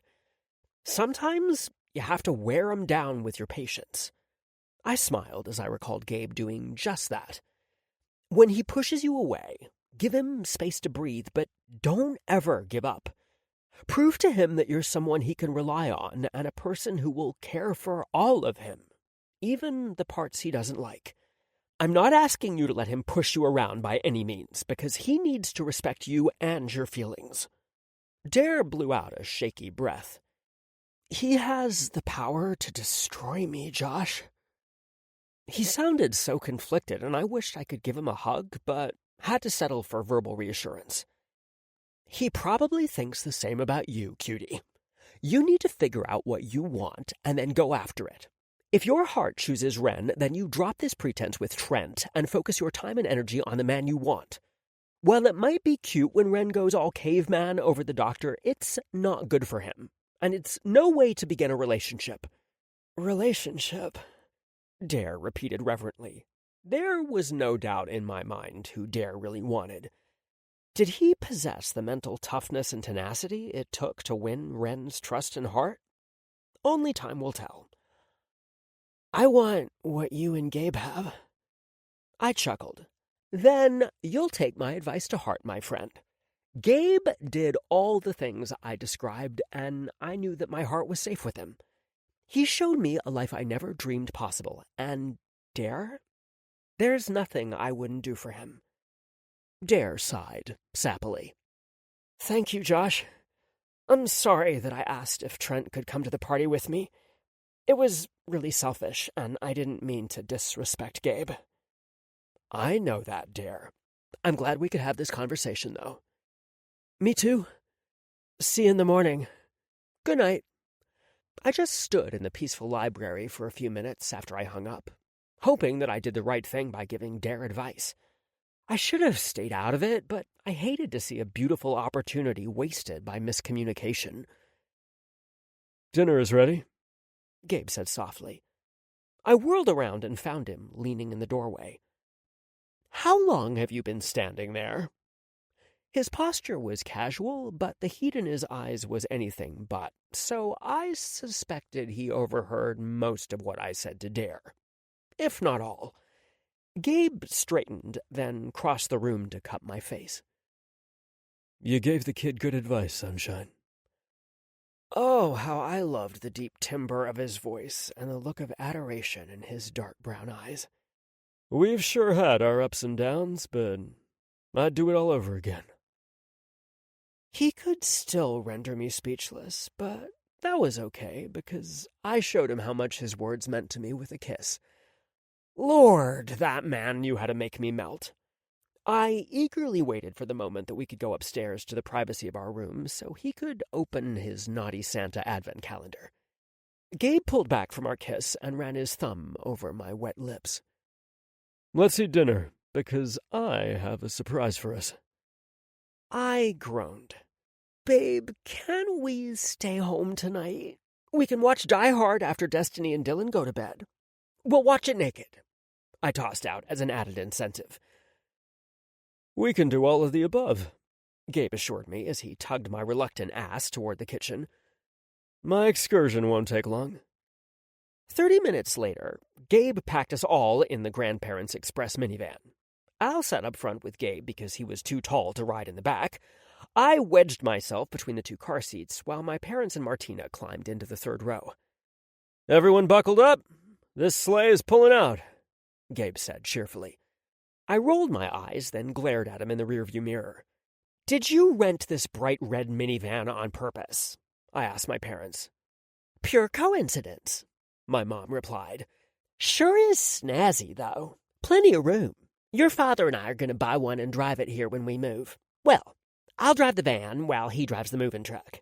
Still not giving up on that idea? I jokingly asked my mom. You couldn't be so lucky, she teased as she ruffled my hair. Are we there yet? I whined to Gabe before we made it to the end of our street. No cookies and hot chocolate for you tonight, Bad Daddy, Gabe said. Yet, Papa? Yet? Destiny repeated, reminding me of Savage. Yet, Bad Daddy? Dylan said, waving his little fists in the air. Gabe! The last thing I wanted was my kids calling me Bad Daddy in public. I was just teasing, Dylan. Good Daddy, not Bad Daddy. Bad Daddy! Both twins said. Gabe bit his lip to keep from laughing, but I wasn't amused. Hell, I would have preferred Little Daddy over Bad Daddy. I was going to smash that advent calendar to bits, but only after Gabe saw what he was missing out on. "Good daddy!" the grandparents all said as if they sensed the storm brewing inside me. "Bad daddy!" Dylan and Destiny countered. No matter how many times someone called me good daddy, the kids kept insisting I was bad daddy. They giggled and squealed like happy babies do, especially when I pretended to cry. I realized they were treating it as a game. Instead of launching their sippy cups off their high chairs just so Gabe or I would pick them up, they teased me to get a dramatic reaction. So, I used reverse psychology and referred to myself as bad so that they would call me good. It worked beautifully, and I figuratively patted myself on the back. "Where are we going exactly?" I asked. Wen told me about this subdivision in a neighboring community that goes all out for the holidays. Every house is decorated with a theme, and he said that some of the displays flicker in time to music. "Oh, man," I said, certain that Gabe would be taking notes for a future display. "We'll blow 'em away next year, Gabe," my father said, rubbing his hands together. "You know it, Dad." We weren't the only ones driving out to see the neighborhood light displays that night. Cars were backed up down the street for a good mile and a half, and the spectators creeped along at a snail's pace. Our babies were sound asleep before we even turned on the street, but Gabe lit up as bright as the displays. His childlike enthusiasm made me ridiculously happy, and I forgot all about punishing him. My dad and Gabe chatted nonstop on the trip home about all the things they wanted to do next year and how they thought they could achieve it. All that excitement came to a screeching halt when we turned down our street and noticed that our house wasn't lit up like it had been when we left. "We've been hit by the Christmas bandits," Gabe said. Our moms took the babies inside while the rest of us checked out the damage. Sure enough, someone had come along and cut the electrical cords where they plugged into the outlets, stole our big, beautiful wreath off the front door, and busted the glass snowmen on the porch. "Can you believe the balls on these guys?" Gabe snarled. "They vandalized the police captain's house. Merry fucking Christmas to you too, assholes. Laugh it up while you can, because I'm gonna find you!" He yelled into the night. Uh-oh. Gabe was about to go John McClane on somebody. 15. Gabe. "The Christmas bandits hit 10 more houses last night besides yours, Cap," Wen said. "This is getting out of control." "It has to be young punks with nothing better to do with their time," Adrian commented. "Do you think it's the same group of burglars and vandals?" Wen asked. "The crimes are different, but their ability to move around town quietly without getting caught is the same." "I guess it's possible," Adrian said, but he didn't sound convinced. "Typically, people's crimes escalate, not de-escalate." "Boredom? Easy targets?" Wen asked. "Anything is possible," Adrian replied. I pinched the bridge of my nose as I tried to figure out what I should do next. I'd already held a town hall meeting for fuck's sake and increased patrol officer presence. These little fuckers were always a step ahead of me. My cell phone lit up with an incoming call from Josh, and I welcomed the interruption to my downward spiraling thoughts. "Miss me already, sunshine?" I said into the phone. "I've been hit," Josh said frantically. "What?" My heart nearly exploded in my chest as my mind raced through all the horrible possibilities. "Oh my God, are you okay? Where are you? I'll be right there." "What do you mean? I'm at the salon. Where did you think I was?" The anger in his voice dwindled to irritation. "You said you were hit, so I thought you were involved in a car accident." I was going to turn him over my knee and spank his ass for scaring the fuck out of me like that. "Baby, I'm sorry," Josh said softly. "I didn't mean to scare you. I'm just pissed off." His tenderness mollified my thundering heart a little bit, but I wasn't ready to forgive him yet. "What happened?" "The Christmas bandits hit the salon last night," he said. "Christmas lights cut and the pretty wreaths that my mom made 20 years ago were stolen." "All of them?" I asked. "Yes!" Bertie had made enough wreaths to decorate the entire wraparound porch on the salon. Each wreath had a pair of white skates in the center and were adorned with white lights and red bows.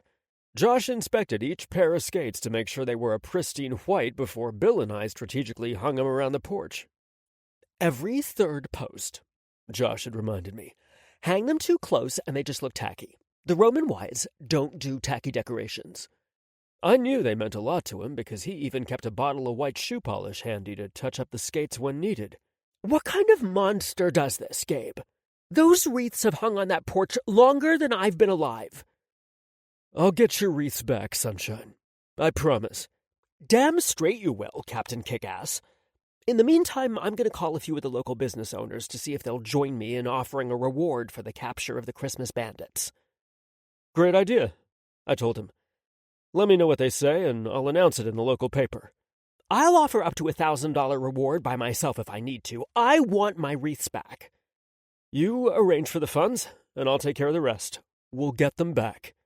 We make a great team. I heard the smile in Josh's voice. I suspected he was remembering the activities from the previous evening. I needed an outlet for my frustration, and Josh provided the perfect distraction with his naughty Secret Santa countdown thingy. I think I surprised us both when I chose to wear the silky red mask and submit myself to Josh and the soft red feather. In all things, Sunshine. I heard Adrian clear his throat and Wen chuckle, which meant that either my voice or expression hinted to where my mind had gone. Adrian and Wen are in my office, and they think we're having phone sex instead of discussing a heinous crime committed against you. I'm going to send Wen over there to take a statement and photograph the crime scene so that you can file an official report.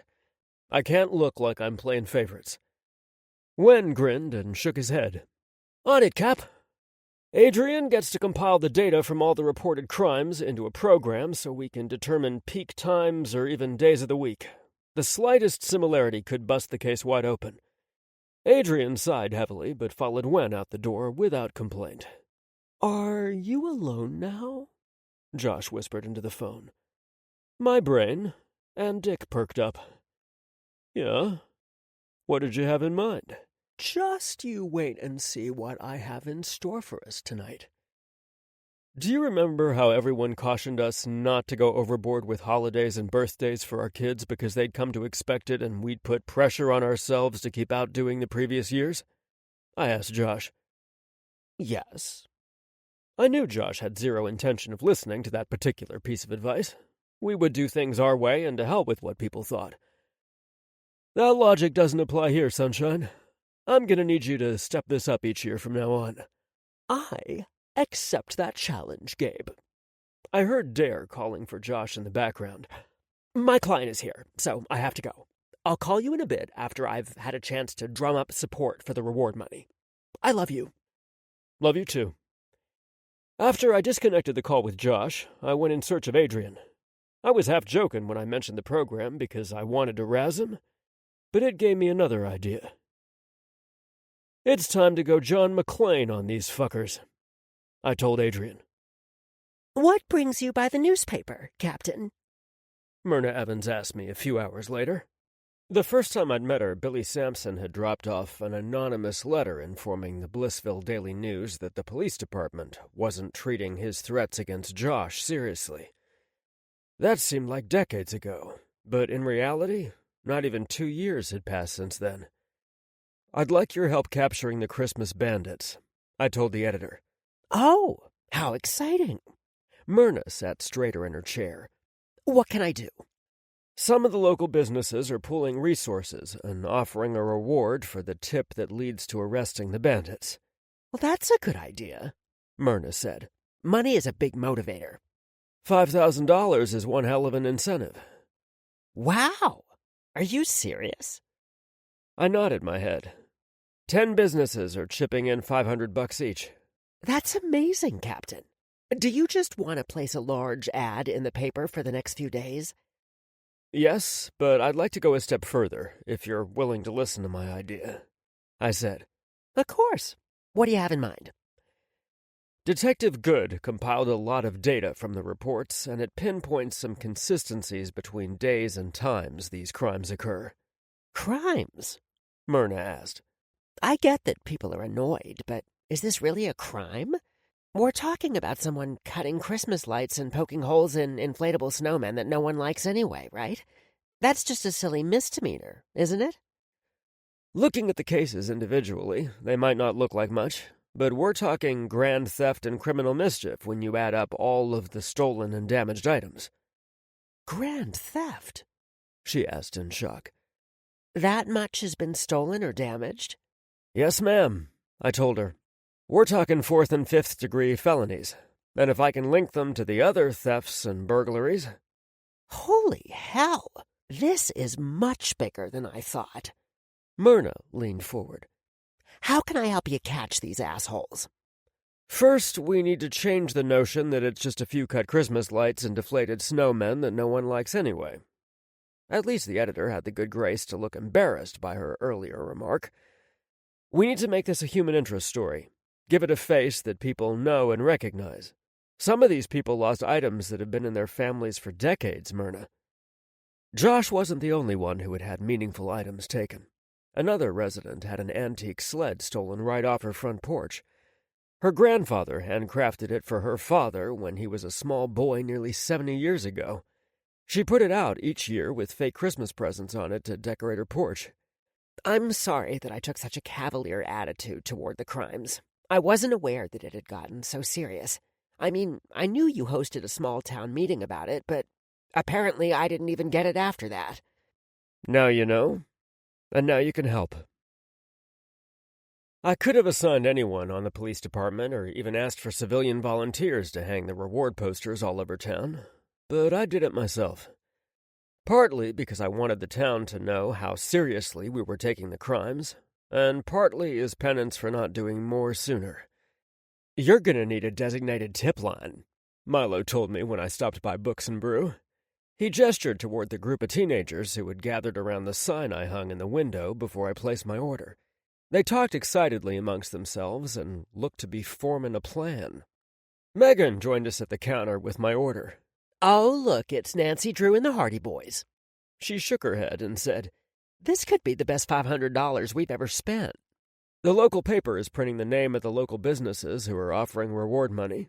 I think you guys should be recognized. It's our pleasure, Milo replied, then nodded at the 2 carry-out trays in front of me. These should help sweeten Josh's day. I hope so. Do you want some help carrying those out? Megan asked. Nah, I said dismissively. I'm used to juggling 2 babies, 2 diaper bags, and whatever we need for excursions. What's 8 cups of coffee compared to that? Megan laughed and said, At least let me open the door for you. Yeah, I'm used to people showing me the door, too. I hope you have a great night, Gabe, Megan said, patting me on the shoulder as I passed through the door. Oh, I planned on it. Same to you, Megan. I managed to get the 8 cups of coffee to the salon without making a liar of myself. It wasn't that the salon didn't have a coffee maker, but nothing was better than a special treat in the afternoon, especially after the crappy way Josh's day started. I couldn't treat Josh and neglect the rest of our salon family. I handed soy vanilla lattes to Dee and Josie, white chocolate lattes to Marcy and Dare, straight-up black coffee to Wren and Heather, a salted caramel to my man, and chamomile tea to Mare. The ladies hugged me. Dare patted my shoulder, Wren grunted appreciatively, and Josh gave me a quick peck on the lips. I wanted to drag him off to the mixin' room for a proper kiss, but I didn't want to mess up his mojo. See you at home, I tossed over my shoulder on my way out the door. I had planned to stop by the station long enough to read my messages and find out if we had any tips come in yet, but one look at the harried expressions on the officers in the station nixed the idea of leaving early. Any calls come in? I asked hesitantly. Any calls? Officer O'Malley asked. Try 200. 200? Those posters haven't been up for more than an hour, I said in shock. Are they legitimate calls? Aliens are the culprits, Captain, Officer Wen said. They're taking the items back to their planet to study us in preparation for conquering Earth. Traveling gypsies, Murkowski countered, then flipped through her notebook. Atheists, Scientologists. Jehovah's Witnesses, Officer Jones added. No, it's the Baptists. Officer Casey countered her partner. "There have been a few legitimate calls, Cap," Adrian said. "I'm heading out to check on a few things." "Take one with you," I told him. The phone never stopped ringing the entire time my officers filled me in on the tips they'd received so far. Instead of going home, I took off my coat and sat at my old desk with a pad of paper and a pen. An effective leader held fast to a basic rule: never ask people to do things you're unwilling to do yourself. I wrote down the names of each caller I spoke with and included their contact number in case their lead panned out. I didn't really think that Jerry Springer or Oprah were behind the thefts and vandalism, but wrote the information down the same. I figured the calls would settle down over the next few days, but until then, it looked like I would need to authorize overtime. I sent Josh a text and told him that I'd be home late, expecting to work an extra hour or two. Instead, I pulled into the driveway after 11 o'clock. There were only a few lights left on so that I could find my way through the first floor and up the stairs without killing myself. Josh was sound asleep in our bed with Buddy acting as guard by his feet. "I'll take it from here, boy," I told him.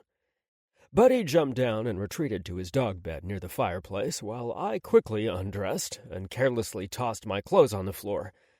I might catch hell from Josh the next morning, but I was exhausted from the long day, pissy that I didn't get home in time to put my kids to bed, and frustrated that I missed my naughty countdown surprise. All those cantankerous emotions faded the minute I slid behind the sheets and snuggled up to my warm, naked husband. Josh turned in the circle of my arms and nuzzled his nose in the hollow of my collarbone. "Did you catch him?"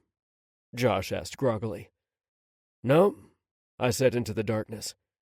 "Tomorrow is a new day." "Missed you tonight." "I missed you guys too.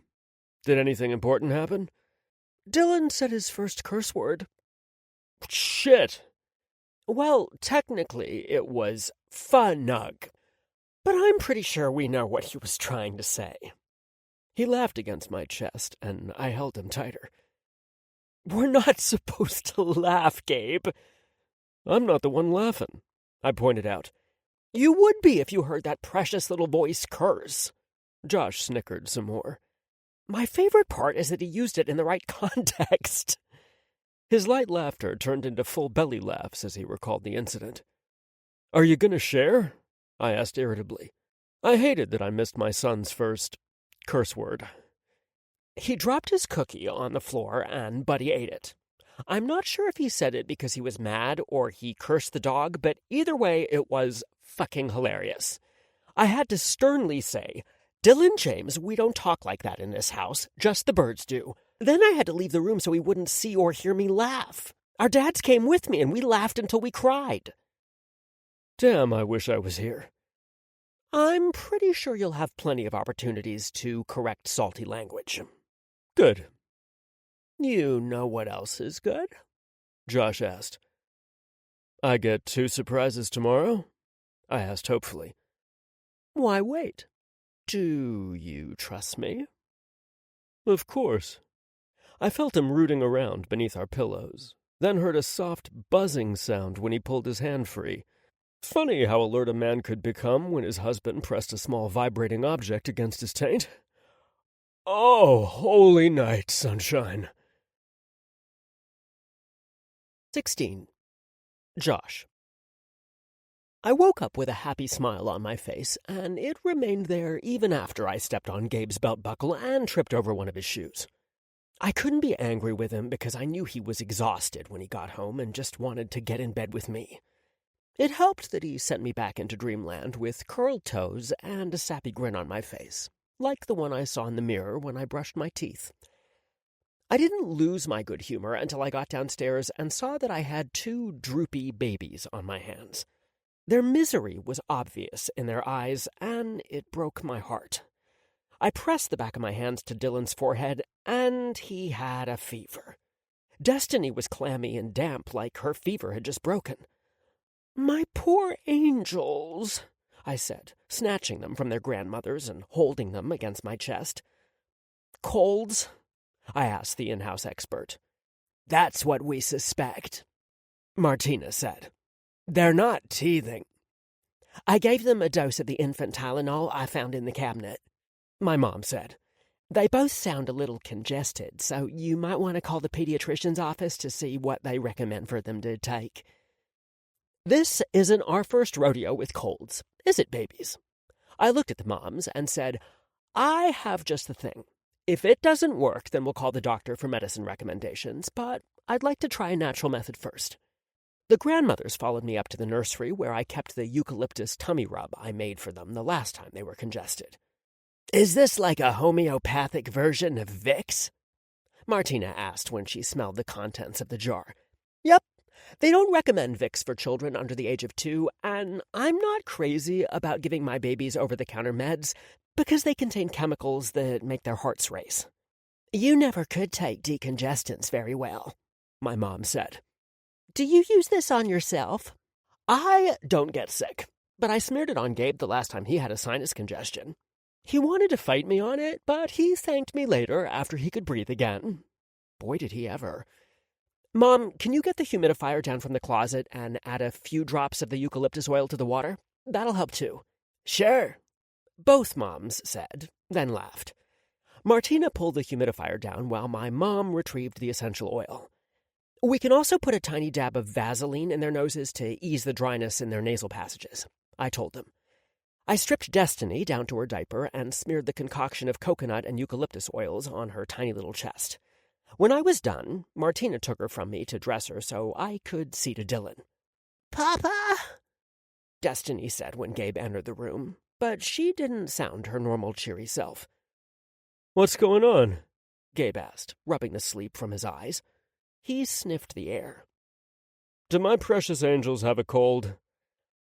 Looks like it, I answered. We're going to try a natural method first, and if that doesn't work, then I'll call the pediatrician's office to see what they recommend. It worked great last time, Gabe commented as he joined me. He dipped 2 fingers into the glass jar and spread it on Dylan's chest. Didn't it, big guy? Papa! Dylan whined pitifully. His fever hasn't broken yet, so we need to wrap him up and get him warm. I know the best place in the house for babies who don't feel good, Gabe suggested. With their grandmas, Martina said. Both of you have work to do, so Bertie and I'll take over. I can already hear the difference in their breathing. Gabe and I looked at each other, uncertainly. Neither of us wanted to go to work with the kids sick at home, but both had busy days ahead of us. Yeah, okay, I said reluctantly. But we want you to check in every half hour or so. Or hourly, Gabe said after the moms pinned us with incredulous looks. We nursed you back to health plenty of times, my mom said. Now go get ready for work. Neither of us were happy about it, but we knew they were right. We weren't the only working parents who would rather stay home with their sick kids than trudge into work. And it seemed like the new normal was feeling guilty all the time. At work, you thought about all the things waiting for you at home, but when you got home, you worried about the things you didn't finish at work. It was a constant juggling act that Gabe and I managed well, but sick babies at home wasn't the same as forgetting to put the clothes in the dryer. I would worry about them all damn day, and I knew Gabe would also. We peeked in on them in their nursery before we left. They were sound asleep in their grandmother's arms and didn't even stir when we kissed them goodbye. Dylan's fever broke, my mom said. They're gonna be just fine. Gabe pulled me to him for a lingering kiss before I could climb into my SUV. I'll get home at a decent time tonight, he promised me. I'm sure things will be calmer at the police station today. Let's hope so. It wasn't often that someone arrived at the salon before me, but Wren beat me in that morning. Everything okay? He asked when I walked through the back door. The twins have colds, I replied as I tipped my head and studied him. There was something different about Wren. But what? He wore his typical long-sleeved gray t-shirt, black jeans, and black biker boots. He hadn't shaved his beard or cut his long hair. Aha! I mentally snapped my fingers. His hair hung to his shoulders when it was usually tied back when he worked. Wren snorted and said, Bet she'll avoid the doctor's office like the plague since Dr. Douche is working there. Oh, man, I hadn't thought about that. Let's hope my homeopathic efforts work. Wren grinned wryly. I'll cross my fingers for you. Good morning, Dare said when he entered the salon. He was all toothy grins and happiness, while Wren grew rigid and red-faced. What happened between these two? Wren turned his head to look at Dare, and I got a glimpse of the reason why Wren had chosen to wear his hair down. I sent up a prayer that Dare was the one who left that little love bite low on Wren's neck. I got my answer when Dare crossed over to him and looked at his handiwork. I can cover that up with concealer if you prefer to wear your hair up, Dare offered. Nah. I could tell the guys could use a few minutes alone before the crazy set in, so I excused myself to make a cup of coffee and check out the morning paper. Our routine had gotten messed up that morning with sick kids, and I didn't get my early dose of coffee and gossip. My throat felt a little scratchy, and I knew coffee was the fix I needed. I had just taken my first sip when I flipped open the paper that Wren had brought in with him. "Fuck!" I said when I saw the front page headline. "What's wrong?" Dare said, running into the room. I held up the paper for him to see. "Fuck!" Wren entered the room next. His eyes rounded in surprise when he saw it, too. "Police captain promises to catch the Christmas bandits by Christmas Eve," I read aloud. Amazing how Gabe had left that part out, but we hadn't done a lot of talking the night before. Well, not with words anyway. Beneath the heading was a picture of a fierce-looking Gabe taken during the town hall meeting. In comparison to the headline, the rest of the article was tame. Gabe just stated the dollar value of the items stolen or damaged and provided a background story for some of the victims, including myself and Mrs. Hazelbaker, who was heartbroken over her stolen sled. Myrna had even added pictures of both our properties to go with the article to give it a personal touch. My heart hurt just looking at the wreaths. Shit! Look at the wording for the reward! It says a person can earn $5,000 if they help capture the Christmas bandits. Holy fuck! I exclaimed. We're going to have a bunch of Dog the Bounty Hunters running around Blissville. Has Gabe seen this? Dare asked. He hadn't before I left, I replied. We were too busy worrying about babies. I pulled out my cell phone and dialed Gabe. What's wrong with the babies? Dare asked Wren. They have colds, Wren answered. Oh, I hope Josh and Gabe don't get it too. I don't get sick, I told him while waiting for Gabe to answer his phone. My call went to voicemail, which never happened, so that meant Gabe was talking on the phone or busy doing damage control. Hey, babe, check out the Blissville Daily News if you haven't already seen the headline. Not sure you'll get home at a decent time tonight after all. Love you. The rest of the salon staff showed up, and our day kicked into high gear as people got ready for holiday parties that weekend. Thanksgiving might have been a slow time, but Christmas was crazy busy. Normally, I loved the hectic pace of my job, but I started to feel more and more droopy as the day went on. The only response I got from Gabe all day was a single word in a text. Fuck. The grandmas checked in with me every hour and even sent pictures showing smiling, happy babies. I could tell they weren't feeling 100%, but they were looking a hell of a lot better than they did when I first saw them that morning. You don't look so well, Jazz, Mare said when I was sweeping up the hair from my last appointment for the day. She reached up to touch my forehead, but I stepped out of her reach. Stay back, I told her. I think I'm just tired from interrupted sleep, but the twins have a cold. You don't get sick, Mare stated. I know, but I don't want to take a chance and spread germs to you. It's bad enough that you've been breathing the same air as me all day long. Honey, colds are unavoidable. You go on home and let me close up for you. I wanted to argue, but I could feel a fever coming on. I'll be better tomorrow, I assured her. Call me if you need anything. I snorted. With two moms in the house? Yeah, you're in good hands. Let me know how you're feeling, though.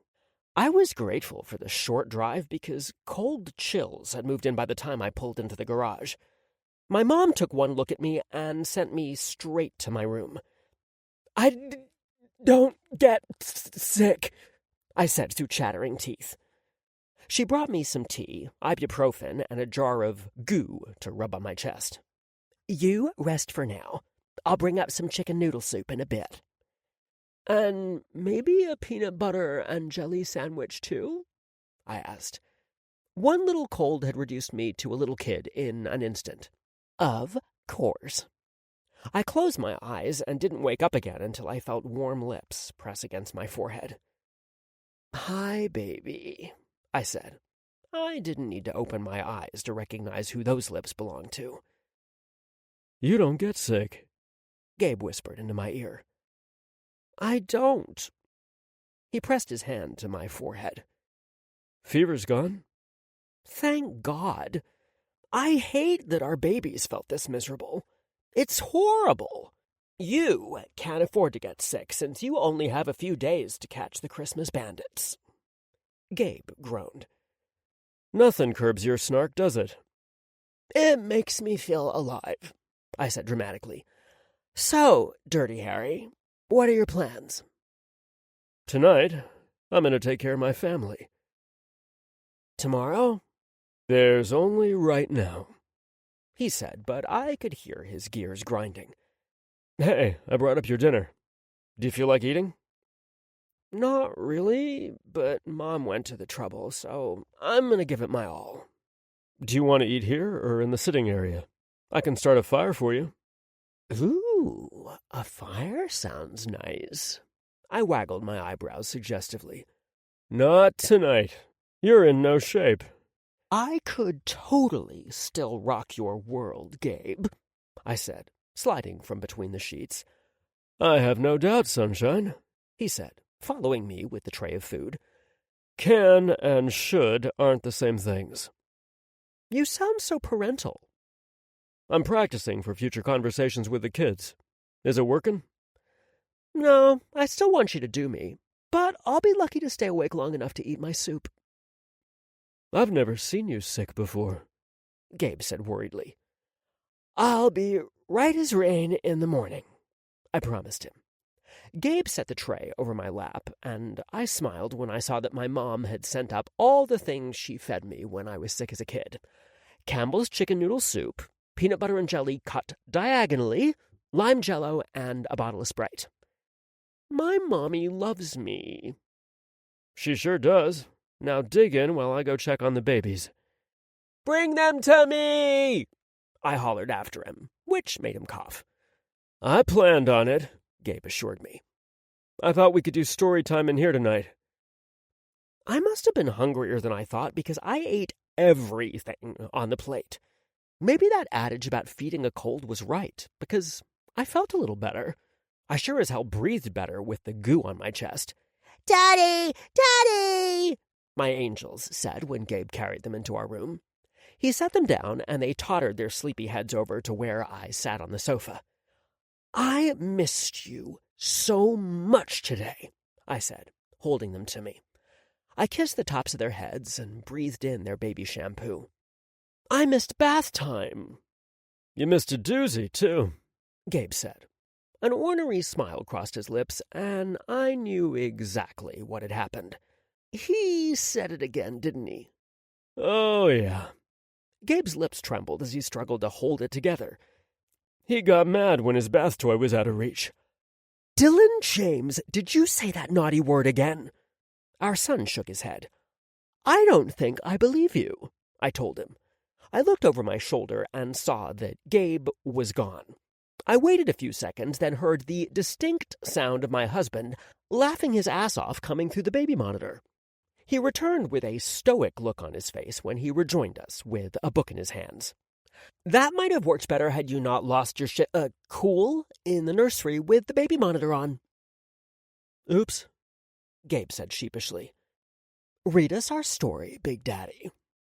Gabe's deep voice lulled me to sleep long before he reached the end of the book. 17. Gabe. Maybe you should consider staying home from work, I said from the bed as I watched Josh get dressed. I told you I feel much better. Yes, but you also told me that she never gets sick. You lied. No, it was true at the time, so it wasn't a lie. I can't recall the last time I got sick, Josh countered. Why are we debating this anyway? I'm just trying to avoid reality for a little longer. Why don't you come back to bed for a few more minutes? I asked, crooking my index finger at him. I should take your temperature. I noticed the extra sass in his swaying hips as he crossed the room. Josh leaned over me, but avoided my greedy hands that tried to tug him down beside me. You took my temperature once already this morning.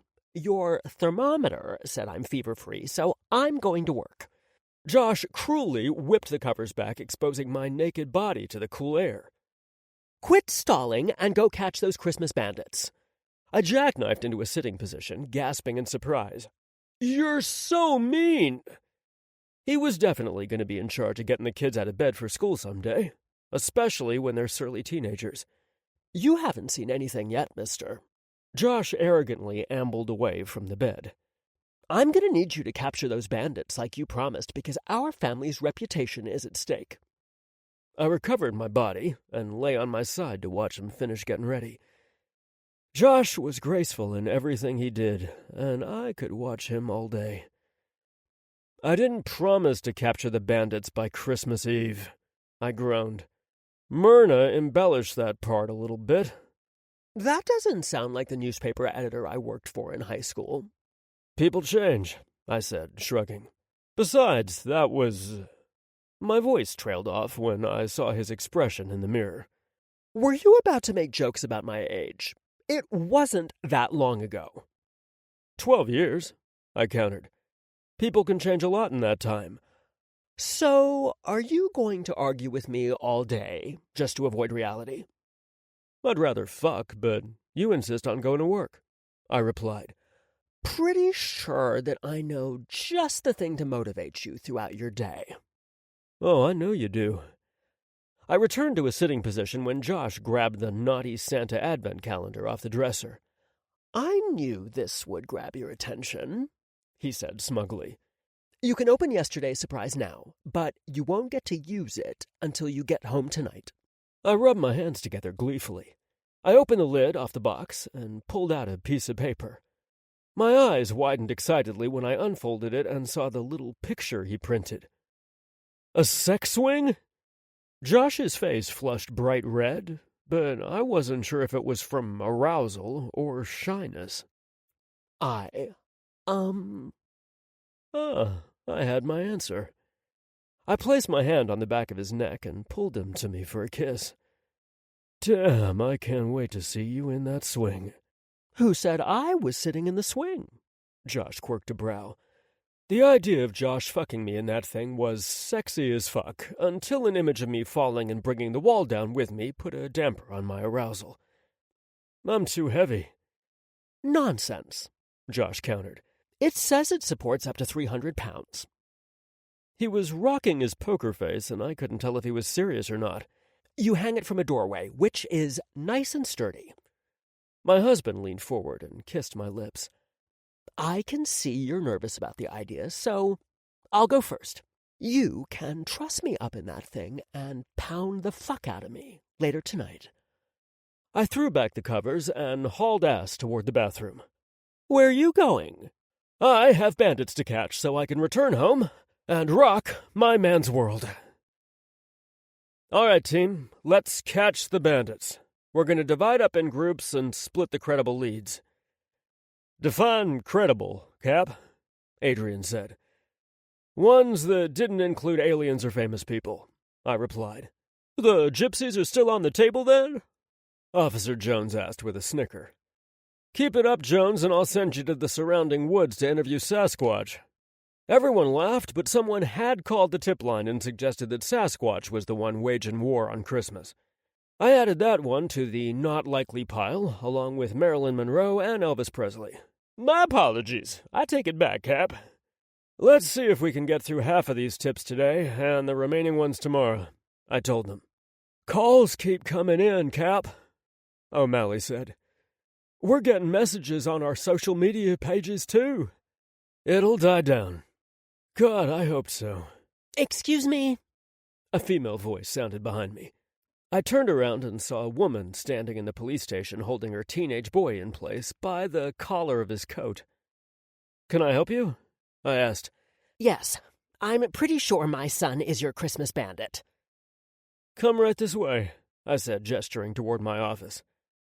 I really wanted this kid to be the bandit, or part of the crew, but I doubted I was that lucky. Besides, he didn't look nervous or defiant, emotions I'd expect him to express if he were guilty.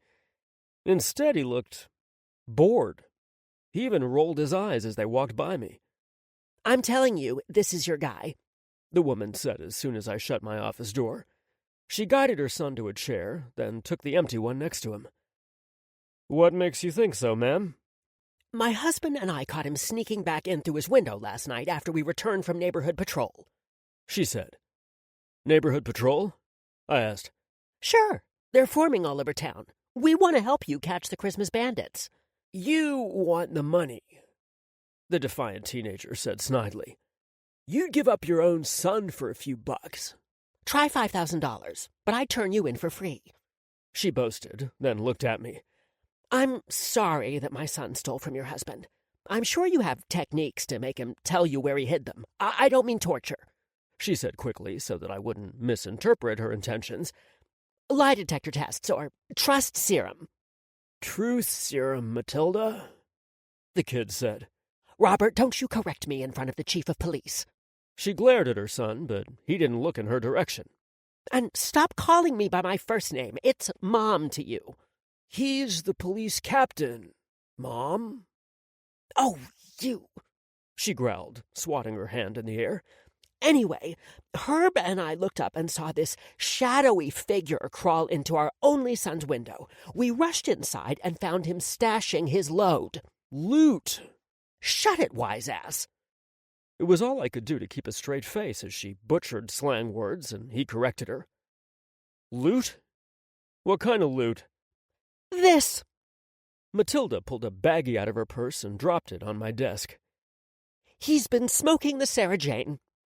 Mary Jane, Matilda, you grew up in the 60s, the best generation for cars, music, drugs, and self-expression?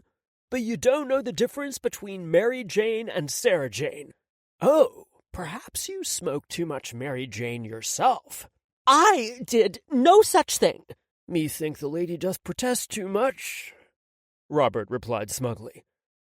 I hate to break up this touching family moment here, I said, interrupting them, but I fail to see where a baggie with 2 joints is connected to the Christmas bandits. Where's he getting the money to pay for his drug habit? She asked me, then turned to face her son. Care to tell us that? I make $10 an hour at the McDonald's in Goodville, he told me. I'm a recreational user, so I don't spend a lot. Anyway, Captain, they caught me crawling into my window after I had a joint. I'm not your Christmas bandit. It's a pathway drug, Robert. Gateway, Matilda, and that's debatable.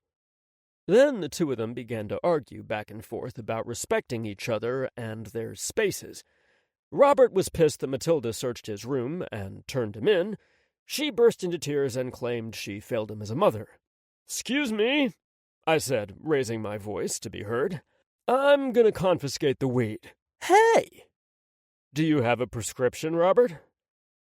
"No," he said, slumping in his chair. "I'm confiscating the weed, as it's still an illegal substance in the state of Ohio. You'll probably smoke it yourself after I leave." Ignoring his remark, I said, "You're free to go." Wait, you're not going to arrest him? For what? 2 joints? No, I'm not going to arrest him. I took a calming breath before I continued. You don't have any evidence to connect him to the burglaries and acts of vandalism, so there's nothing I can do on that front either. Fine, Matilda said as she rose to her feet. I might as well turn over the rest of his drug tools. Paraphernalia? Robert corrected. And I don't have any. Oh, yes, you do. I did another sweep of your room while you were in the shower this morning and found some things we overlooked last night. She reached back into her purse and pulled out a plastic tube and dropped it onto my desk with a thunk. Here's his pipe. Oh my God, Robert whined. I never knew a person's face could turn that shade of red. I figured he would combust at any second. I can't believe you, Matilda! I'm doing this for your own good, Robert. No more pipe or joints. The red faded from his cheeks, and an ornery gleam sparkled in his light eyes. That's not a pipe, Matilda. Sure it is. She nodded at me, expecting that I would back her up. It's not a pipe, I told her. Then what is it? She picked it up and looked down one end of it. She eased a finger inside it. It's made from a weird, fleshy rubber. Robert smiled wickedly, and I could see him mentally counting down for the big moment. 3, 2, 1. It's a fleshlight, Matilda. I use it to masturbate. What? She screeched, then dropped it back onto my desk. When did using your hand go out of style? That's so 90s, Matilda. Well, she said huffily, we've wasted enough of the chief's, captain's, time. Let's go home, Robert. Take this with you, I said, gesturing to the masturbation device on my desk. Here, you can carry it out in this. I pulled one of the plastic bags I used to line my trash can from the bottom drawer of my desk. Robert grabbed the bag from me and put his fleshlight in it. Don't even think about it, I said when he looked longingly at the confiscated joints. You're totally gonna smoke my weed. Robert tossed over his shoulder on the way out of my door. Adrian popped his head in as soon as they left. Is that what I think it is? He asked when he spotted the baggie on my desk. Yep, I told him. Mind logging that into the evidence room? No problem, my former partner said. So, what happened? You wouldn't believe me. Hell, at one point I thought about calling you in here so you could witness it for yourself. Oh, come on, Gabe, it can't be that good. Sit down. I told him the entire story from start to finish, making sure to mimic the tones they used. Of course, I saved the best part for last. Fleshlight! Adrian said, clutching his stomach from laughing so hard. Yup, she thought it was his Sarah Jane pipe. Shut up! Adrian said through his laughter. Oh, my God. You ready to head out and start knocking on some doors? I asked after he stopped laughing and wiped the tears from his eyes. Sure, but your day's gonna be a complete downer from here on out. In relation to the case, I thought he could be right, but I knew there was a very bright spot awaiting me that night. My sunshine. I wouldn't allow myself to think about that, or I'd lose my focus.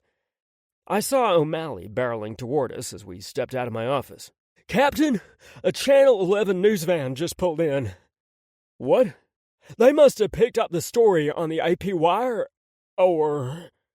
O'Malley's words trailed off, but I knew what he was going to say. Josh. There's no way he would have called his producer and asked them to interview me. No fucking way. Just in case, I called him. Tell me you didn't do this, I said when he answered. Do what? He asked. He was confused, not playing coy. Never mind, I said as the crime beat reporter got out of the van and started walking toward the police station. I'll tell you all about it. I heard Josh's muffled voice as he covered the phone to talk to someone. Oh my God, Channel 11 is there? How did you know that? They just got here. My client got a call from her neighbor whose daughter just saw the van pull into the station parking lot.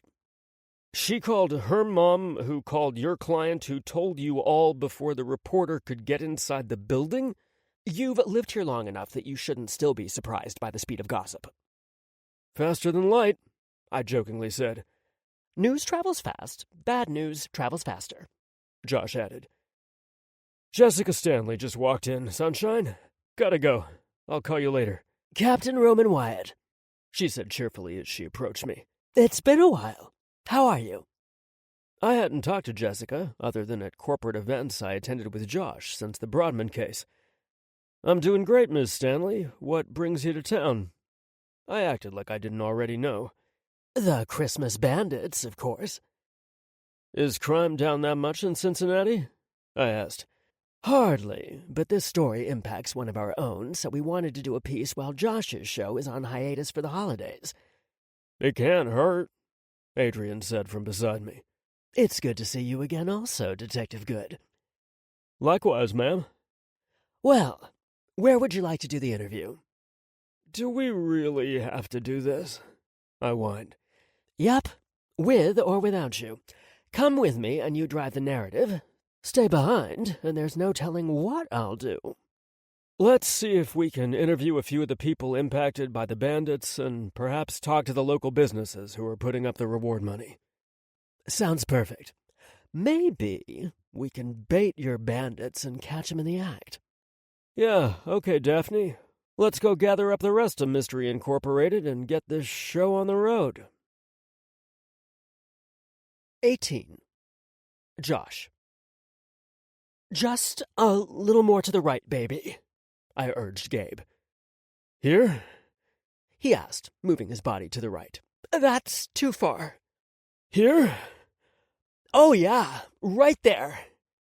Gabe turned away from the ginormous inflatable snowman he was trying to tether to stakes in the semi-frozen ground. His glare let me know just how much I'd irritated him. You damn fucking well know that I didn't want that thing in my yard, but it was part of Gabe's sting operation. What punk-ass bandit could resist that big fucker in the police captain's yard? It practically screamed, "Come and get me, fuck nugget!" Anyway, if that thing was going in my front yard, then it had to be placed perfectly. You're getting even with me, aren't you? Gabe asked. Baby, I have much more creative ways to punish you than have you scooting that thing all around the yard. No, you don't, Gabe returned quickly. Your methods encourage bad behavior. Pretty sure we recently discussed this. Do you wish to see my dark side, Gabriel? I asked, crossing my arms over my chest. Hell yeah. You're too eager. Gabe shrugged. Hey, you set the precedent, not me. It just so happens I do plan to pay you back for involving our sanctuary in your little scheme. Gabe crossed the yard and hauled me to his body. I'm ready right now. Follow me. Gabe didn't do what I said. Instead, he tossed me over his shoulder and bolted into the house, taking the stairs 2 at a time. Be quiet or you'll wake everyone up. They're resting for the big party tonight. Our ugly Christmas sweater parties were legendary. We have a little time to play around then. How do you have the energy to get it up? I asked. We had taken turns in the swing the past 2 nights, working through his frustration over the elusive bandits. I was deliciously exhausted and sore in all the right places. I'm breathing, aren't I? The lust in Gabe's eyes sparked need in the pit of my stomach, but I knew we wouldn't have much time before the munchkins woke from their nap. Shut the door anyway, because I don't want anyone to hear your shouting, I said as he carried me into the bedroom. All right. This is not a sexy punishment, Gabe. Your screams won't be from pleasure. Oh, you got me intrigued now.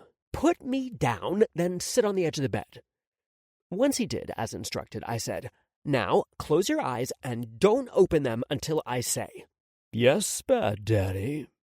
Gabe purred. Damn him. No peeking, I reminded him as I removed my t-shirt and pulled part 1 of his surprise over my head. I walked to stand in front of him with part 2 of his surprise in my hand. I held up my arms so his gift was at eye level and tried my best to hold my laughter inside me. Okay, open them. No, I think I'll stay up here tonight. What? No! I heard the laughter in your voice and the rustle of you changing clothes in the closet. He reached out and blindly felt around with his hands until he touched his gift. I fucking knew it was going to be a hideous sweater. Duh! It's called an ugly Christmas sweater party. Now open your eyes so you can appreciate my genius. We match. Nope. Gabe lay back on the bed, hiding his eyes behind his forearm. Nothing you can do will make me acknowledge whatever is in your hands or wear it. He cupped his crotch with his free hand and said, "Well, maybe you could find some way to entice me." "How old are you?" I demanded to know. I would not take his bait. I would not take his bait. I would... Damn him! Don't get your spunk on my sweater. "Don't dribble," Gabe suggested. "Or, better yet, take the ugly-ass thing off." You haven't seen it, I protested. "Don't need to. I know you." I was starting to rethink my decision to fall on his cock at the snap of his finger or thinly veiled challenge. I teased his hard-on through his jeans as I debated whether I should bring him to his knees with my skillful mouth or play harder to get. Yeah, right. I snorted and reached for his top button, but the angry cries coming through the monitor altered my plans. Gabe groaned in frustration. "Oh, now," I said, climbing off the bed. "It's probably a good thing because you'll want to save your spunk for tonight's gift." "What time will this party be over?" he groused. "When the last person leaves." I stopped at the door and looked back at him over my shoulder. "Voluntarily," I amended. "Make sure you're downstairs with your sweater on in an hour." "Bossy?" "Whiny." "Horny?" "I'm not touching that one, Gabe." "You were about to touch it until our precious little angels woke up." I suspected he wanted to use a different noun to describe our children right then, but he was no dumbass. I left him alone to pout and headed toward the nursery. It sounded like the cries got angrier as I approached. By the time I opened the door, both Destiny and Dylan were wailing at the top of their lungs. I ran to their crib with my heart in my throat, but my fear turned to sadness when I realized what was going on. "What's wrong?" Gabe asked, rushing into the room. "Uh-oh." Dylan and Destiny each used one hand to tug a stuffed rabbit between them while they yanked each other's hair with their other hand. "It's their first fight," Gabe said as we separated the little scrappers. "Do you think it's a sign that they need their own space now?" "I think so," I replied soberly. The thought of it pained my chest. They were growing up too fast. We were only a few weeks away from their first birthday. We bounced them against our chests and soothed them, but I was pretty sure that Gabe and I needed to hold them more than they needed to be held. I glanced over at Gabe and saw that he'd already put on his ugly sweater. "Oh, we're gonna look so cute," I said, looking to distract myself from sad thoughts. "It's not as tacky as I feared." He looked down at his sweater that had a replica of our home sewn onto it, complete with Christmas lights.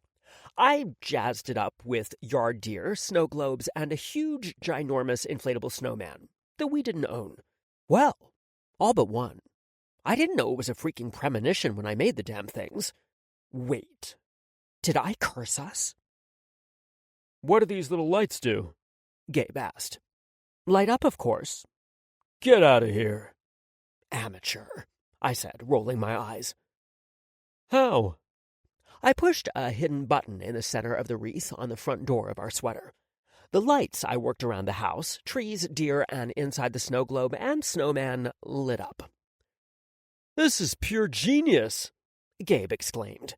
He reached over and pushed my buttons so that I lit up too.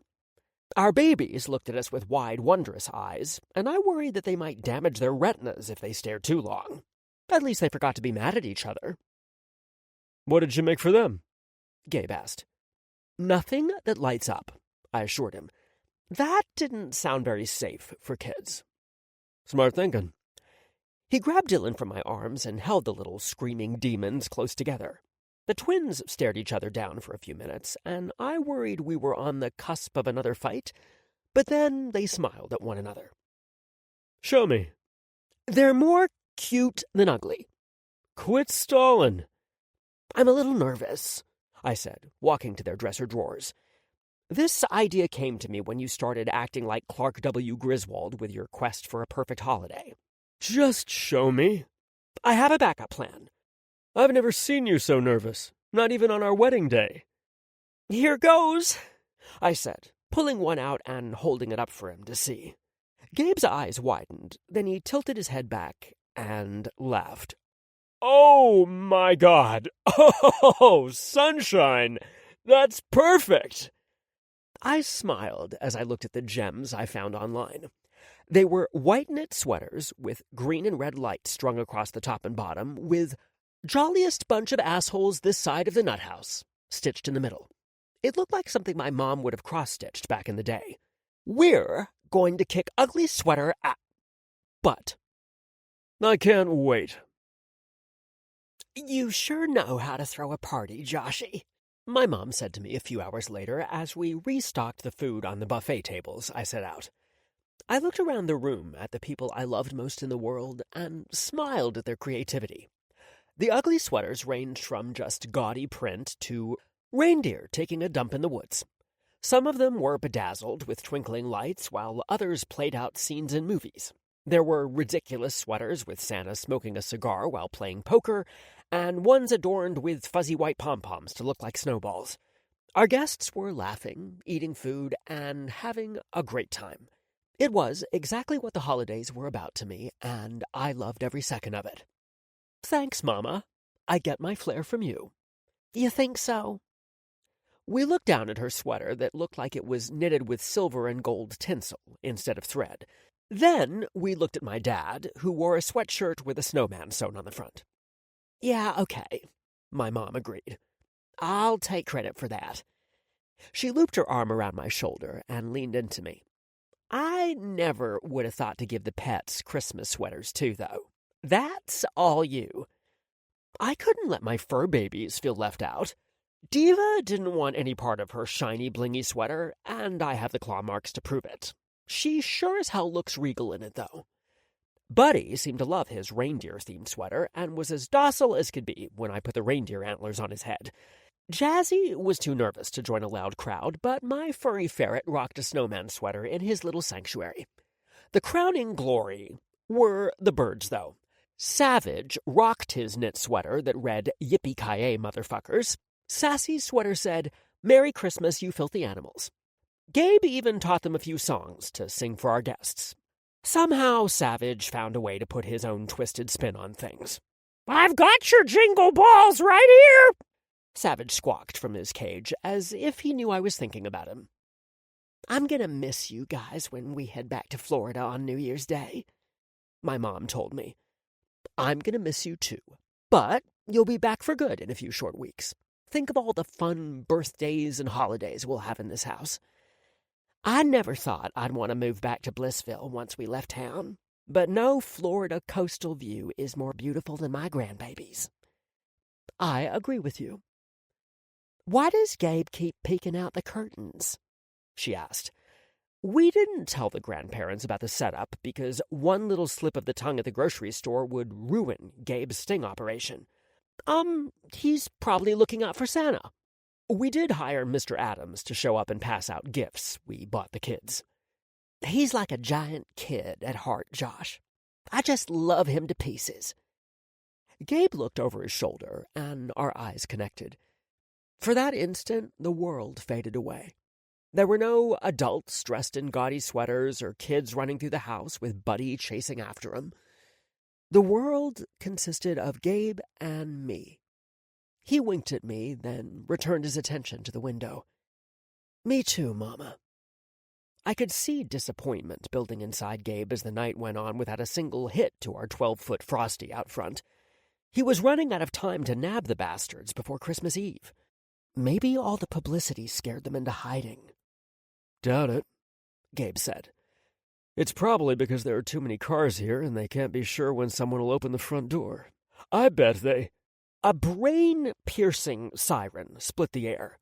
The dog howled, kids screamed, and the adults pleaded for someone to turn it off.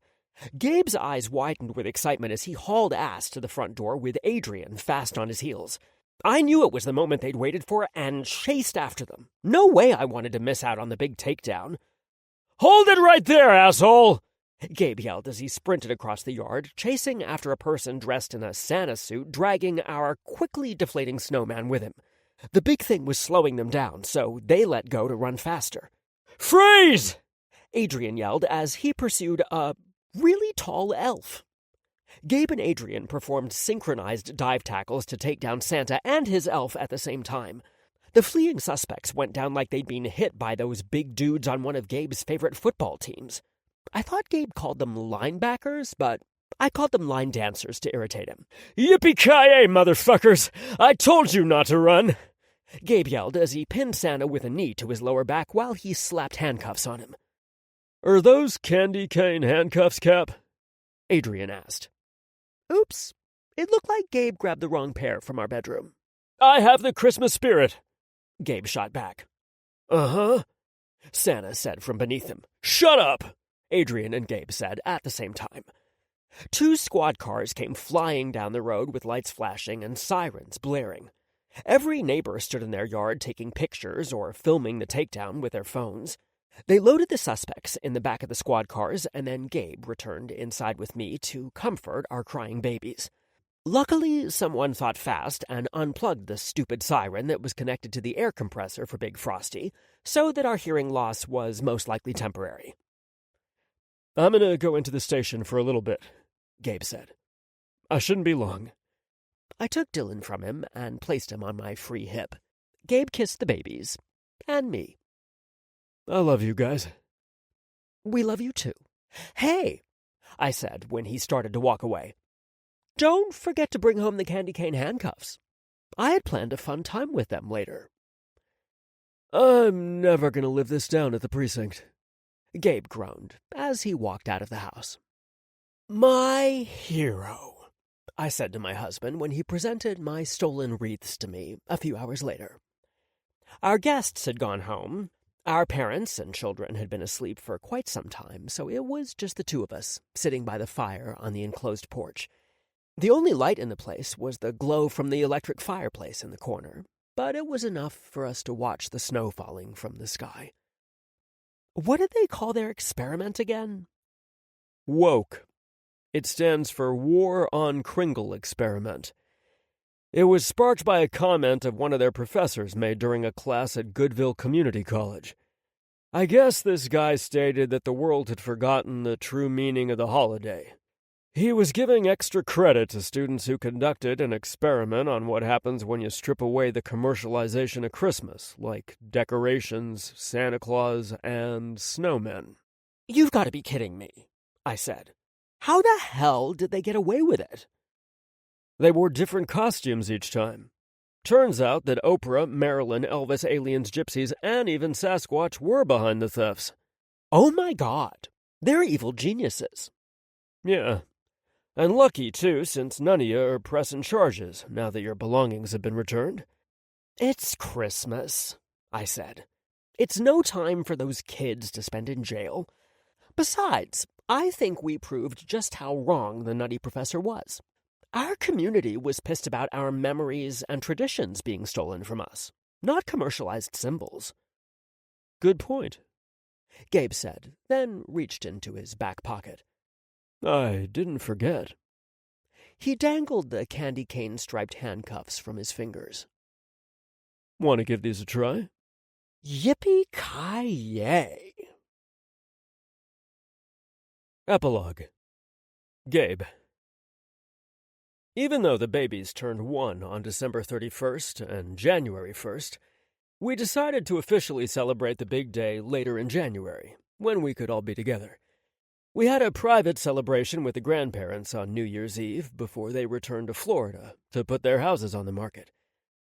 As hectic as Christmas was, it felt great to ring in the New Year quietly while our friends traveled or celebrated privately as we did. It was a moment of wonder and excitement over what the new year would bring, but also a little sadness that we couldn't turn back time or hold on to that moment just a little longer. When the clock struck midnight, we kissed our sleeping babies on top of their soft heads before we tucked them into their separate beds. I adored our son and daughter, but I had some adult celebrating to do with their daddy. Later, I held Josh tight against my chest after I loved him to within an inch of his life. He nuzzled his nose against my tattoo that matched the one on his chest. I couldn't help but think about those empty branches, just waiting for apples to be added. I had no idea how many more kids we would have, but I knew it was going to happen when the time was right. "Give me at least another year," Josh whispered. "Let Dylan and Destiny have 2 years with Papa and Daddy before they're asked to share." Did I say something out loud? I asked in confusion. "Nah, I can just hear your gears grinding and took a wild stab in the dark. Lucky guess." He placed a kiss over my heart, then said, "Now, go to sleep because our little munchkins will be getting up bright and early in the morning. They do not care that it's a holiday, and Papa wants his rest to cheer on another football team." I couldn't see his face, but I knew he was rolling his eyes. Are you making ribs, mashed potatoes, and sauerkraut? I asked. Josh snorted. "Always thinking about your stomach." Or my cock. "It's a toss-up which comes first with you." It was my turn to snort. Cock, then food, I told him. You satisfied one, now I'm focusing on the other. "It's New Year's Day, Gabriel. Of course I'm making ribs, mashed potatoes, and sauerkraut. It's good luck. Now go to sleep." Yes, dear. A few weeks later, I looked around the formal dining room that had been converted to Birthday Party Central. There were balloons, streamers, and colorful banners everywhere the eye could see. You do realize they're only 1 year old, right? I asked. "Yes, but there'll never be one again," Josh answered. What time are the unicorns showing up? "Same time as the clowns, dear." Snark ass, I grumbled. "Hey, you're the one who picked this fight. I'm ending it. Quit busting my balls over the baby's big day or I'll break out the big guns. You should be glad it's too cold for that big blow-up jumpy thing that's all the rage, or unicorn rides. They're strapped in and ready to go," my mom said, encouraging us to bring their mini cakes over. "I'm not ready for this," Josh whispered. The cake mess? I thought you were looking forward to that. "No, I'm not ready for this moment to be over. It's happened too fast, Gabe. I swear we just brought them home 5 minutes ago." One breath, one step at a time, I told him. "Bring those cakes over here, boys. I'm not getting any younger," Bertie said. Yeah, we want him to open their presents, my dad said. No one got arrested over this one.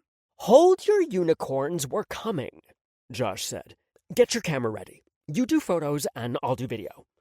Josh and I placed the mini cakes on their high chairs and we all began singing happy birthday to him. Dylan impatiently grabbed a fistful of cake while Destiny gingerly poked the icing before we finished the final chorus. I think we snapped 100 pictures and filmed every second of the cake massacre. Josh made everyone pose with the twins when they opened their gifts so we could put them in their scrapbook. The grandparents made sure that their present was opened last. "What do you think it is?" Josh asked me. "They seem pretty excited about it." I just shrugged because I had no idea what was in the big box. I guess we're about to find out. My mom pulled off the lid in a dramatic ta-da fashion, earning surprised looks from Dylan and Destiny. Just go with it, kids, I said to our children. "What's in there, Dylan and Destiny?" Josh asked, sounding more excited than the kids. Dylan pulled out a stuffed Minnie Mouse and Destiny pulled out a stuffed Mickey Mouse. Destiny took one look at the Minnie Mouse and tossed Mickey to the ground. She reached for Minnie, but Dylan turned his upper body and blocked her. "No! No!" he said. It was his new favorite word, but we were just glad it wasn't cockbadger. Uh-oh, I said. I sense another fight is about to happen. "Not today," Bertie told me.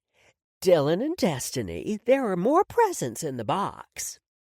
That settled them down temporarily as they reached into the box once more.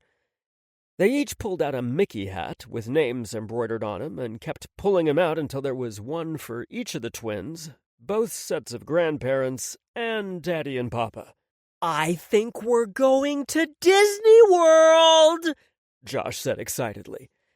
The final picture of the party was the group of us wearing our hats and smiling for the camera. We set the kids down amongst their new things while we started picking up the wrapping paper mess that was scattered everywhere. Destiny let out a battle cry worthy of Xena and grabbed the Minnie Mouse from Dylan. "Fat Nug!" Dylan yelled at his sister. Dylan, no! Josh and I both said at the same time. Our son looked at us like he couldn't understand what the fuss was all about. "Excuse us a second," Josh said, grabbing my hand and pulling me out of the room. He pushed me into the library, and we laughed our asses off. Once we gathered our composure, we returned to the dining room. As I passed Savage and Sassy's fancy solarium, I said, "Dirty bird." "Blow me!" Damn, I had the best life. The end. Josh, Gabe, Destiny, and Dylan would like to wish you all a happy holiday. As a thank you for all the love you've shown them, Josh has decided to share a few recipes with his die-hard fans. We hope you enjoy them. Josh's recipes. Josh's amazing as fuck zucchini bread. This recipe makes 2 loaves, 3 cups of flour, 1.5 cups of sugar, 1/2 cup of brown sugar, 1 cup oil, 3 eggs, 1 teaspoon of baking soda, 1 teaspoon of baking powder, 1 teaspoon of salt, 1 teaspoon of cinnamon, 2 cups of shredded zucchini. Drain excess liquid, but do not pat completely dry. Trust me. 2 teaspoons of vanilla extract. I've also used almond extract. Here's what you do. Mix all the ingredients together except the zucchini. It looks a little dry, and you're going to wonder why the fuck everyone loves my cooking and baking so much, but trust me. Add the zucchini in last and watch as the moisture gives this bread batter the perfect consistency. If you're so inclined, you can add 3/4 cup of nuts to the batter at this point. I'm a huge fan of nuts, but not in this bread recipe. You might like it, though. Grease and flour 2 loaf pans. Bake at 325 degrees for 50 to 60 minutes. Gabe likes his slices thick, warm, and with lots of butter. Josh's perfect pumpkin pie. This recipe makes 1 deep dish pie. I double it for 2. Please note, don't even think about using the pumpkin pie spice that's pre-mixed. Hell to the no. It's not the same, and don't let anyone tell you different. I see you eyeing the cloves and thinking you want to leave it out. Don't fucking do it. 1.5 cups pumpkin, small can. 1 small can of condensed milk. 1/2 cup of granulated sugar. 1/2 cup of light brown sugar. 1/2 teaspoon salt. 1/2 teaspoon ginger. 1/2 teaspoon nutmeg. 1/4 teaspoon clove. 1 teaspoon cinnamon. 2 level tablespoons of flour. 1 tablespoon of melted butter. 2 eggs, slightly beaten. 1 cup of milk. Mix all of that amazingness up and pour it in a deep dish pie crust. I buy them frozen. It saves time and energy. Yeah, Gabe knows. He's kept my secret all this time. Below is the critical part in making the pie. Don't screw this part up. It's one thing to leave out the butter, but fucking this step up will ruin the pie. Do you want to ruin the pie? Bake at 400 degrees for 15 minutes. Reduce temperature to 300 and bake for an additional 45 minutes. If you get carried away with your filling, you may have to bake a while longer. If the center is as jiggly as your Aunt Edna's jowls, then you'll need to bake it until the jiggling is done. I check every 2 to 5 minutes. Refrigerate until completely cool. Now, you can either buy that store-bought whipped crap, or you can make my homemade cinnamon whipped cream. The recipe follows. Josh's orgasmic cinnamon whipped cream. Recipe yields 1.5 to 2 cups. 1 cup of heavy cream, chilled. 1/4 cup of confectioner's sugar. 1 teaspoon vanilla extract. 1 teaspoon ground cinnamon. Pour the heavy cream into a large bowl. Chilled works even better. And beat with an electric mixer until thick and frothy. Add the confectioner's sugar, vanilla, and cinnamon, and beat until medium peaks form. Scoop that shit on everything. P.S. You could always add a splash of cinnamon whiskey, bourbon, or a liqueur, if you're so inclined. Josh's fucktastic apple pie. Boozy and regular. Recipe makes 1 fucktastic pie. Regular apple filling. 3 pounds of Granny Smith apples. Usually 4 to 5 large apples works well, peeled and sliced thin. half cup of sugar, 3 tablespoons of flour, pinch of salt, half teaspoon of each of the following: cinnamon, ginger, and nutmeg. I add a quarter teaspoon of cloves also. Squeeze of lemon, 2 tablespoons of butter. Toss the ingredients together and pour into a prepared pie crust. I use a frozen deep dish crust. Dot the top of the apples with 2 tablespoons of butter. Pie topping: 3/4 cup of flour, 1/4 cup of granulated sugar, 1/4 cup brown sugar, packed, 1/3 cup of butter or margarine, room temperature.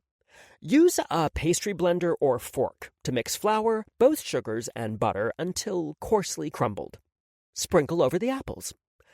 Bake at 375 degrees for 50 minutes. Boozy pie. To get a boozy pie, simply soak the peeled and sliced apples in the liquor of your choice. Everything else is the same. I prefer to use 1/4 to half a Fireball whiskey, then add water until the apples are covered. Let them sit an hour or so in the refrigerator, drain, and pat dry with a paper towel. You might have to add a half tablespoon more of flour to offset the additional moisture in your apples from soaking them.